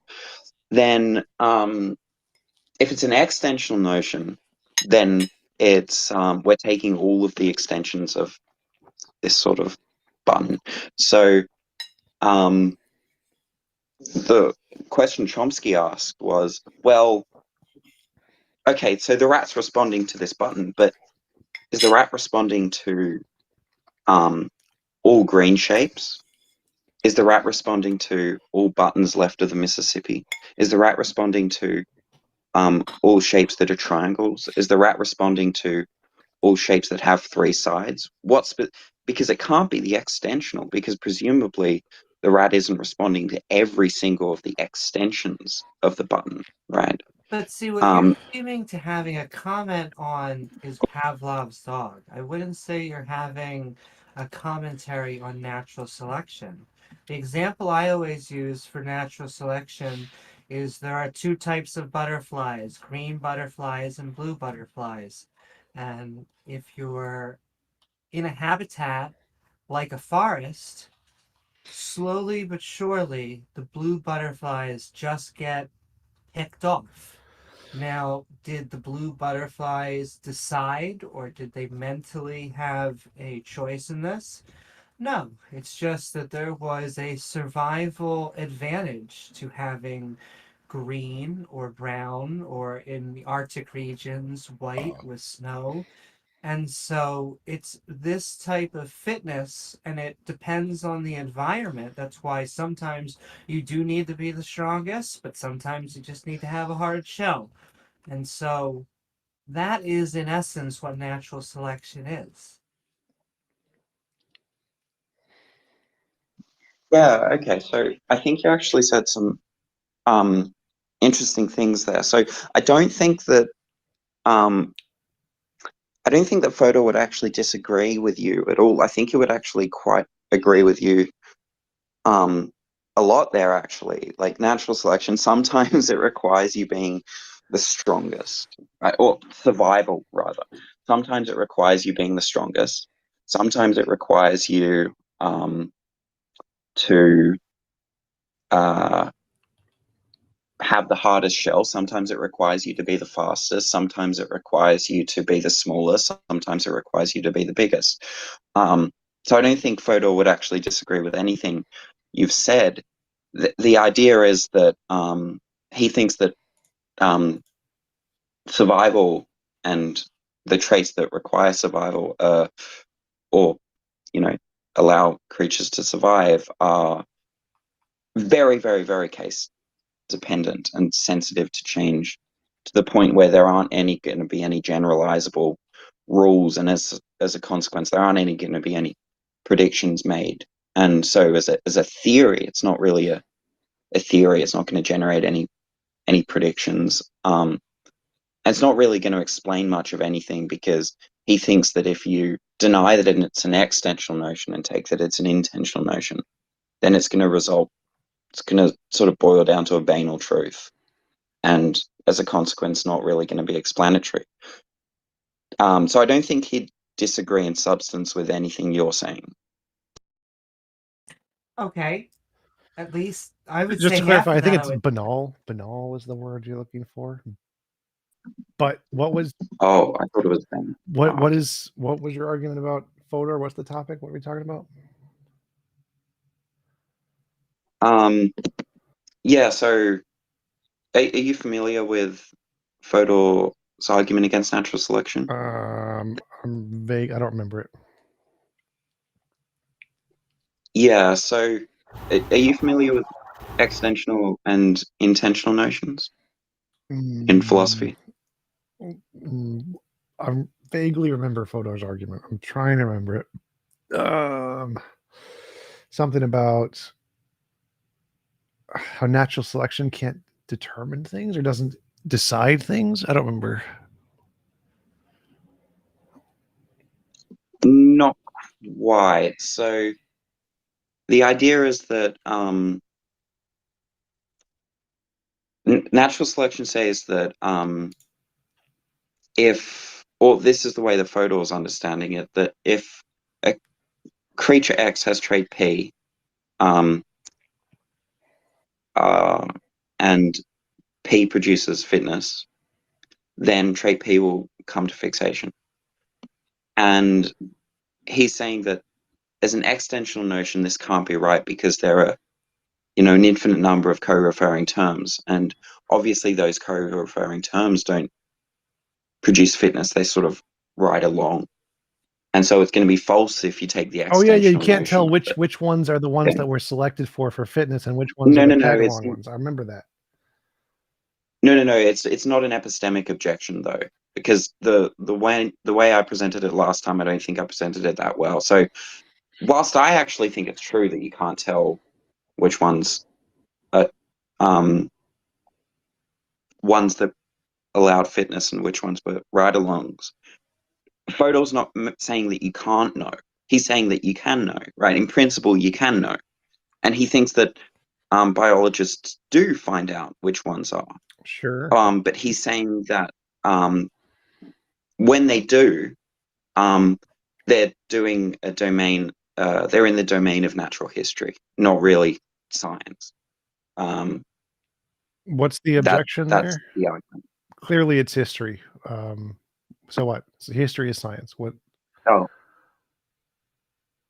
well, it might mean you accept the argument. So, Well, what's the objection? What is he objecting to? Well, he's saying that natural selection isn't really a scientific theory. It's not really explanatory. It's sort of like trivial.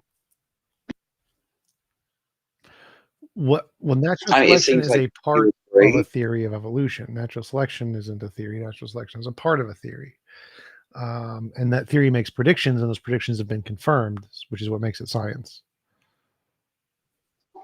Yeah, so I don't deny that evolutionary biologists make predictions, but Fodor is denying that natural selection helps in any way to get those predictions. A mantra that he constantly sort of refers to. I was watching his debate with Elliot Sober. He says his sort of sermon each Sunday is that the theorist is far smarter than the theory. So he thinks that when evolutionary biologists make these predictions, they're wonderful, they're great, but they're not using natural selection, this sort of principle that if trait P produces fitness, it's come to fixation. They're not using that at all. Sure, I'd agree that you're typically so, using other data like fossil data or geological data. Right, exactly, yeah. So,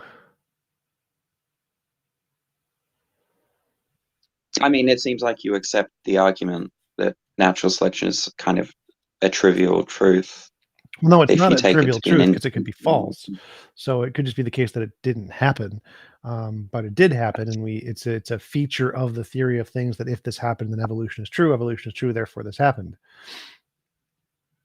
But like obviously, Wait, just I don't saying that it understand happens how. doesn't tell us anything on its own.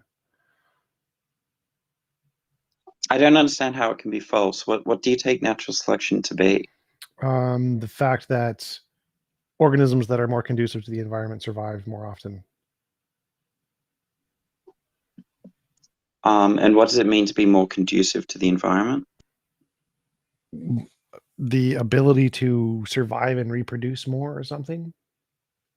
In fact, So are you wait, No. but that boils down to if you have the ability to, if you're going to survive, you survive. No. How can that be No, false? because there are organisms that could be, I don't know, make it harder for them to digest chlorine in a chlorine environment, and it could be the case that they survived more than organisms that had an easier case to digest chlorine. Like it doesn't have to be. It's not necessarily the case that this happens. And it Yeah, does I make agree. predictions. That's the other point, is that we can actually look at an environment and say, this is the creatures, this is what we think would be able to survive there. And we look there, these are the creatures that are able to survive there. And it confirms the hypothesis. Well, now you're looking at the environment, so that wouldn't be a prediction only from natural selection. That's natural selection plus environmental factors like geology and other factors. So that's Yeah, exactly. So obviously you can't just Sure, use but I natural think- selection to make predictions. You have to use all of the other stuff too. Well, a theory is a framework of facts. Right. And so I actually think when we're talking about evolution, it's actually the genes pass on through populations and then the environment naturally selects them. That is the combination of those two facts. I mean, yeah, so I don't see anything controversial with saying you can't use natural selection on its own to make predictions. Like, well, duh. That's like saying you could use quantum mechanics or maybe like, I don't know, just gravity. You couldn't just use gravity to make predictions on its own. You would need, there's other stuff there, like particles, and particles are being affected by the gravity. And there's the environment in which it expects, and here's how far away they are. So you need more information than just the mechanism. The mechanism doesn't give you any predictions. No, I don't. Well, So, also be true that I deny that happens, and then genes do not pass on through populations, and then you would thus have a break, and you would just have the mechanism being true, but there'd be no mechanism to deliver through populations. But at least the tension within biology is both of these facts are true. So I'm skeptical of the claim that you can't make predictions using just gravity. Just some sort of the theory of gravity. I think you can make predictions just using that. I think that that's what a scientific theory does. No, there's Sort of gravity generate plus predictions on it. matter and physics. So like if you don't know the mass of the object, you have no idea how much it's going to move. What difference does that make? That's the environment. The point so like is you can that- say natural selection is going to select for things in an environment, and then if you know the environment, you'll know what things it'll select for. Yeah, natural. So like take example a cave. Say Natural there's a cave with selection is no not gonna light. help you. Say there's a cave with no light, and we have lizards in the cave, and the lizards I have see. eyes. And I say, well, since there's no light in this cave, then natural selection is going to select for things that have less eyes or less useful eyes. So I can say, now that I have the information about the environment and the organism, in combination with natural selection, I can know what things will be selected for. Things without eyes will be selected for. So that would be knowing the mechanism plus the environment. You can make predictions. Okay, so I think this quote unquote prediction is going to be extremely case sensitive, but Well, they I see all the are. sort That's of dissimilarity. necessarily the case with predictions. They're not good predictions if they're not. No, I'm saying extremely case sensitive to the point where these predictions are going to be well, I don't think you can make many predictions really at all using natural selection, but Wait, so I can. well, natural I'll selection make a isn't gonna help prediction with you. natural selection. Any group of organisms who we trap in a cave for numerous generations will naturally select for less eyes.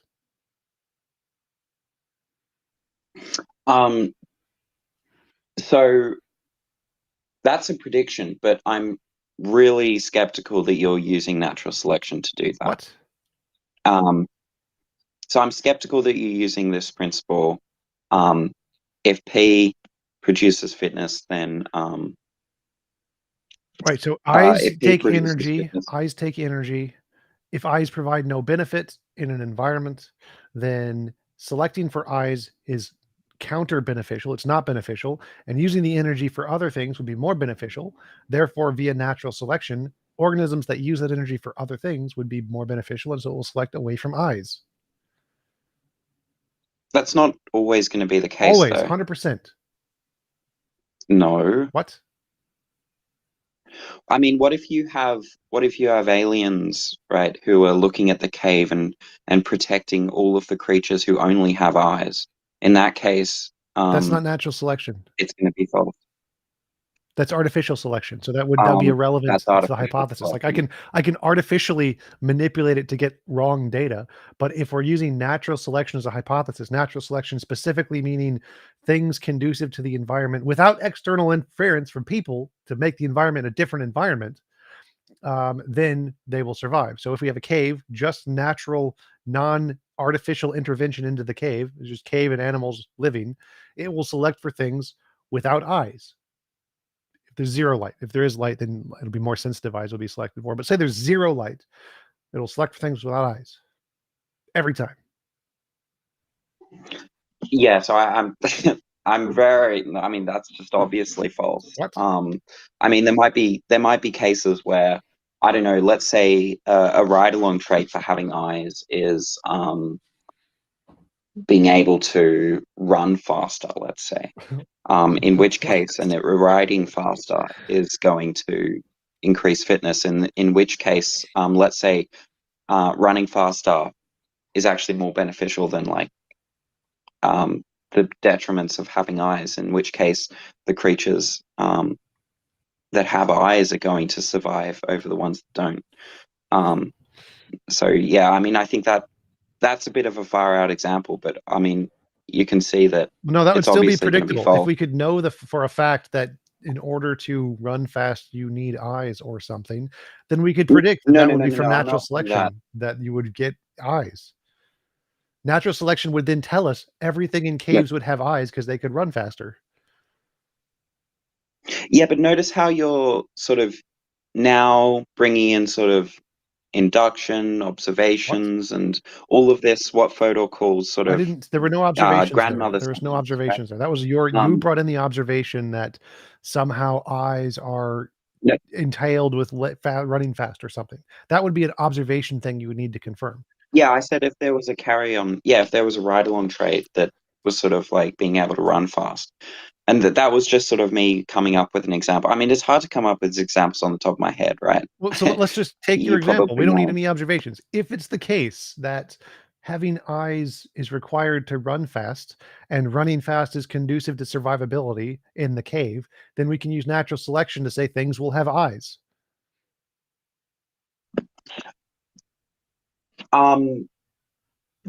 Yeah, see, notice how your original statement now is false, right? That if things have eyes in a dark cave, then they won't survive. And now that's false.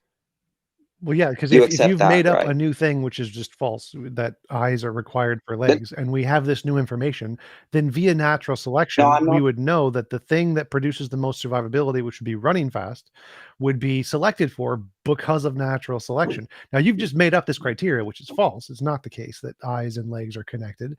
But if we knew these facts, we could predict using natural selection which traits would be selected for. If we don't know these facts, then we're just making guesses. Natural selection. So we, in order to use natural selection to make predictions, we're going to have to know which traits are necessarily going to produce survivability to make predictions. So if someone's in a cave and there's some arbitrary connection between running fast and eyes, then obviously eyes are going to be selected for because running fast produces survivability. But to predict that, we would need to know it first. Right, exactly, right? Which is why that natural selection isn't helping you here. Right, because natural selection doesn't give us any information about the environment. This is what I said about gravity. You need to know about the particles. Right? You need to have information about the environment, and then with natural selection, you can make prediction. So if I know eyes take energy, and I know eyes don't do anything if there's no photons, and I know in a cave with no photons, animals live and they're using some of their food that they consume to feed these eyes, natural selection will select without eyes. That's perfectly fine. Yeah, so you're bringing in all sort of like what Fodor calls sort of grammar science. What? Sort of all of these, in the sense that, as I said before, right? The theorist is much smarter than the theory. That's one of his sort of mantras. So I don't deny that you can sort of. I mean, I don't really understand. I don't I understand still your don't understand criticism. what Like, you're if defining your natural criticism is that selection. you only using natural selection and knowing nothing about the environment, you can't make predictions. Well, duh. So you accept that natural selection doesn't make predictions. Gravity, if you only know of gravity, that will make no predictions. You can only make hypotheticals. If this hypothetical environment is, then this would happen. Same thing would apply to natural selection. You could be like, if this hypothetical environment happened, then here's what we would expect. If you don't actually have the environment, you can't make predictions. You need both. This is a banal criticism of science. But can I ask you if you have a counter that, well, okay, if you're saying something's on your mind, I don't want to interrupt your flow, but I want to ask you something after. Yeah, sure. So that's fine. So I'm looking up gravity, and I want to try and get a scientific curvature of space-time. Gravity theory. What's the actual, like? There's some mathematical law, right? An equation. What's the mathematical? What about it? Gravity. Well, gravity is a constant on Earth. It's 9.83 meters per second squared acceleration towards the center of the Earth. Well, there's the general Gravity relativity equation. has one too, which is a much Yeah, lower. that's right. It's the G with the square root sign with G F M1 M1 M2 over R2. Yeah, that's right. Yeah, so Newton's law of gravitation. So this is a theory, and it makes sort of predictions, right? You can plug in. Notice how It doesn't make any use predictions. There are no observations predictions to there. That confirm equation does not make any predictions. gravity. Newton's theory of gravity doesn't make any predictions. No, you have to have the Newton didn't have a theory of gravity. Completely No, insane. you would have to have the theory plus the environment. If we live in an environment like Earth with mass and other things like a star with mass, then But the point is, the world will go around the sun. It's only with the environment that it makes predictions. If you have the information of the environment plus the mechanism, you can make predictions. Otherwise, you can only hypothesize. You can hypothesize if there's this environment, then we would have this.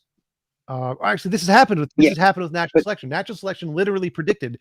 Somebody predicted that if there was a cave and no visible light, animals with no eyes would be selected for, and they literally found the cave after that. This was a prediction from natural selection that they found after. No, it's not a prediction from natural selection. It's a prediction. But from no, it's natural not a selection. prediction from natural.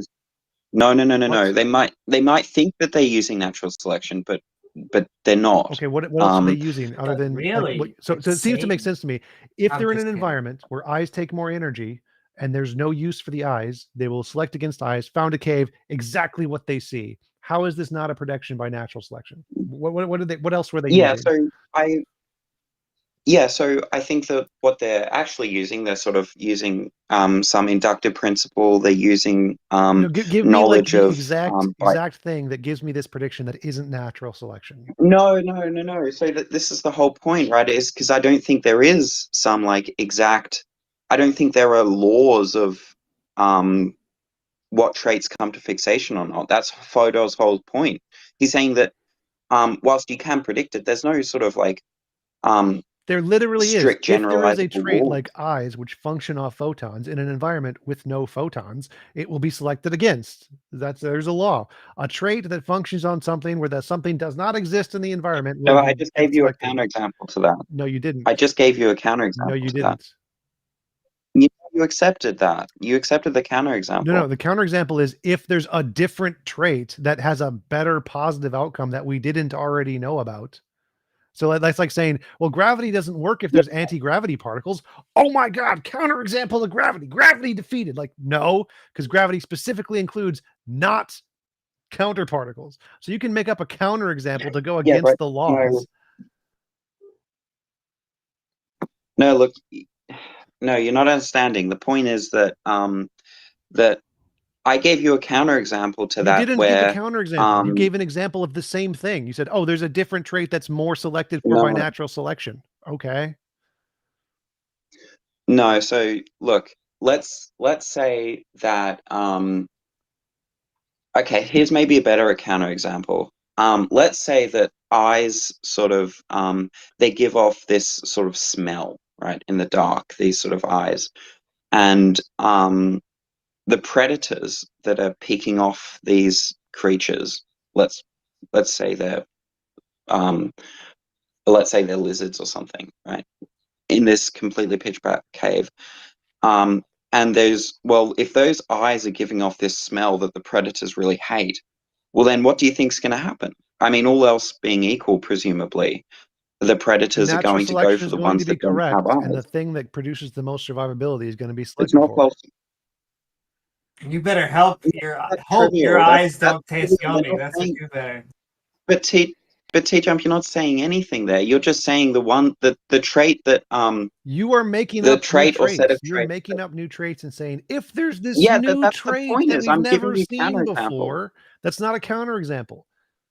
Literally not a counterexample. Wait, what do you think's going to happen? What do you think's going to happen if the predators hate and predators are trying to eat the lizards? Which one do you think they're going to go for? Again, the thing that is going to produce the most survivability Wait, can you just is answer going the to be question, selected. please? Can you just answer? Can you just This answer, is the same please? question you gave before with the legs. Can, if there's a can different you just answer the property, please? Can you I just will answer the mute your question? ass. I will mute your ass because I've already answered Please, this. can you just answer the I'm going to question, mute your please? ass. Goodbye. So I've already answered this dumbass question. If you are changing the facts of the environment, then it will change the facts of the theory. So gravitational rates of pull only work if there's no anti-gravital particles. If you add an anti-gravital particle, then the Newtonian equations fail. The gravitational equations for Einstein fail. If you go faster than the speed of light, the gravitational measurements for Einstein fail. If you change the environment, then the predictions fail. This is not a counterexample. You're just a dumbass. And all I want to know is, do you have a counter mechanism? Because it is one thing to say the mainstream prevailing theory in science is wrong, but do you have something to replace it? Genes are going through populations. There are mutations. What is there a selection mechanism? Is there a pressure? Where does the diversity of life come from?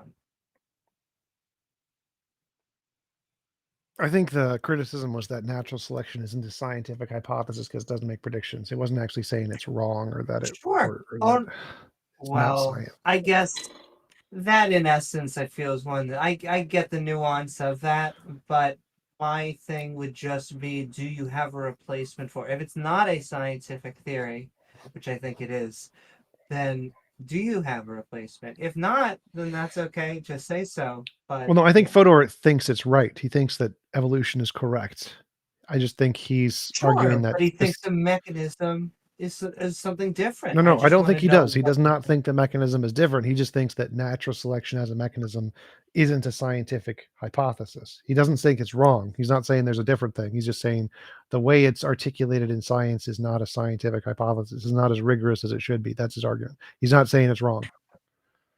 I think the problem is a big part of that is he's looking at a very narrow time frame rather than the fact that species will evolve over hundreds of thousands, if not millions of years. Well, that's irrelevant to the hypothesis too, because again, the criticism is that natural selection, as phrased in science, doesn't make direct predictions on its own. Therefore, it's not a scientific hypothesis. Doesn't matter the number of years, doesn't matter anything else about it. She's just saying that natural selection, if you just look about it, it doesn't give us fancy mathematical equations like gravity. Therefore, it's not a real scientific theory. It's stupid. Sure, but why wouldn't it be a good question then ask in the opposing way? Do you think that there is a better scientific hypothesis, or really what we're looking for is a theory or a mechanism to that theory? And if the answer is ... Well, because they're not critiquing the truth of it. They're saying, yeah, it's true. I agree. I grant natural selection. That's a thing. Sure. Great. But it's not a scientific hypothesis. It's still true, but it's not a scientific hypothesis. So the argument they're making isn't questioning the truth of evolution or natural selection. The argument they're making is that the way this is formulated in science isn't very good. It's phrased poorly, and we should change the way it's phrased, essentially. I think that is incorrect. It is a good theory, and I agree. don't know what So else they're to say just other being than that. skeptical of the mechanisms within the No, hypothesis. no, no. They're not even basically. being skeptical of the mechanisms. They're just saying the way it's phrased is bad. Oh, yeah. Nope, I gotcha.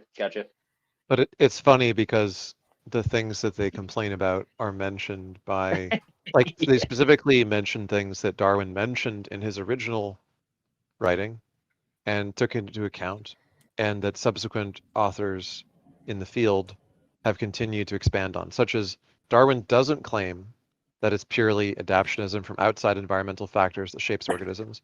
Darwin said that internal functional mechanisms within like the embryology of an organism are going to shape and structurally limit, like provide constraints on how it's going to be able to develop and so on. Yep. All that stuff was included in the original work of Darwin, even pre-DNA.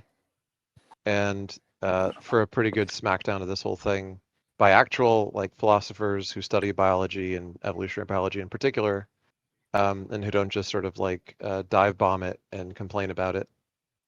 Look at Maximilio Pugliocci.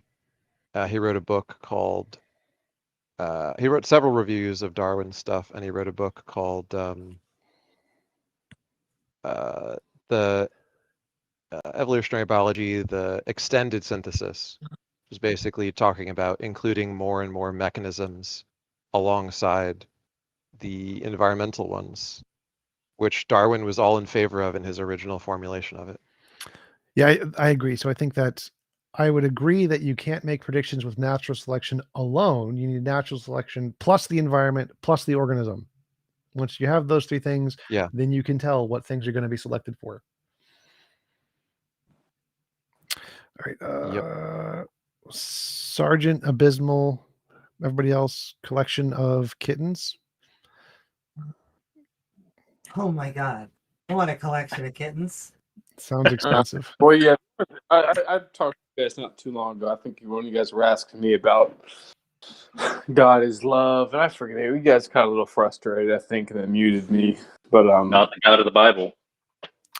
yeah, no, he is. Jesus drowned but yeah, babies.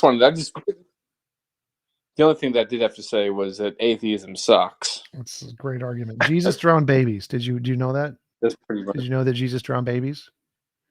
No, not the the way that you're thinking. What you talking about, like Noah's flood? Is Jesus Sounds like is Jesus fully God?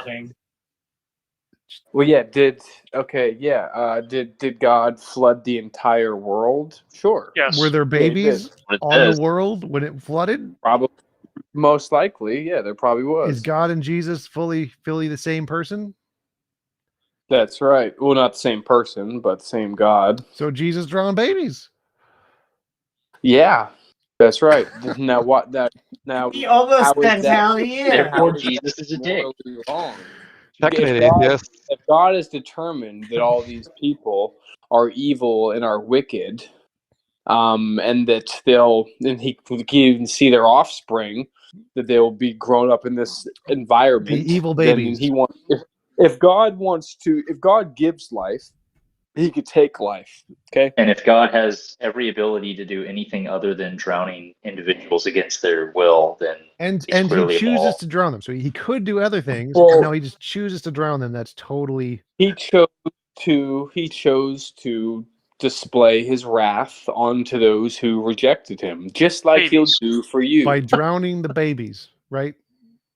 That's how he displayed his wrath at that moment. Yes, he said that whoever does not come with him is going to drown. And the babies were just So- like, we hate you, God. We're going to be all evil babies down here. We're going to do all the sins while we're babies. And he's like, okay, we're going to drown you, evil babies. That's not exactly how it happened, but Yeah, that's babies are fundamentally That's evil. exactly how it happened. Words, so many ways. God again displayed his wrath upon the entire world, and babies were a part of that. God displayed his wrath on the evil babies by drowning them for all of their sins. I already explained. He displays wrath. All creation, all people were destroyed in the flood, aside from Noah and his family. So I like how the argument was okay, but it wasn't like it was all babies. Well, Well, there was a couple of babies left on the ark, right? I don't think so. I do not believe that was the case. No, there was. I think one of them maybe got born on the ark. Oh wait, are you arguing that some of them were Nephilim hybrid babies, or they weren't all human? I've never said anything like that. That's like a Nephilim free argument. I'm gonna No, wait. I never said anything about that. But what I did originally say is that then triggered you guys to talk about how God's flood, God did what Nobody's it did. triggered. It's just an observation. No, you guys got triggered. Well, it's a comparison because you said atheism sucks. And the atheism sucks. And I wanted It to compare does, that. yeah. So, like, from the audience perspective, if atheism sucks and is the bad one, but in your worldview, your highest moral authority drowned millions of babies. The comparative of the term, which one sucks more, is going to be an assessment that the individual is going to have to make. Atheism, no drowning babies. Jesus, drowned babies. Which one sucks more? They're going to have to apply the definitions of the word to figure out which one is the more accurate usage. Well, are you being dishonest? Are you just using those two things? Because in atheism, for the audience, No, we're reading your fulfilling text. to the audience. Hey, is this what you guys do? You guys badger? No, that was a good point. This is Go what ahead. you do? Go ahead. So you were saying that there's other this what- things that make atheism suck more than Jesus drowning babies? Well, there's the major one amongst many, but the most crucial one, I would say, is that ultimately you can't prove to show that we have some intrinsic value or meaning or purpose in life. That in the atheist worldview, it sucks because when you die, you're done, and there's no more potential life after that. Actually, where in my world, wait, actually, where my one sec. I think you misunderstood there- atheism. One sec. So it's equally as possible to have a heaven without a God as it is to have a heaven with a God. There's equal evidence for both. No, it's not. Wait, well, how so? Well, the equal evidence is zero. Well, because no, there isn't. No, that's not true. No, because No hints. Oh, Spoiler alert. Shut up. Okay, no, wrong. Because in my worldview, right, if my world is correct, which it is, and you all will display and have the wrath of God poured upon you. But let's just, I'll entertain you. If my worldview is right, then God has revealed Himself and has shown heaven to be true. You'll live eternally with Him. If my worldview is or correct, then there if is your one sec. worldview Stop. th- No, okay, no. I I get to wasn't answer done for yet. my I wasn't worldview. done I yet. get to answer for my worldview. So if my worldview is correct, there's a heaven that lets everyone in, no matter what, and no one goes to hell, and there is no God. So you can have a heaven without atheism. How do you know that? How would you know that? Revelation from the Pastafarian spaghetti monster. Okay, so there you go. So you're not appealing to something. You just lied to me and the whole audience in order to deceive everybody here. What a scumbag you are! Like you just guys believe me? lied. So wait. You literally just lied to make TJ, an I believe argument. you. He How believes me. pathetic! So That's the question pathetic, is how TJ, does I thought you were a good arguer. Hold on, I want to make this known.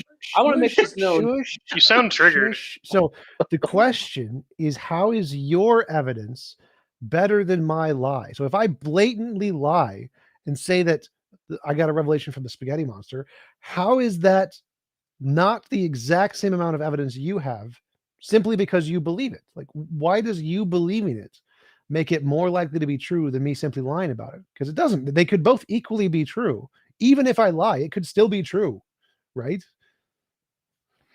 All right. Collection of kittens, what is up? Hi. Yeah, actually, I do have a question, regarding some of this, but I'd really rather type my question, and, the chat seems to be disabled. There's a religion chat channel. I think that's the best option we've got at the moment. So I would post The it in the religion chat channel? All Yeah. right, I will go there, and I will ask my questions, and it. hopefully someone from here will answer me. Yeah, do me a favor. The answer is 42 and potatoes. Do me a favor and tag X. I don't even look at the chat. I don't even have any idea where the chat is he's talking about. So tag X. What's the person's name? I'll tag them. Kittens. Collection of kittens, right?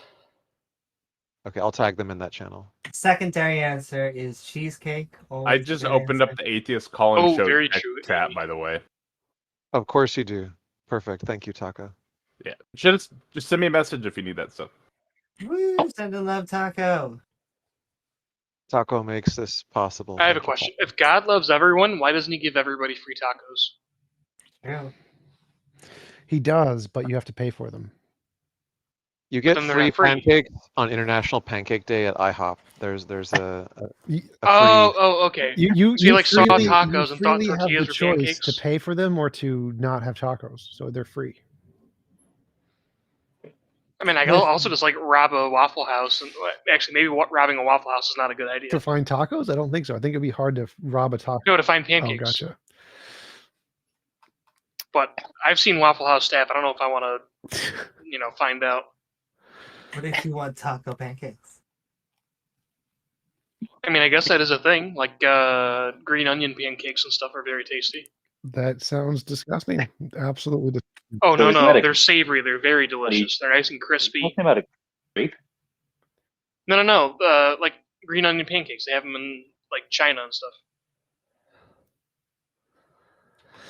All right. Anybody Oh, else have they're anything? propaganda pancakes. Oops. I didn't mean to do that.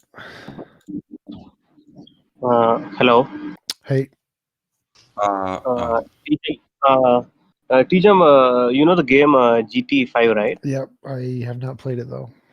So you believe that the developer who developed that game knows all the possible movement a player can make in that game? No, the developer does not know that. No, actually, he developed every movement. Like you can turn right, left. You can do whatever Nope, you there is want. So no the developer knows all individual. the. There is no individual who's working on that game who knows all the different coding aspects of that game. That game was written by almost 2,000 different coders, and they do not all know the different things that everyone can do. No. That is Okay, also why all I of bug things. Okay, all of them together, they know all the possible movements in the game, right? No, that's what a bug is. No, if someone has developed a game, no, don't make it a complicated game, a normal game, okay?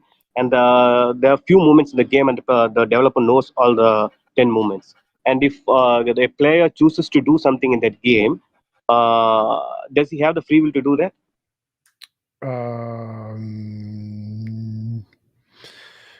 Or would you I say think that you're making the a mistake. 'Cause in this case, the players are part of the game.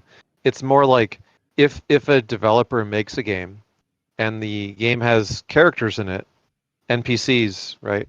And those NPCs have like a certain range of options that are granted by their nature.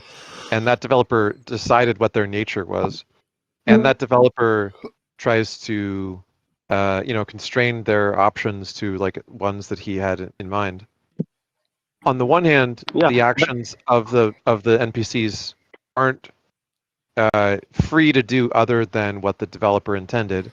And on the other hand, in the real world, not an omniscient world, but in the real world, developer will still fail to predict all the things that will actually happen, given the input of a player which is unpredictable to the developer. So okay, in an open world game like GT5, the player has the ability to kill someone, to rob the bank, and do whatever he wants. So the developer, he has given so many possibilities. It is actually the free will of the player to choose whatever he wants to do.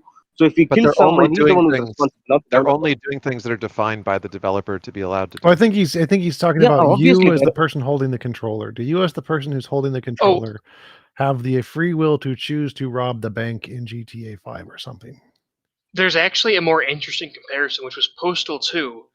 When that game came out, people like Moms Against Violent Video Games or whatever it was wanted it to be banned because of the extreme gore and violence in the game. The developers responded with, "You can beat the entire game without injuring a single person." No, I'm actually talking about the free will argument, Yeah. because Tijam said we don't have a free will if God Knows your if future. God knows that you're going to do. No, God doesn't. God is not subjected to time, so He knows the entire thing that's going to happen until the end of time. So he's Why bother? Similar to the developer who knows the entire time frame of the game. He knows all the possibilities of the entire time frame, but he doesn't choose what the individual player chooses to do. You got my point, right? Well, that's a So the player contradiction. has So, like, the free. say I wanted to have a new ending that the developer didn't design. Can I make the new ending that the developer didn't design? No, the ending is that. So No, you cannot. You cannot. But It's called modding. I can hacks the reality. I can For a hacks free, reality. for Be a, like, screw God. I'm no, giving for myself infinity no, powers. Um, no. For a free will to exist, there has to be a possibilities, different possibilities. So obviously, we believe God is the creator of all the possibilities and probabilities. So obviously, there are different possibilities. You cannot do anything anything which is not known to God. So He knows all the possibilities. He has given you the free will, and He told you that if you do this wrong thing, you will get punished, and if you do the right thing, you will be rewarded. So it's up to you to do to do the things that you okay, but want to that's do. not the argument. The argument In is the game, say God, say the developer knows you're going to rob the bank, and you rob the bank. Do you have free will? no, no, yeah. For obviously, for to have a free will, there has to be choices of good and bad. That's how it works. No. Otherwise, God Listen. can just Wait. If Yeah. God knows, if the developer knows every action you're going to take in the video game, and there's no deviations you can make, you can only do the things the developer knows you're going to do. Do you have free will? No. The developer didn't know that you're gonna do a particular thing. He didn't know that. Right. He So only knows there are possibilities. You can choose. Anish, stop. Yeah. My argument against free will when we were talking about this was that if God knows everything you're going to do before you do it, you don't have free will. God doesn't know everything I'm going to That's do. fine. That's fine. God only knows all That's the fine. possibilities. So my argument, the one you were talking Yeah. about before, is only if God knows everything you're going to do before you do it, then you don't have free will. If He doesn't know, then you have free will. That's fine. No, He doesn't know what I'm gonna do. Maybe there are billions of possibilities. There are billions of possibilities. He doesn't know what I'm gonna do. It's up to me to decide what I'm gonna do in a particular moment where there are choices. That's fine. So That just if I means choose the that right, your God is not omniscient, right? But the Christian God in many denominations, like for instance Calvinism, is maximally omniscient. So under Calvinism, My there's bad. double predestination. Calvinist God knows everything you're going to do beforehand, and He already knows if you're going to hell or not because He has No. determined that for you prior to you doing anything.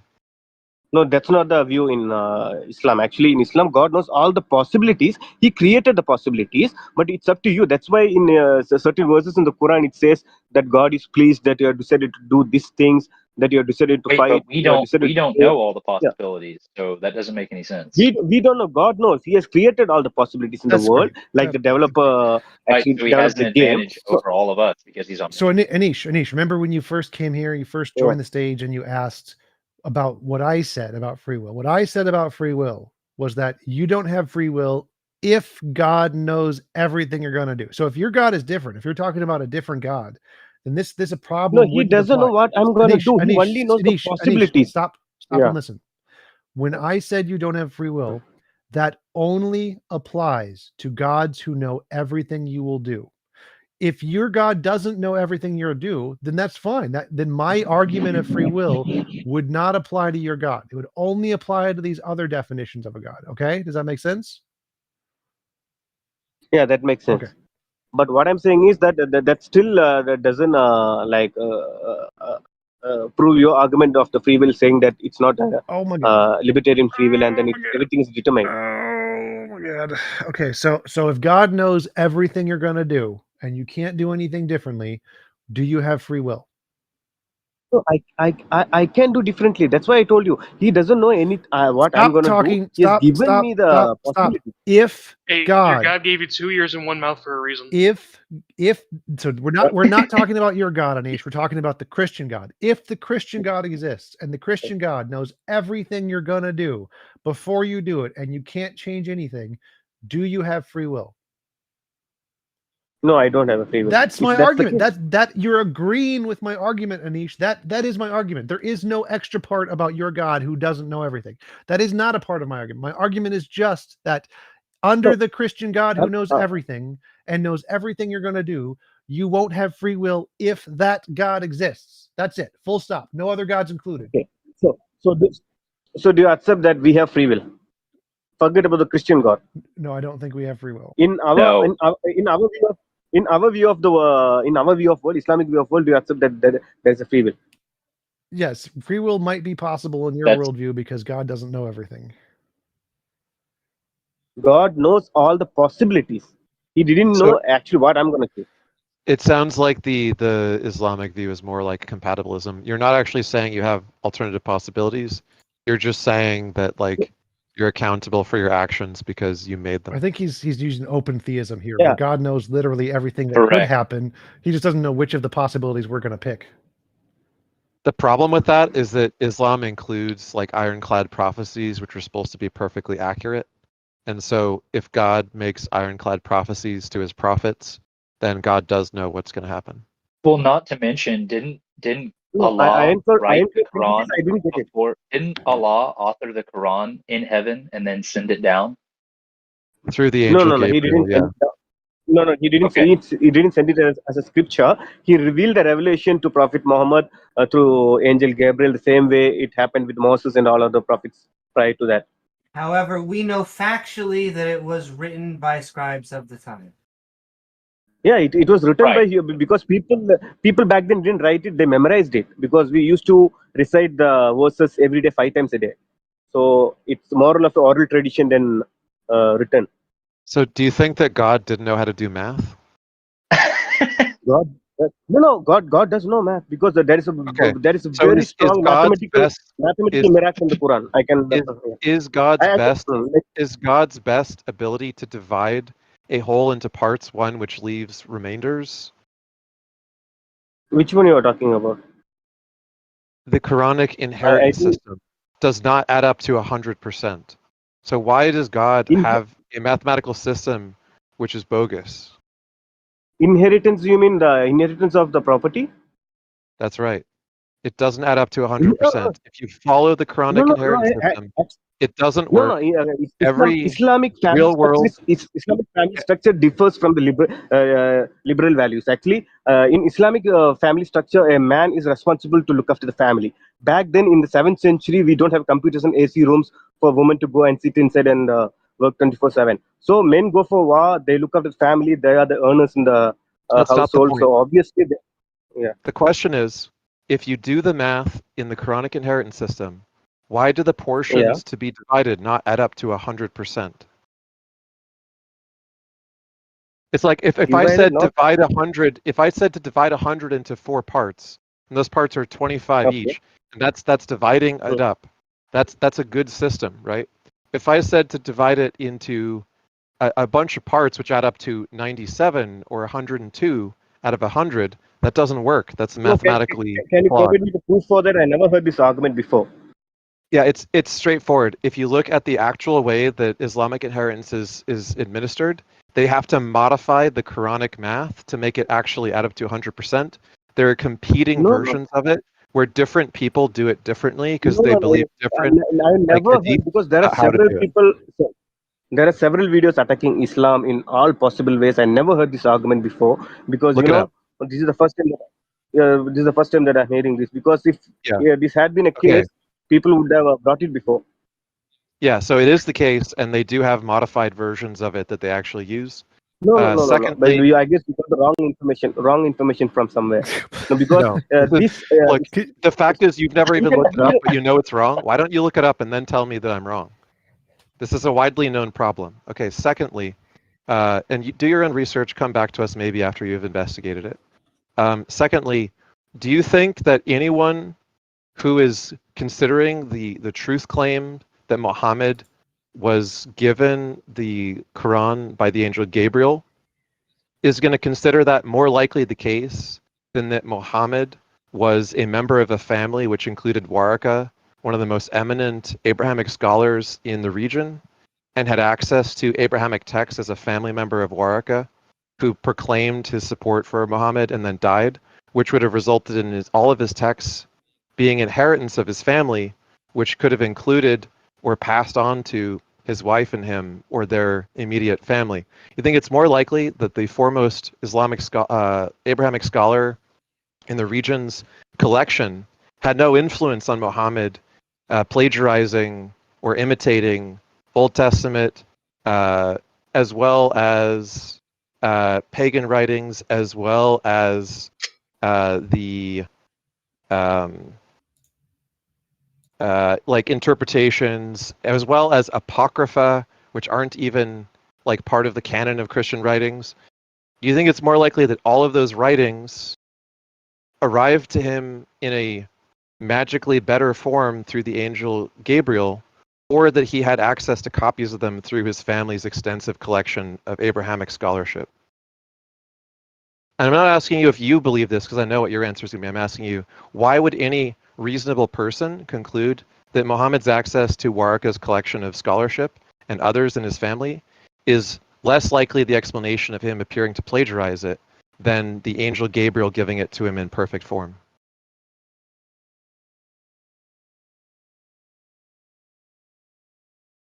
All right, so Is my headset working? I was Yes. Oh no, it was working beautifully. What happened to the came Muslim through. we were talking to? Where'd he go? Like the prophets before them, they seem to be gone. They went to the same place that all their religious evidence exists on.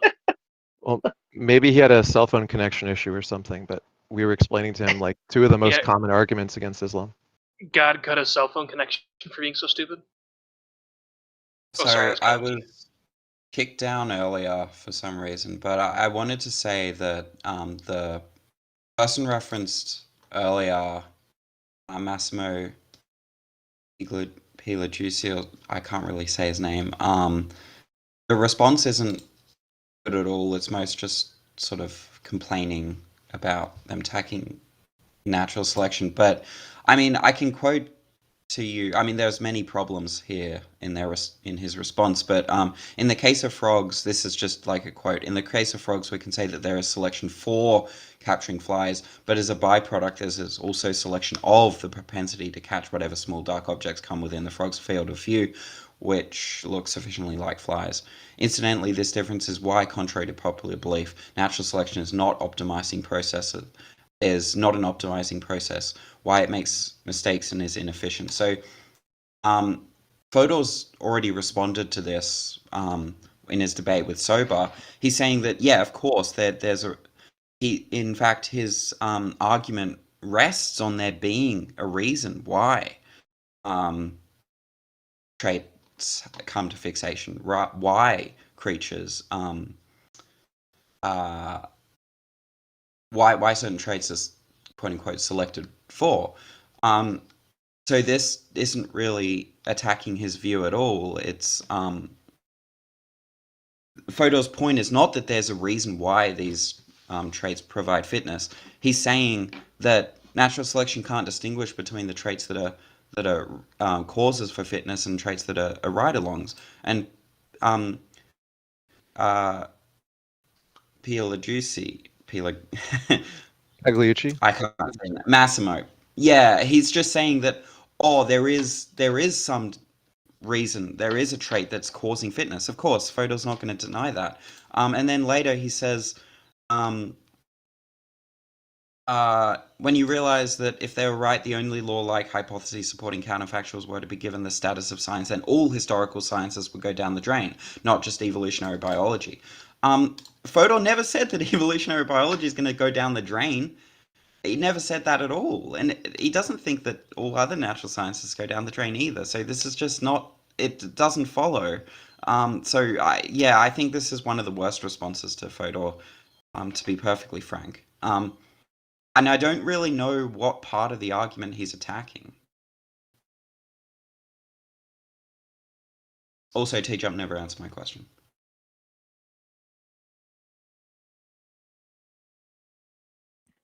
Well, he just sent in love, welcome back. I still think that natural selection is a good explanatory, if I could speak English, mechanism. And I guess, is it just saying, as T-Jump was saying, I think he tried to steel man you, that you're saying that it's not scientifically rigorous. But my question still would be right back, is do you have something that would be a better mechanism? Yeah, just natural history. What? So natural history, I think, is what evolutionary biologists are actually doing. I don't think they're doing natural selection. I think it's just one damn thing after the other. I don't think this principle of natural selection's explaining much of anything. So when you, but I mean, for the diversity of life, your pairing would be pairing mutation of genes populating over groups and then natural history. Yeah, I mean, genes mutate. Ones.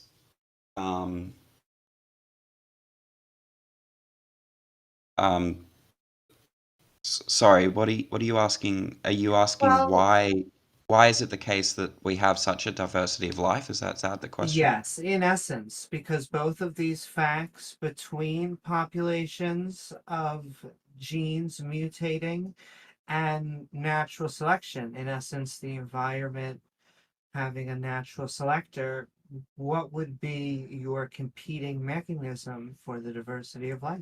Why are all So I these don't different think there's a animals here?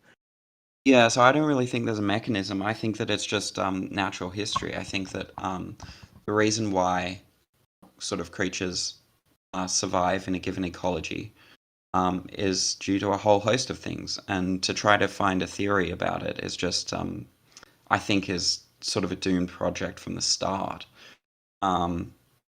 I mean, there's just so many factors that go in. I mean, I think that if you go into the forest, or like Can I the can I Amazon just interrupt rainforest. you really quickly? Yeah, sure. Yeah, that's fine. When you mean natural history, and this is just my gut feeling, maybe I'm Mhm. getting it completely wrong, are you saying they're making it up? Sorry? As in, when you say natural history, do you mean humans are just historically just applying them? I don't really know what you mean. I guess I don't really know what you mean when you say that natural history gives us, as in, like, why do a cheetah and a mountain lion look different? And your explanation would be, well, natural history, or at least that would be with It's a gene. whole host of collection of things. I mean, like, it's going to be very case sensitive. Like, okay, let's say I go to a soccer game and Team A is playing Team B and Team A wins, and I ask the coach, why did Team A win? Well, um, I mean, that could be down to a whole host of things. I don't think it's going to help. But which Um, has the best explanatory scope? I think is the majority question. And if you are to eliminate natural selection as one of the fundamental frameworks of evolution, mhm. what would you replace that with? I've already answered that question like 10 times. Natural history. So, like, if I say, for example, that Team A beats Team B, well, I mean, there could be a whole host of factors, right? Maybe Team B was poisoned, which has happened before, ironically, in a rugby game. Maybe Team B was poisoned.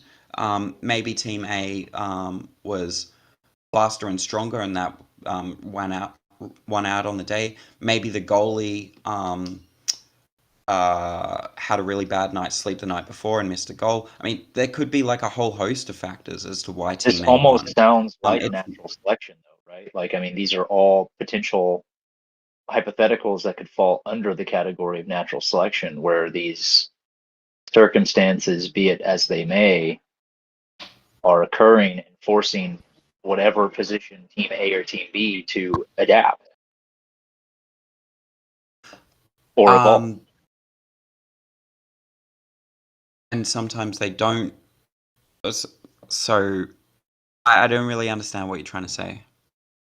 It it just almost sounds like if we take the opposite hypothesis of natural history being the explanatory scope for the evolutionary process we see or the diversity of species, it almost sounds synonymous to natural selection. What do you take natural selection to be? Well, the whatever the environmental pressures are that force a certain species of or animal to evolve. So in the environment, the So other I'm predators around looking at them. trees. Is natural selection just trees now? Like it obviously it can't be right.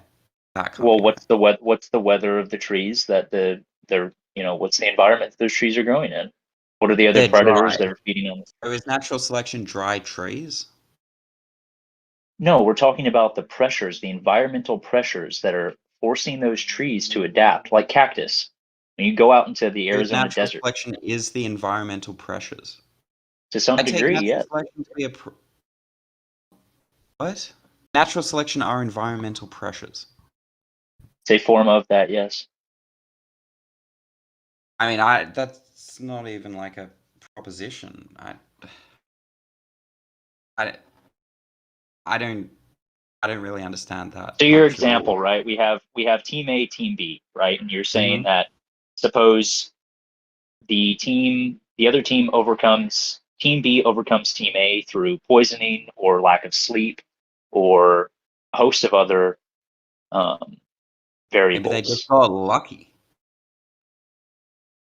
What you're not going to do, so this is my point. What you're not going to do if you go, this is why I don't think natural selection and taken as an intentional notion is going to be explanatory.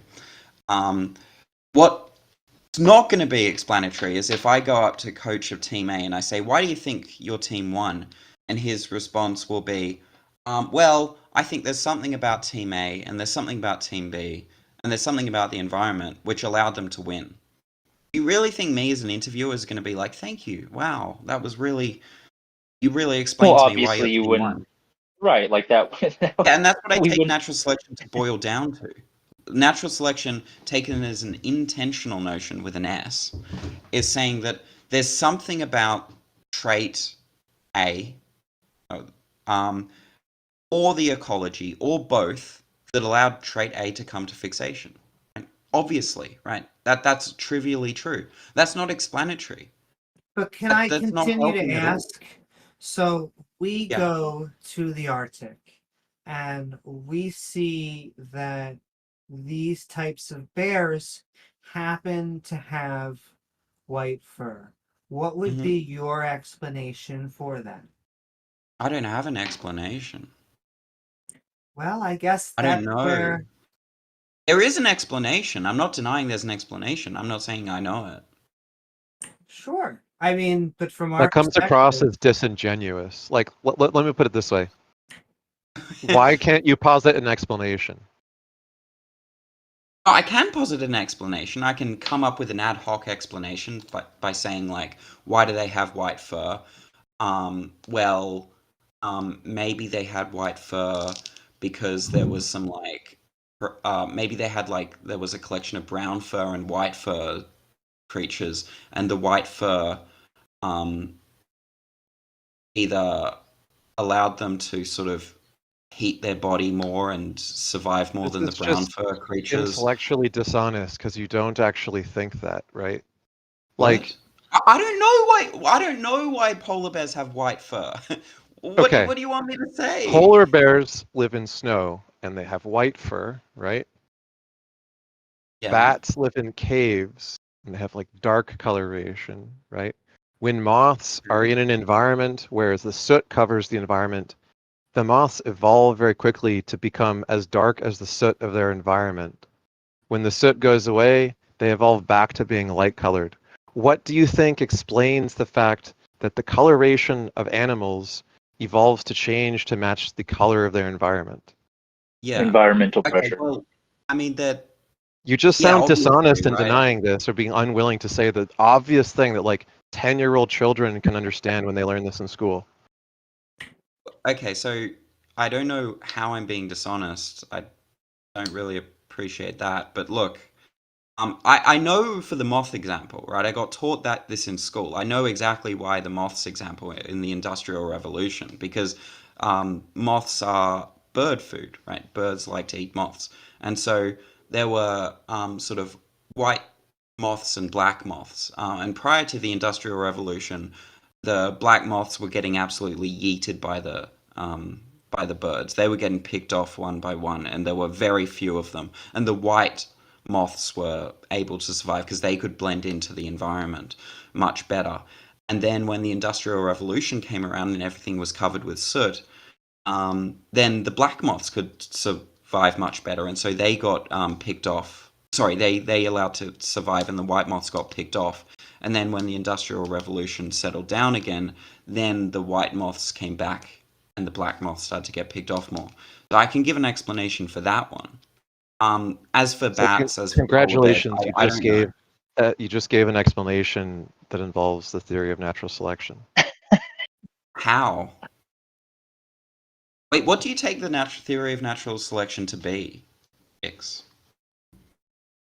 I take it that it is the idea that the alleles are going to change in their distribution based on environmental pressures. The phenotypal differences that are the result of the alleles cause those alleles which are conducive to survival to rise to fixation, those alleles which are selected against to result in the alleles disappearing, and ride-alongs to be able to rise to fixation alongside those that actually result in environmental pressures. Right, and the selection notion you're using here, is that an extensional or an intentional notion? I'm using the concept of selection against, right? Like the things which are Yeah, I'm saying selection removed against. from the Is it an population. extensional or an intentional notion? Because Rosenberg's response isn't really going to work, right? Because it's still going to either be extensional or intentional. I personally in think natural it's irrelevant. I think there's a reason why extensional and intentional never comes up in biology or like discussion of this issue and how it's Doesn't actually matter. applied. I'm asking. It's Look, importing. do you I take don't selection care. against It's to be? it's Well, irrelevant then you don't care about the to the argument. Then conduction. Why that's is the it, whole Puppy? basis of Hold the on. argument. The point is, look, let me ask. unless look, if you can like, I could say, you know, here's a notion from philosophy. I think that this is crucial to understanding why this is or isn't a useful theory. And then when I ask you, how do you explain something? You use the theory, but then you want to deny using the theory because you want to argue with me about whether it's intentional or extensional. It's irrelevant. No. So I gave an explanation. I gave a historical explanation. I don't think I'm using natural selection here when I gave the story about the moths. I don't think I use natural selection in any meaningful way. Now, You said said you that the just don't environmental care. pressures caused the population to change their traits to match the environment. Yeah, there was something about, remember, there's something about the moth and the environment, or both, that allowed moths of one certain color to come to fixation. I agree, but that's just trivial. That's not saying anything. You didn't just That's say like it was just a that's like trait. You said that it was in response to changes in the environment, right? Which is yeah, I part of the know. theory of natural selection. Of course. So you don't deny that natural selection occurs. You just don't like the Depends fact what you mean. that you think it has to do with intentionality or extensionality, and you think that it's like not capable of providing an explanation all on its own. You think that biologists use all sorts of other physical theories in connection with this theory to provide the actual predictions or explanations, which they don't deny.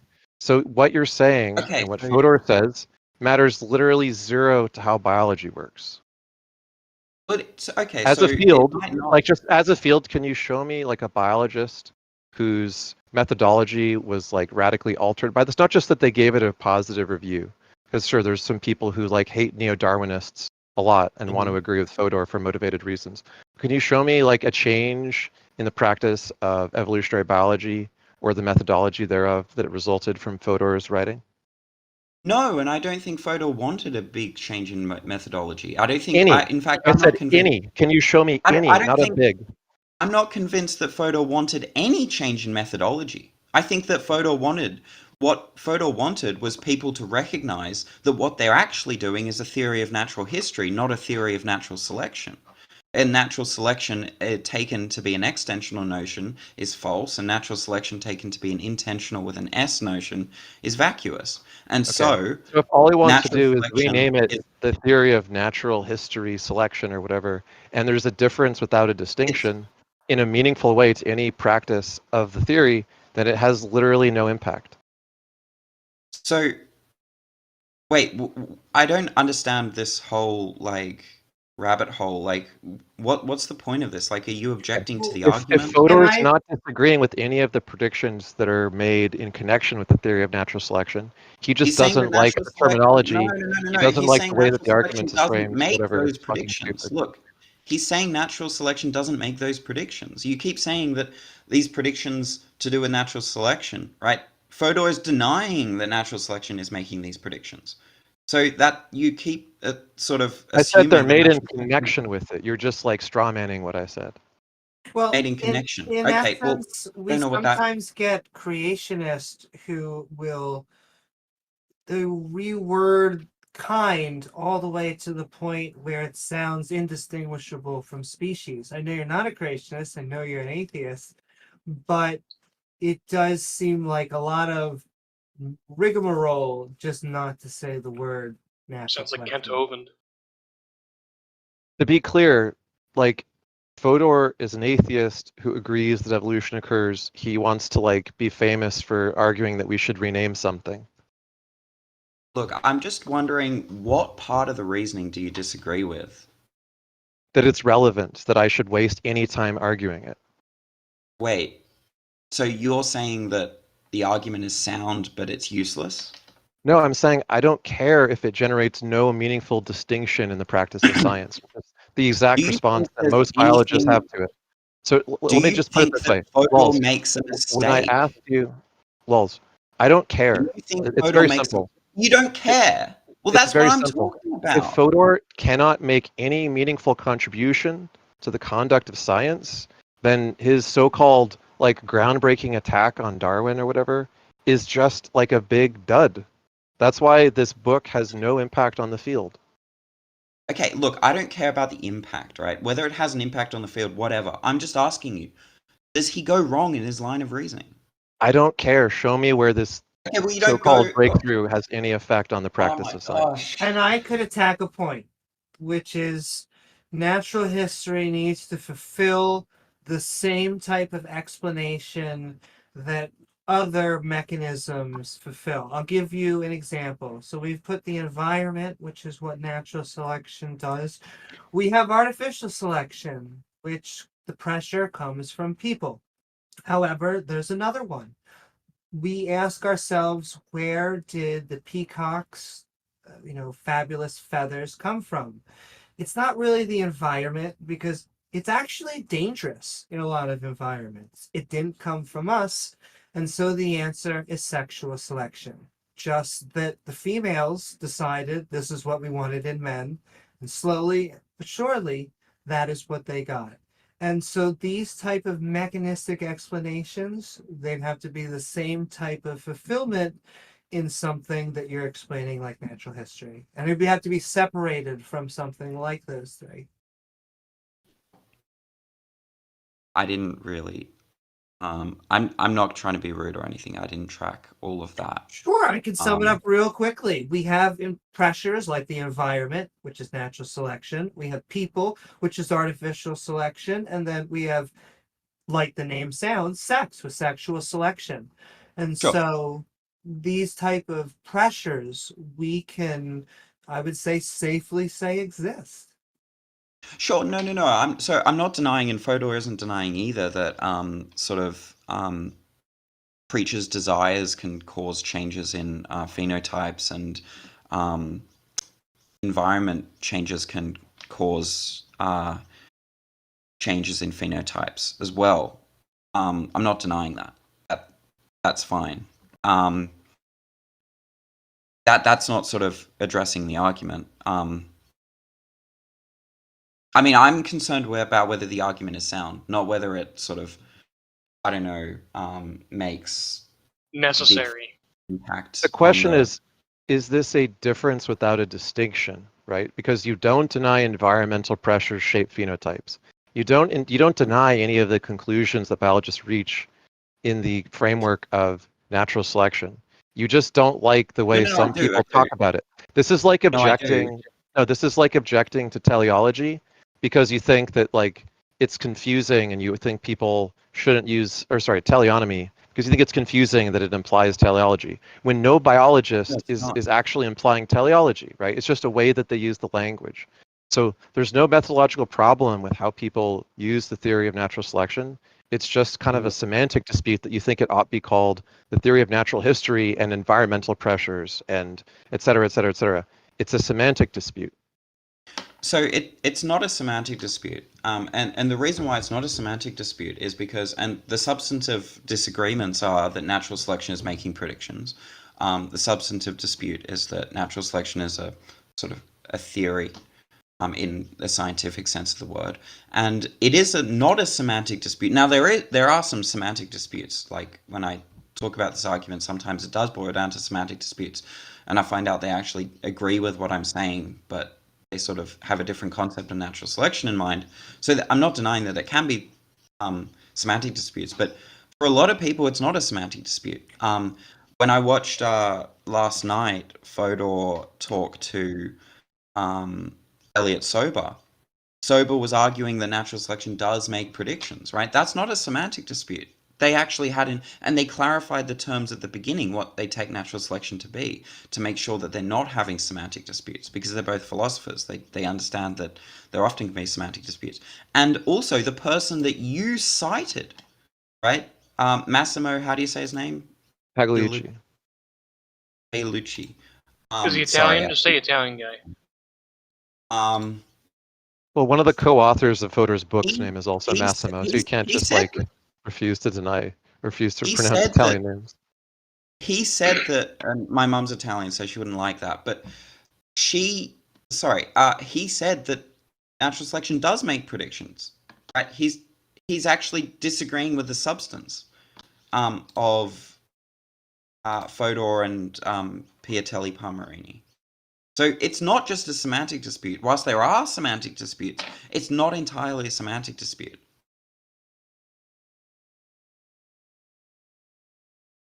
Okay.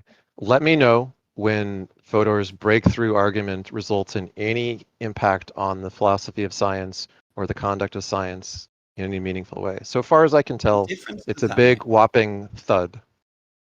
It might not make any... Look, this is an appeal to consequence, right? It might not make any difference to the methodology, to the way people think about natural selection. People might reject it wholesale. People might accept the argument, but the methodology stays more or less the same. That's not what I'm talking about, right? I agree with Fodor that it's not good when a trivial explanation or something that's clearly not science is rebranded as science. He thinks that that's a bad thing, and I agree with him. But I think it's a problem when people strawman how scientists actually work and accuse them of doing something they're not doing. I think that's a problem. I think Fodor does more harm than good, because what he's mostly criticizing is a caricature of how scientists operate. That's not how they actually operate, on the assumption that he's spotted some big problem with how they're using the language, which is not how they actually use the language. Where is his line of reasoning going wrong? In that any scientist just says simpliciter that the theory of natural selection by itself is just what's going to predict what traits are selected for. That's not the case. Even Darwin said that is not the case. Fodor doesn't say that that scientists are saying that necessarily. He's saying that that's what they're, I think, committed to when they're saying that it's a scientific theory in the meaningful straw man. sense. Show me a scientist, show me an actual writing by a scientist who's using the theory of natural selection in their writing, who's doing the thing that Fodor accuses them of doing. Now, he's not going to find that. What he's going to say is, well, they're doing natural history. They're using all these other hypotheses. They're using biology. They're using, cellular mechanisms. They're using all this other stuff. And they're generating with that, and the natural selection could be left out, right? However, if we draw a box... Right, but however, if we draw a box around two kinds of selection, artificial selection and non-artificial selection, and we say all these scientific explanations are non-artificial selection, and the other kind is artificial selection, Fodor is going to agree that there's a box called non-artificial selection. He just doesn't like a particular way that he thinks scientists are implying it should be used, which none of them are actually using it as. They don't simply argue just on the theory of natural selection alone. You can make the predictions about what's selected for. They argue that there's two kinds of explanations. One is natural, one is artificial, and the kind that we think is responsible for most of biological speciation is the natural kind. That's not disputed. Fodor doesn't even dispute that. He just argues about, like a straw man, how scientists don't actually do biology or employ the theory. So I still don't really understand where you're disagreeing with his line of reasoning. So I'm gonna get sick of repeating myself. So let me put it this way: I've asked you several times to stop saying how are you disagreeing with the reasoning, and to provide me an example of the straw man Fodor claims scientists are doing actually happening. And So I just say, okay, in so 20 let me minutes, just sort I of am be going to clear. sneak out. Right back to you guys. Okay. If Fodor has a real argument with the way scientists are actually using the idea of natural selection, then he should be able to show me an example of that as some kind of like howler problem, right? But what we're going to find is he's just going to characterize all the things they're doing right as natural history and say that natural selection wasn't the theory that did the prediction, when that's exactly what Darwin and everyone else was saying. Natural selection is a category of selection mechanisms which Darwin, Fodor, you, and I all agree exist and are operating. The only thing that we're disagreeing about is how Fodor thinks one ought use it semantically or classify as a theory or something else. We're not disagreeing in any substantive way. So that might be true, which is why I keep asking you where in his line of reasoning he goes wrong, right? Because if we disagree, but we don't That it's disagree relevant on to anything anyone. substantial, it's a distinction without a difference. Meaning that you can say, "Oh, this is natural history instead of Saying natural it's not selection," relevant but it's the exact is same not concept. It doesn't actually matter. disagreeing with the line of reasoning. It might not Okay, be relevant to so what you why are care you adding about. a new That's not term to actually describe an already existing line of reasoning? There's no need because I to. think that, yeah, because I think that I agree with Fodor that it's not a good look when some banal truth, or however T-Jump pronounce it, some sort of trivial truth is masquerading as um, a, a scientific theory. I think that's not a good thing to do. I think that So people quick should. question. Are you claiming that like the idea of natural selection didn't affect like a profound change in how biologists worked and made explanations for natural organisms? Sorry, say that again. The theory of Okay. natural selection. So yeah, would you say that the theory of natural selection had no impact on the way that explained natural organisms? Yeah, the trivial truth had no impact. I don't think a trivial Okay. truth can have any So a impact. trivial truth should have no impact, but okay, this is like kind of, I mean, this might seem like a joke argument, but just for the sake of simplifying it, a Sure. trivial scientific theory should have no impact if it's trivial. Would you agree? I'm not sure if that's entirely true. I don't. Well, I it need to sounds think like about you're that. saying, okay, well, let's just put it this way. Fodor thinks that the theory of natural selection is trivial. Trivial arguments should have very little impact on the way science is conducted. The theory of natural selection had a like groundbreaking watershed impact that reshaped how biology is done. The theory of natural selection did not have at least a trivial impact on the conduct of science. Fodor's idea that it's trivial has had a trivial impact on the theory of science. Fodor's argument about natural selection and its status is arguably trivial with regards to the conduct of biology. This is why I find it really obnoxious to argue with you about it when all you say is like, what's wrong with the argument? Is it intentional or extensional? But when asked for any evidence that it has any impact on biology, you can't provide any. Because that's not what I'm talking about. You're just talking about something different to what I want to talk about. So now, No, we just don't care. well, yeah, that's fine. If you don't care, then just say you don't care about the argument. That's fine. But look, the point is that now I don't deny that Darwin's writing had a massive impact on biology and science. Right? I don't deny that. That's obviously true. What I'm denying is that natural selection, that principle that if phenotype P is a cause of fitness, then phenotype P will come to fixation. I'm denying that that has any meaningful relevance. You can take that whole idea out and just talk about universal common ancestry, and historical explanation for changes in phenotypes. You don't need to talk about natural selection at all, right? Now that part, right? Universal common ancestry, pressures in environment, those things like that. Okay, Great. so let me put it this way. That's- If I draw a circle around all the so-called causes of natural If selection it's about the pressures, impact of and the you argument, agree I'm that not all of those exist, I'm not and interested in the impact. if I draw that circle, you say that circle is a meaningless, trivial circle. I'm not interested in But it talking is about meaning. making a meaningful distinction between natural causes and artificial I just causes. want to talk But you about think whether it's he's right trivial. or wrong. I just want to talk about whether the argument's sound or not. I don't care about this whole impact is a different story. I think we've been arguing long enough about Fodor on a stage that's about whether Do you think philosophy that he of do you think that he makes a religion mistake in the suggests that argument or God not? exists. I think Do he you makes think a mistake in making an argument that is trivial, that contributes nothing to the conduct of the sciences.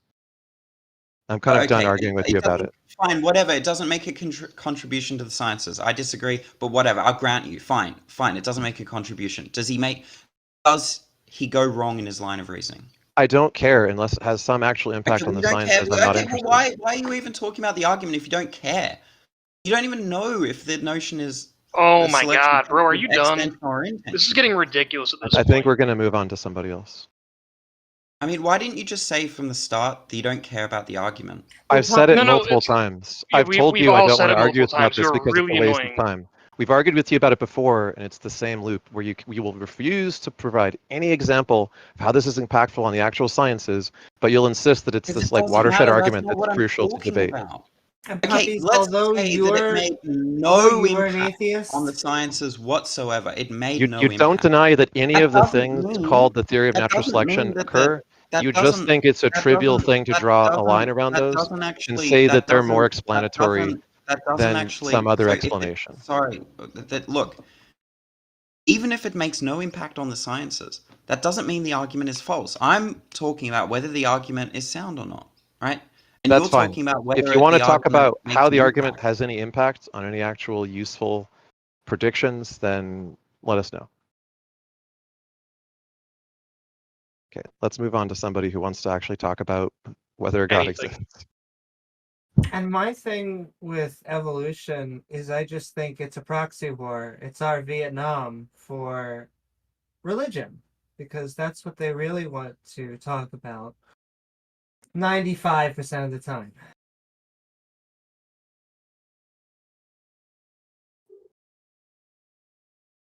Because maybe not him, but they have an answer for the diversity of life, and it's God. Well, that's just God out of the gaps, if nothing else. Indeed, indeed. I always found it weird as well that the meat eating came from Noah's flood. Not sin, but actually just like a really big amount of water.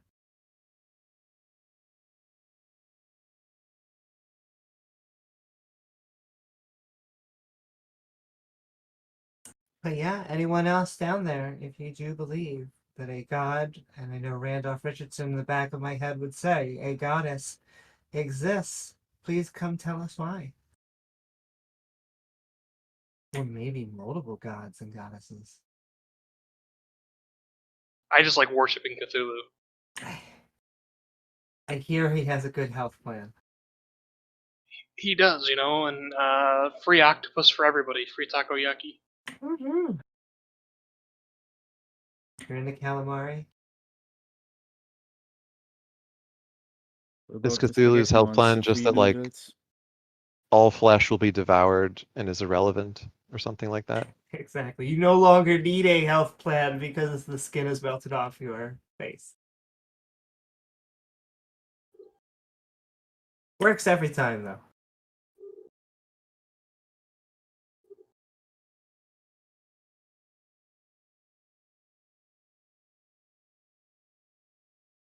But yes, I think there are no more theists left in the universe, or at least we can say on Earth. Let's not get too cocky. Silverus, how's it going? Good. How are you guys? That was a long-winded discussion. Holy shit. Calling it a discussion is generous.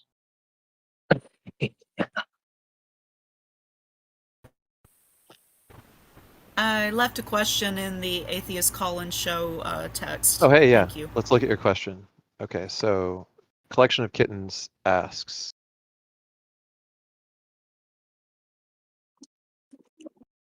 okay, I'm going to read what she wrote.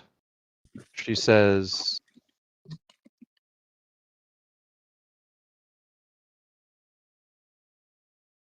It looks like it got deleted. wait, did your original My question get deleted? Are you serious? Yeah.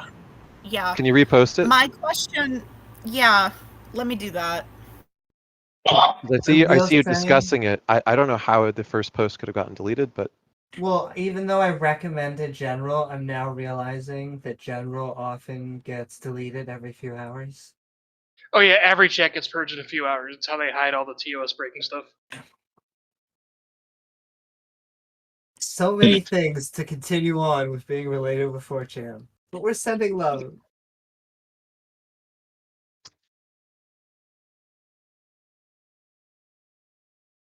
okay. Is there a way to prove or disprove faith scientifically, or is the human mind too flawed for that to be possible? I mean, I like T-Jump's answer to that. Testable, verifiable hypotheses. Yeah, it really depends what you mean by faith, because I always say if you mean by hope, by confidence, and I think other skeptics, I say me, other skeptics would also agree that sure, we can have hope, we can have confidence that our partners love us, that we're gonna make a really good meal tonight or whatever. But if you mean faith as in a communication or a trust in a deity that we don't believe exists, then yeah. Separating those two things out. It depends. Yeah, it depends on what you mean by faith. So if we are going to go by one of the definitions, which is belief in something for which there is no proof, it doesn't necessarily mean that a person who thinks there is no proof is correct, right? So a person could believe on faith, but it could turn out that the proposition they believe on faith is investigable. And this comes up in science, right? We have scientific hypotheses that are either falsifiable or unfalsifiable. And sometimes a seemingly unfalsifiable theory today maybe has some like very far out possible falsifiability. Like, you know, for instance, in like multiverse stuff, people usually assume the other universes wouldn't be accessible to ours. But in some versions of cosmology, another universe could leave an after effect. A good example of this is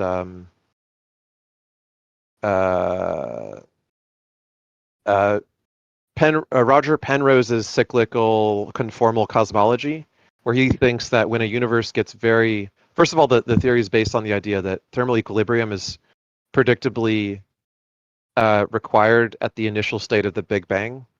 Thermal equilibrium could occur when the universe is very spread out and has like maximum entropy.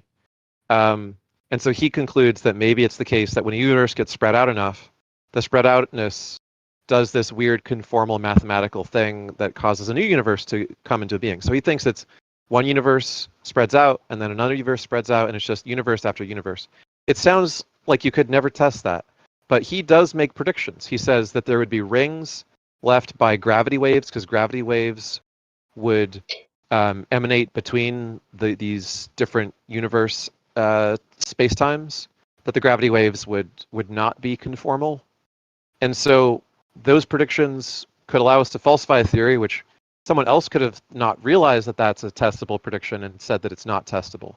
So I think that's true. If you think that there's no way to test your faith, maybe think harder about it. There could be that you have a faith that is testable, you just haven't really thought of a way to do so, or you're not trying to do so. And if you look into it, depending on which kind of faith you have, it may be just a belief in a traditional religion that actually does make testable predictions. For instance, if you believe in the Christian God, the Christian religion makes lots of predictions. It makes historical claims. It makes claims based on Judaism's claims. There's like thousands of historical claims which Christianity, being the word of God, would be falsified by. If any number of these things were found to be false, then it wouldn't be the word of God anymore on a like inerrantist Word of God view, for instance. So it depends on what kind of God or faith you have, and whether or not you have reason to think that it's untestable or not. It could be that you just haven't considered how to test it hard enough.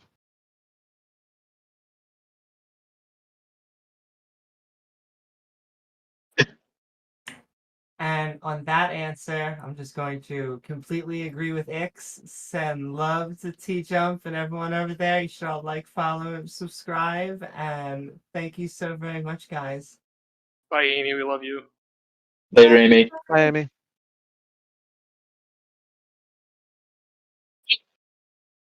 Okay, so Collection of Kittens had a follow-up to that. She says, for example, the Bible kind of postulates we prove the existence of God backwards, we believe, and then we find evidence. Yeah, that's And called post hoc reasoning. yeah, now it could still be successful, right? So a person could have like a bad reason for believing in something or a weak reason for believing in something, and it could end up being a true hypothesis. A good example of this would be Giordano Bruno, who thought that there were other worlds orbiting other stars throughout the universe, and his reason for believing this was he had a dream about it. He wasn't Galileo. He didn't use a telescope. As far as I know, he didn't have any empirical basis for it other than kind of thinking about the Earth and imagining what other things in the sky could be like from his dream. But he turned out to be right. So yeah, you could have a weak reason to believe initially and then come up with a strong reason later. It's not impossible, but it is if your only reason for accepting or believing things is just because they agree with what you believe in for weak reasons, that's going to be unlikely to result in accurate predictions based on there just being no justification to think that it will. Doesn't mean that it can't, but there's nothing to suppose that it will.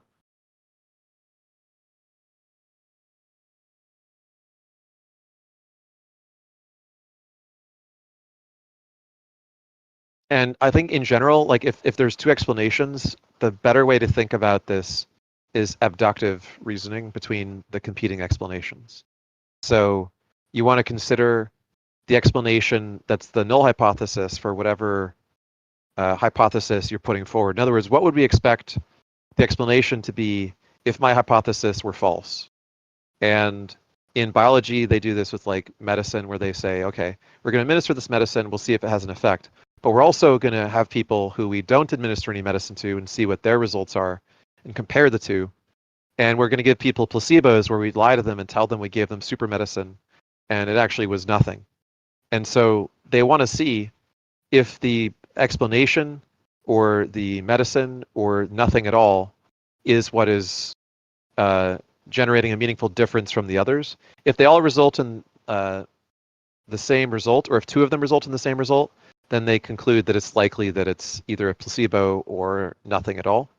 And so if you're believing in the Bible, but you're not exploring the possibility of what would the world be like if there wasn't a God, if you're not actually seriously exploring that possibility, then you're going to just be kind of cherry picking the results that agree with you, which is the motivated reasoning part that was pointed out. If the world looks on the non-God explanation like it can be predicted with great detail, and if God doesn't really predict anything that's not post hoc, in other words, it's not just saying, well, the world is the way it is because God did it.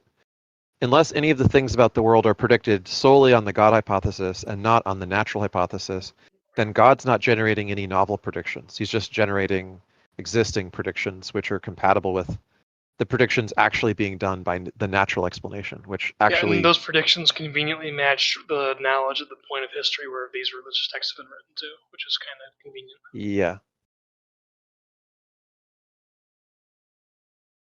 Yep.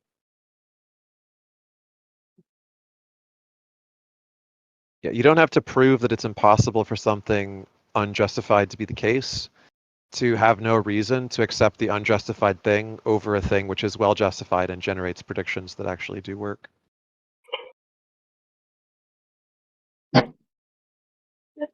Okay, what was the other question?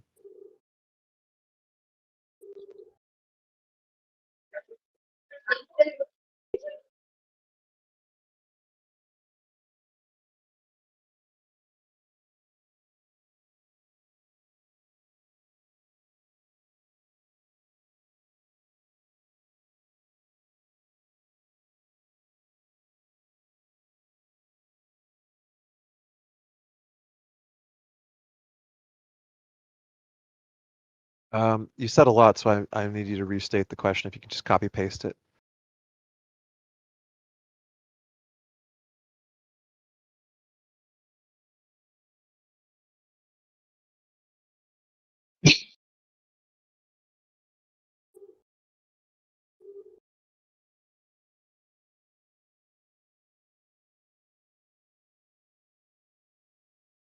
Okay, so the question is, you and other atheists make the claim that your purpose in questioning religion is to create a better and more peaceful world. My take on this is to bring peace to people. You should communicate to them through their existing beliefs. The thing the US does, where a small collection of atheists see themselves as at war with religion and faith in general, just leaves people embittered and less likely to seek scientific truth in other areas. That's actually a bit dangerous in your opinion. I'll let other people start with this one. I said a lot last time. Well, I think that there's a majority. That's tough because it can go either way. You do have the. I think we'd have to gather a serious collection of data that indicated one way or the other, which was posing more harm on society, whether directly or indirectly, and come to some sort of conclusion on how to address it successfully. I mean, at least in the United States, there's, I don't know, again, I don't know the data definitely if there's more anti-theist atheists specifically. But it wouldn't surprise me just due to the fact that in the United States specifically, there are large bodies of American Christians who want to impose a political system based off of their religious beliefs, and that is dangerous to society.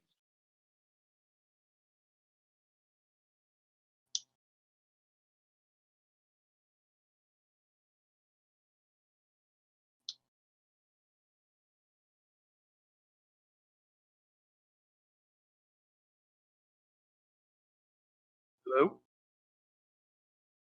Anybody else have thoughts? I try not to have intrusive thoughts. Does that count? No, on like Yes, that counts. what's working. So I'm gonna post a graph in the chat, and I'm gonna argue that you're empirically wrong about the trend, even though I agree that lots of attempts at argument can backfire. So I think the trend shows that religiously unaffiliated is growing very rapidly in the inverse of Christians, basically. And so it does seem like people are growing dissatisfied with religion at a very high rate. And so whatever backfiring is occurring, which I think is regrettable, I wish people would communicate in a way which is as most agreeable and least offensive. But it does seem to be working, even warts and all. Like, I think that's fair to say that despite a lot of both atheists and Christians being awkward when they have these conversations, and it being uncomfortable and maybe turning some people off, it does seem to be just not the case that this is backfiring. Like, if there was some big movement of how the atheists are bad and therefore this trend reversed, like, this might be a more serious problem that we would have to reconsider, like trying to get all atheists to argue the right way. But I think despite the fact that lots of people have really awkward conversations that don't go well on this topic, the question is, what is the best way to go about it? And I think even though it's not the case that it's like overall backfiring, it would be better if people could argue in terms that are closest to what a person's prepared to accept. My own personal preference is to do something that's a mixture of the two. I personally prefer to engage a person by first arguing against whatever epistemic problem I think they have, which even another Christian or another Muslim who's just slightly different in their beliefs would disagree with them about something and have grounds to think that they're making decisions wrongly that they're choosing their beliefs wrongly, even by another Christian standards. Because I think that's like more systemic and predictive of how they're going to make future decisions if they consider epistemology rather than just that they consider particular beliefs. So I'm going to say something like, well, it seems like, by your particular usage of faith, whatever you have experienced, you just don't question it. But it does seem to be the case that others of your faith are going to perhaps think that you're responsible for acting on your beliefs without questioning them or comparing them with others, or like, doing some kind of attempt to fact check or validate the intuitions or like religious experiences that you believe that you've had and what meaning you think that they have. Because even another Christian is going to say, for instance, like, don't drive just because you think Jesus will say that you can drink and drive, or don't sail a ship which has a hole in it just because you have a vision that that ship won't sink because Jesus will protect it. Like, another Christian will stop you and take your keys and prevent you from driving. It has nothing to do with them not believing in God, that they think that you're operating your faith-based decision-making process and epistemology wrongly. That's the first. May I offer an opinion? Yeah, go ahead. So I think what I see a lot is there are people that it doesn't really matter which religion, but what they'll do is they will look for reasonings that they can deduce. This must be God. They let's say they're going to go to a party with friends, then all of a sudden their ride gets canceled, can't go to the party, and then the cops show up and bust everyone for underage drinking. And they say, "Oh man, that must have been a sign from God for me to not go to this party." That's more attributing God to reasoning where he's not required. That's what I kind of observed. Do you agree or disagree with that? That's a good point. Yeah, I was missing my car keys and then I found them. Must be God. Yep. Yeah, I think that is a very common pattern, and this comes up a lot, that whatever claim they're making, there's going to be some specific explanation for the natural explanation alternative that they need so that they compare the two and see that there's a very strong alternative to their God explanation. And that's an example that you just gave, right? Is that this isn't a miracle, it's a naturally occurring thing. Here's the best explanation for how it actually occurred. And the particular version of that they're going to need is going to vary depending on what kind of faith belief they have. But in the case of like believing that like a happy accident is a miracle from God, then yeah, they need to consider statistics and natural likelihoods, and the fact that if you cherry pick and only have one anecdotal example, like your own personal life, any seeming coincidence can seem like a miraculous intercession on your behalf. Well, that's kind of the point, isn't it? Because God is more present in their lives, the more faithful they are. But the perception that he is, yeah. Yes. So like that's a line that I go down frequently, is the miracles are explainable by natural statistics route, but there's others that the specific natural explanation they need is going to vary. But that's the second step. So the first step that I usually focus on is like, what is a good way of reasoning about what's true, even by the lights of other Christians? So I usually try to argue them to a more reasonable version of Christian epistemology or whatever religious epistemology than the one they're currently operating on. Like if I'm talking to like a literalist or an inerrantist or just someone who thinks that like it's all true 100% because the book says so, I'm going to just say, well, here's another Christian point of view that doesn't agree with that. Why are they wrong? Even though that's not my position. But I think that's more easy for them to consider. And then the second thing I'm going to say is, well, okay, and what's the alternative explanation for the same thing? Like the way the Bible is explained by natural historical developments in Christian political circles and so on. And then I encourage them to consider what of these two explanations is more likely. If you really investigate it, are you going to come to the conclusion that the God did it explanation is more likely true than the natural causes completely account for this thing and leave no room for God to have done it as an explanation, unless the way God does things is by making everything that he does just look like it occurs completely naturally without him. Well, If yes, that's your God acts idea in of God, mysterious ways, don't forget. but that's not just God acts in mysterious ways. That's God acts in ways mysterious, indistinguishable from not God ways. This is divine hiddenness, right? Like if everything we attribute to God is explained by things that don't require God to explain, then God is not an God explanation. isn't required. Yeah. Yeah, I do agree. I think at some point you have to be able to very graciously enter their worldview from whatever theological standpoint they're in, and kind of work your way back out of it from there. Um, and that can be really difficult.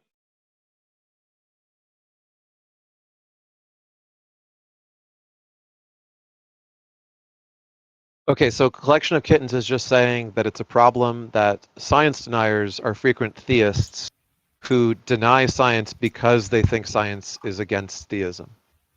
Yeah, when I talk to people, I frequently start with saying, "Hey, you know that Catholics believe in this? Why don't you believe in it?" And if they say something about how Catholics are evil or whatever, I'm just like, "Yeah, but they're also Christian." So you can't Kind of like a say. form of street epistemology. Well, I'm just arguing them to the nearest reasonable Christian. Like I'm just saying, "Hey, Right, right. here's a reasonable Christian," because I know lots of reasonable Christians. I know really smart Christians, and I say, "Look, here's a good Christian argument for why you should, accept the science," and it's made by like early Christian patriarchs who said, like the natural world is God's work that we are discovering and understanding through investigation. And we can show examples like flat Earth that were abandoned because, they looked at the science and they accepted this is how God actually does it. Whatever we thought, we misunderstood. We can look at the geocentric model of the solar system. For a while, they persecuted people for teaching it, and then they accepted it because they had telescopes, and they looked at the telescopes and they said, whatever the telescope shows, God did that. So we can't argue that the telescope picture is wrong just because we misunderstood the scripture and didn't expect to see this. So yeah, I agree. Like you want to argue with people that you can be a theist and be a scientist, and I do that frequently. You can also be a theist and not be a Christian. I think that's something that's hard to get to for a lot of current Christians, but that's definitely a jumping off point that you could definitely move them towards, is understanding that, hey, look, clearly the historical evidence and the veracity of it is just not there, but you can still be some type of theist. Yeah. Or at the very least, you can hold like Christian values, even if you don't believe in the Christian God, which for the most part, right, the way that the reasonable Christians present them, I don't really disagree with anything in there.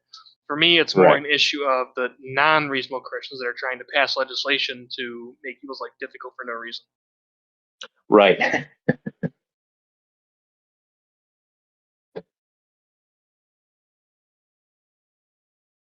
I've made the joke before that my whole agenda is I want to be left alone by the government. Passing laws to make my life difficult for no reason is not a way to do that.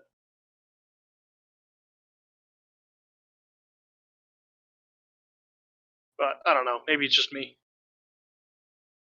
No, I think there's quite a few people that feel that sentiment, and I think there's even quite a few Christians that feel that sentiment, because they also, like we said, the rational Christians would say, oh well, for instance, a common question: if a total Christian nationalist theocratic state was to be enacted upon, and are you going to, or persecute, or not persecuting, but arresting other religious traditions that don't Well, adhere to they don't have to be other religious traditions. They can just be things that religion, whoever's in power, deems to be degenerate.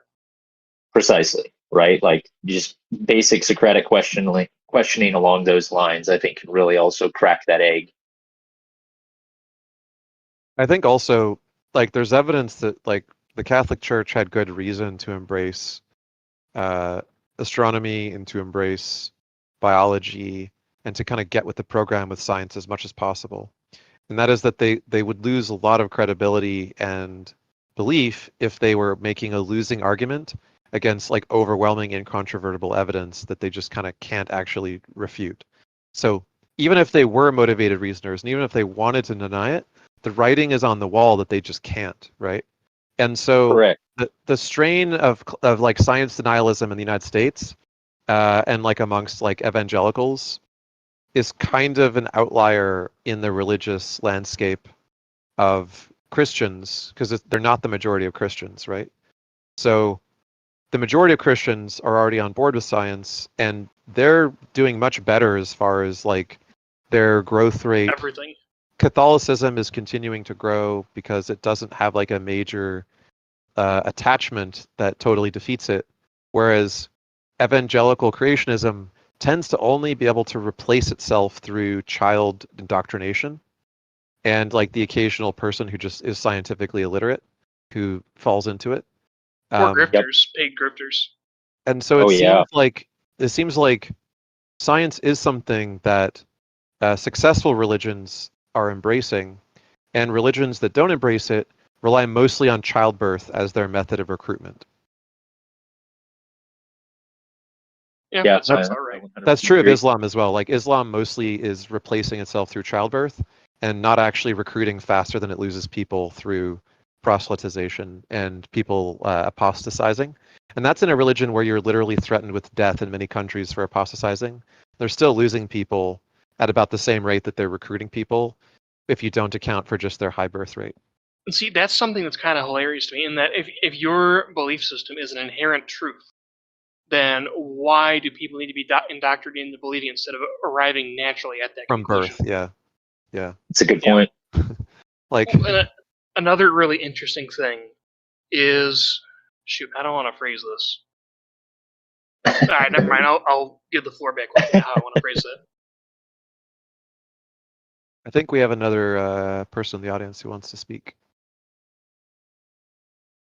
Oh boy, Uh, goons in whatever that other word is. Goons in Hyger.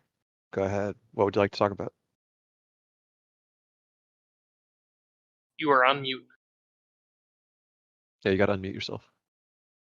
Go ahead. There we go. Oh, sorry. Were you talking to me? Yeah, go ahead. What would you like to talk about? Is T-Jump still here? I think he stepped away for a minute. He's still on the stage, but he's like, he said he was eating or something. Oh, he's back. Cool. We found him. See, we prayed to T-Jump and he arrived. Therefore, T-Jump is the one true religion.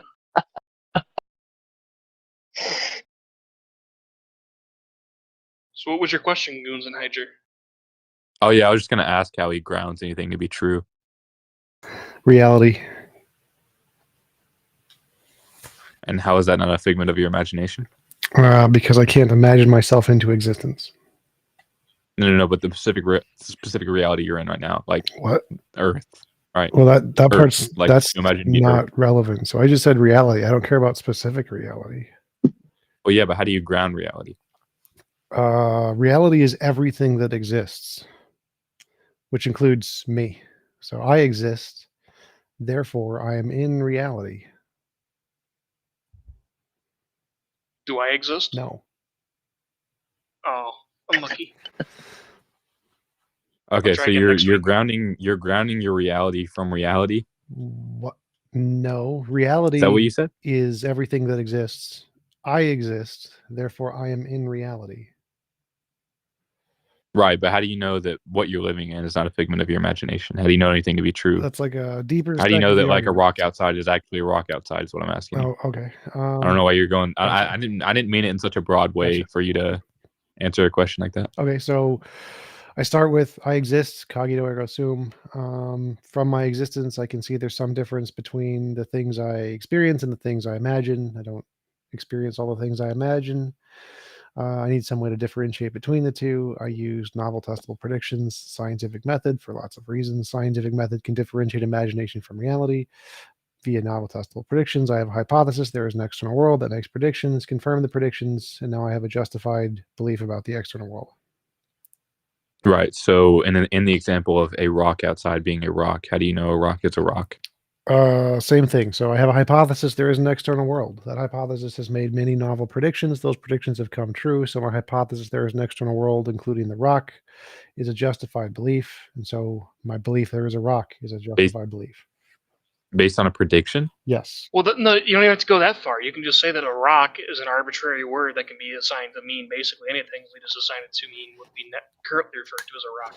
I think he's asking specifically the thing to which we get sense experience of a hard object on the ground over there. How do you know it's not a figment of your imagination? And the justification is novel predictions about the external world via science. Yeah, but how do you know? How do you know you can trust novel predictions about the external world? Because they accurately predict the future, and your imagination doesn't accurately predict the future, and so the predictions made by the scientific hypothesis are more likely to correspond to reality than your imagination. Right. I'm asking you how you know that's real, though. I just answered that. So if I can accurately predict the future with the hypothesis, and my imagination is not very good at accurately. That's not an answer to it the is. question. It is. I don't. Maybe you just don't. That's not an Maybe you're answer. just not smart enough to understand That's it. not an answer to the It question. is. So I'll ask it is. again, and if you don't, Your server that's- muted. So it is an answer to the question. You're just too stupid to understand it. So if you have a hypothesis, there is an external world, and that hypothesis makes successful predictions about the future and gets them right. And your imagination is very bad at making successful predictions about the future and getting them right. Then there's some difference between your imagination and reality. And if the hypothesis gets more of the predictions right than your imagination, then the hypothesis, like there's an external world, is more likely to be true about reality than your imagination. So if the hypothesis is there is an external world and there's a rock over there, and that hypothesis makes predictions that your imagination doesn't, then that hypothesis is justified to believe that there is an external world and there's a rock over there. Very simple.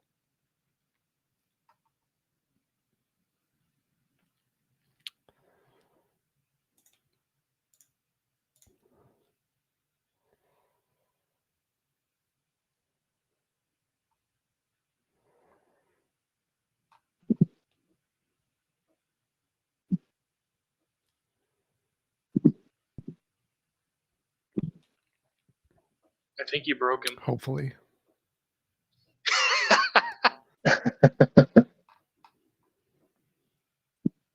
Oh, I'm on. Oh, okay. I'm unmuted now. No, that still doesn't answer the question. Directly, I'm asking you how you know you can trust whatever the future you may like. Your imagination is of the future. How do you know that's not again a figment of your imagination? So again, your imagination is bad at predicting the future. Does not predict the future well. Very bad. Doesn't work. So if you come up with a hypothesis that can predict the future, that hypothesis is more likely to just correspond to reality than your imagination. What about this doesn't make sense? Yeah. So again, whatever happens in the future could still be your imagination. I don't care. You so don't need you can certainty. tell- If your imagination is you don't need. Okay, so you're uncertain about everything. yeah, other than my existence. Okay, great. That's all I needed. That's called fallibilism. It's the consensus in science and philosophy. Maybe do some. No, that's fine. As long as you're willing to concede, you're uncertain about everything. That's fine. Yeah, that's. Are you 100% certain about everything? Wait, no, he can't be uncertain about everything because he's certain that he's uncertain about everything, thus creating a paradox. You know, I'm certain I exist too, so I'm not uncertain about everything, but that's not generally the point. So Well, wait, one sec. reality as you know One sec. So you're uncertain about reality as you know. So fallibilism is the position you don't need certainty for knowledge. That's the consensus among science and philosophy. So if you think you need certainty, you're a dumbass. Learn basic philosophy. So I have evidence that justifies my belief there's an external world. I could have knowledge of the external world, and I don't need certainty. Yeah, I mean, you can frame it however you want, as long as you're conceding that you're no longer certain about anything. Why is it a concession? It's like, hey, I have knowledge and I don't need certainty. Hey, basic philosophy. Congratulations, you've graduated to freshman level philosophy class. That's fine. I mean, I just don't think you'd your worldview would defeat a worldview such as Darth Dawkins. Asserting you know everything isn't actual knowledge, so it easily defeats Darth Dawkins. Dawkins' Well, worldview hold is on. that you Hold can't on. have knowledge without God. I think you could concede that. Yeah, so I think you could concede that if a hypothetical God that is omnipotent could, in fact, it can't. You know, allow us to know. It can't. Objective thing. Well, no. An omnipotent God No, could. it can't. Yes. Like I think. So all of the problems that apply to my worldview about uncertainty also apply to the God worldview. Belief in God doesn't give you certainty. No. So if it's an omnipotent God, makes no difference. It has all ability. Zero difference. That would mean. That would then entail that they have the ability to. Can't do logical contradictions. Yes. No. So if they're omnipotent, meaning there's no limit to their power, can God and that create a wouldn't be rock limit so to heavy power. he can't lift it? This is a yes or no question. Typically, theists say no, God can't do logical contradictions, right? That's typically the answer. I don't see how that's applicable to him. I was just gonna avoid answering altogether. So solving the problem of underdetermination implies a logical contradiction. So if you think you can solve the problem, Sorry, say that again. So like the certainty problem you keep bringing up. The certainty problem is called the problem of underdetermination. There's infinitely many hypotheses that can all explain the data. So contradictory hypotheses. Like say God gives you a vision that he's all powerful or whatever. Well, that could just be aliens. Could have been a delusion. So the fact that Darth Dawkins has a revelation from God does not give him certainty, even though it makes him feel he's certain. It does not give him certainty because that data point can be explained by infinitely many other hypotheses that don't entail a God. And so, for the same reason, I can't be certain, 100% certain that there is an external world because we could be in the Matrix. Darth Dawkins can't be 100% certain that there is a God because his feelings could have been generated by Well, aliens. again, under the hypothetical that there is an omnipotent being, Makes zero difference. That has the ability to enforce certainty in our minds. Makes zero difference. That would not entail a contradiction. You're not. You said that Solving something the problem like of your point was underdetermination just causes a logical contradiction. So yeah, can so your that point was just data that some things- be explained by aliens messing with your brain? Yes. Well, again, the hypothetical Can engage that in this. data be explained by aliens messing with your brain? Can they give you that feeling? Well, we're not engaging in that. We haven't even got No, there this yet. is We're the just talking about certainty. the This is the certainty question. Well, no. We're just talking about the hypothetical of a omnipotent being allowing someone Yes, and this to know something answers for this. The certain. full dilemma is answered by this question: does aliens messing with your brain give an explanation for the full experience Darth Dawkins is having? That's yes or no. I mean, I'm not Darth Dawkins. don't- I'm sure he'd say no, but Okay, he'd be wrong. So that would be the point. Like obviously, his sensation. Well, of Darth being Dawkins never gets certainty- anything wrong. just in the hypothetical, right? Wait. So this is included. So if it's possible that all of the sensations of certainty that he has are explained by aliens, then even if there's an all-powerful God, Well, he wouldn't say it's possible. he would reject the initial well, premise. he's an idiot. So if And you he know would be basic wrong. philosophy, you know it's he would possible. reject the initial premise because he would have his knowledge through God, right? So that's what I'm saying. No. If His it argument fails completely. So if you know anything about philosophy, you stop could say talking. you Stop could talking. I'm going to say mute you. So if you know anything about philosophy, you know Darth Dawkins doesn't have certainty because any applicable criticism he has of regular philosophy will apply to his worldview 100% one-to-one, no matter what. God does not solve the problem of underdetermination. God does not solve Tarski's undefinability theorem. God does not solve Gödel's incompleteness theorem. God does not solve the problem of induction. God solves none of those. So all of the problems that he brings up against regular philosophy also apply to his worldview. And the way to prove this is to say that his feeling of certainty that he gets from his revelation of God can be fully explained by aliens and not God. And so for God, who is an omnipotent being, in order for him to give the kind of knowledge Darth Dawkins is searching for, he would need to be able to provide a solution to all of those problems that does not entail a logical contradiction. The problem is it will necessarily entail a logical contradiction because when you try to solve the problem of underdetermination with anything, it always necessarily entails a logical contradiction, which is why it can't be solved. It's why it's a problem in the first place.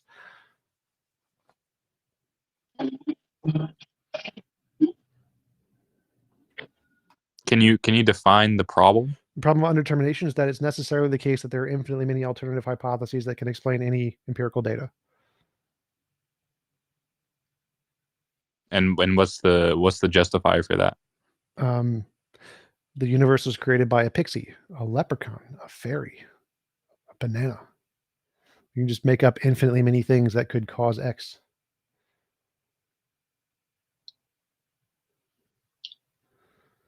Yeah, but what's your justifier for that?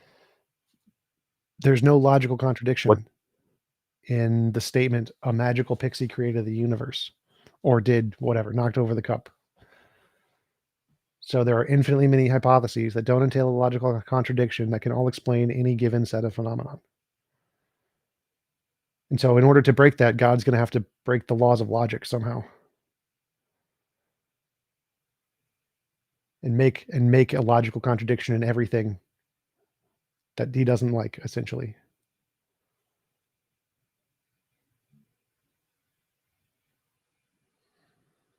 Okay. Well, I mean, I'm not gonna LARP as Darth Dawkins. I just think that is a defeater to your worldview. How? How is saying you don't have certainty a defeater for Well, anything?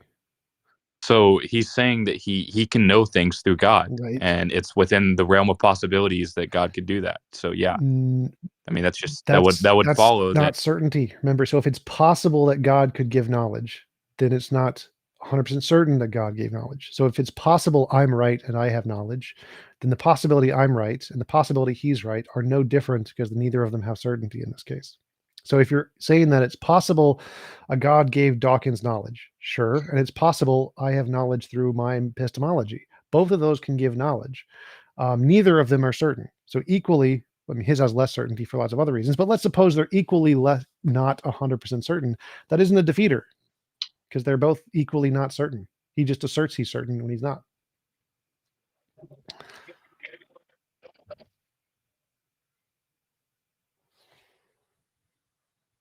So I can also assert I'm certain for no logical reason, just like he does. Would that make mine more plausible? Clearly not. Okay, so I mean, I'll just lay out his argument then. So, like the first premise would just be if the God of the Bible exists, then he would manifest himself in a revelatory way, and then premise 2 would just be that manifestation has occurred, and then the conclusion is that God exists. What's the And the critique of counter that? is that's affirming the consequent. Well, no, it's just affirming the Well, consequent. it's You just don't even have that's to just his address bad it. phrasing of it. Do you- That's fine. You can just forget the affirming the consequent So phrasing. he phrases it like 13 different Yes, ways. I They're know, all affirming the I consequent. know Darth Dawkins is an idiot and doesn't know how to phrase an argument. But let's steelman his position and assume it's not a stupid, invalid argument. Even if that's true, can you be certain of that? That's his critique of other arguments. Do you have certainty? And the answer is Hold no. on. What's the non-affirming the consequent version that you think Darth has ever put forward? Well, he's never put forward a relevant version. I'm trying to steelman his argument Well, he and would imagine one.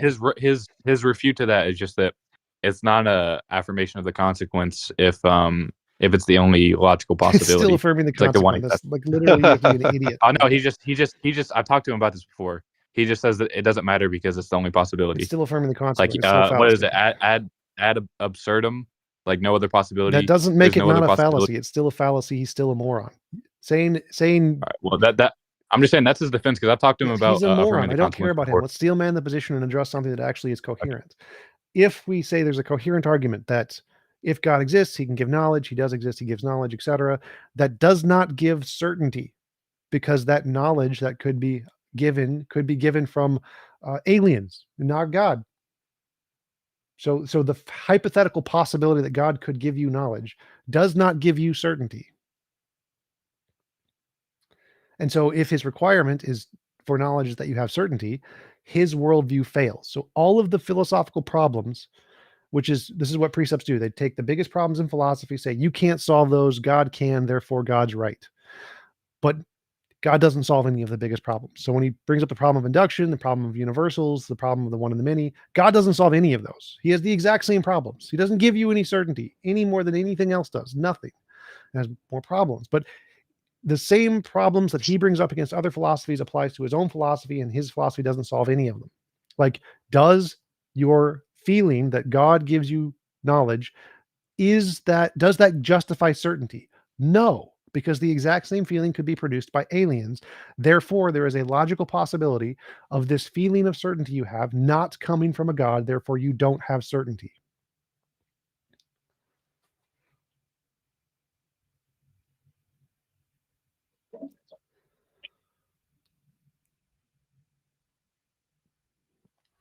All right, I gotta go to work. I'll see you guys later. Bye, T-John.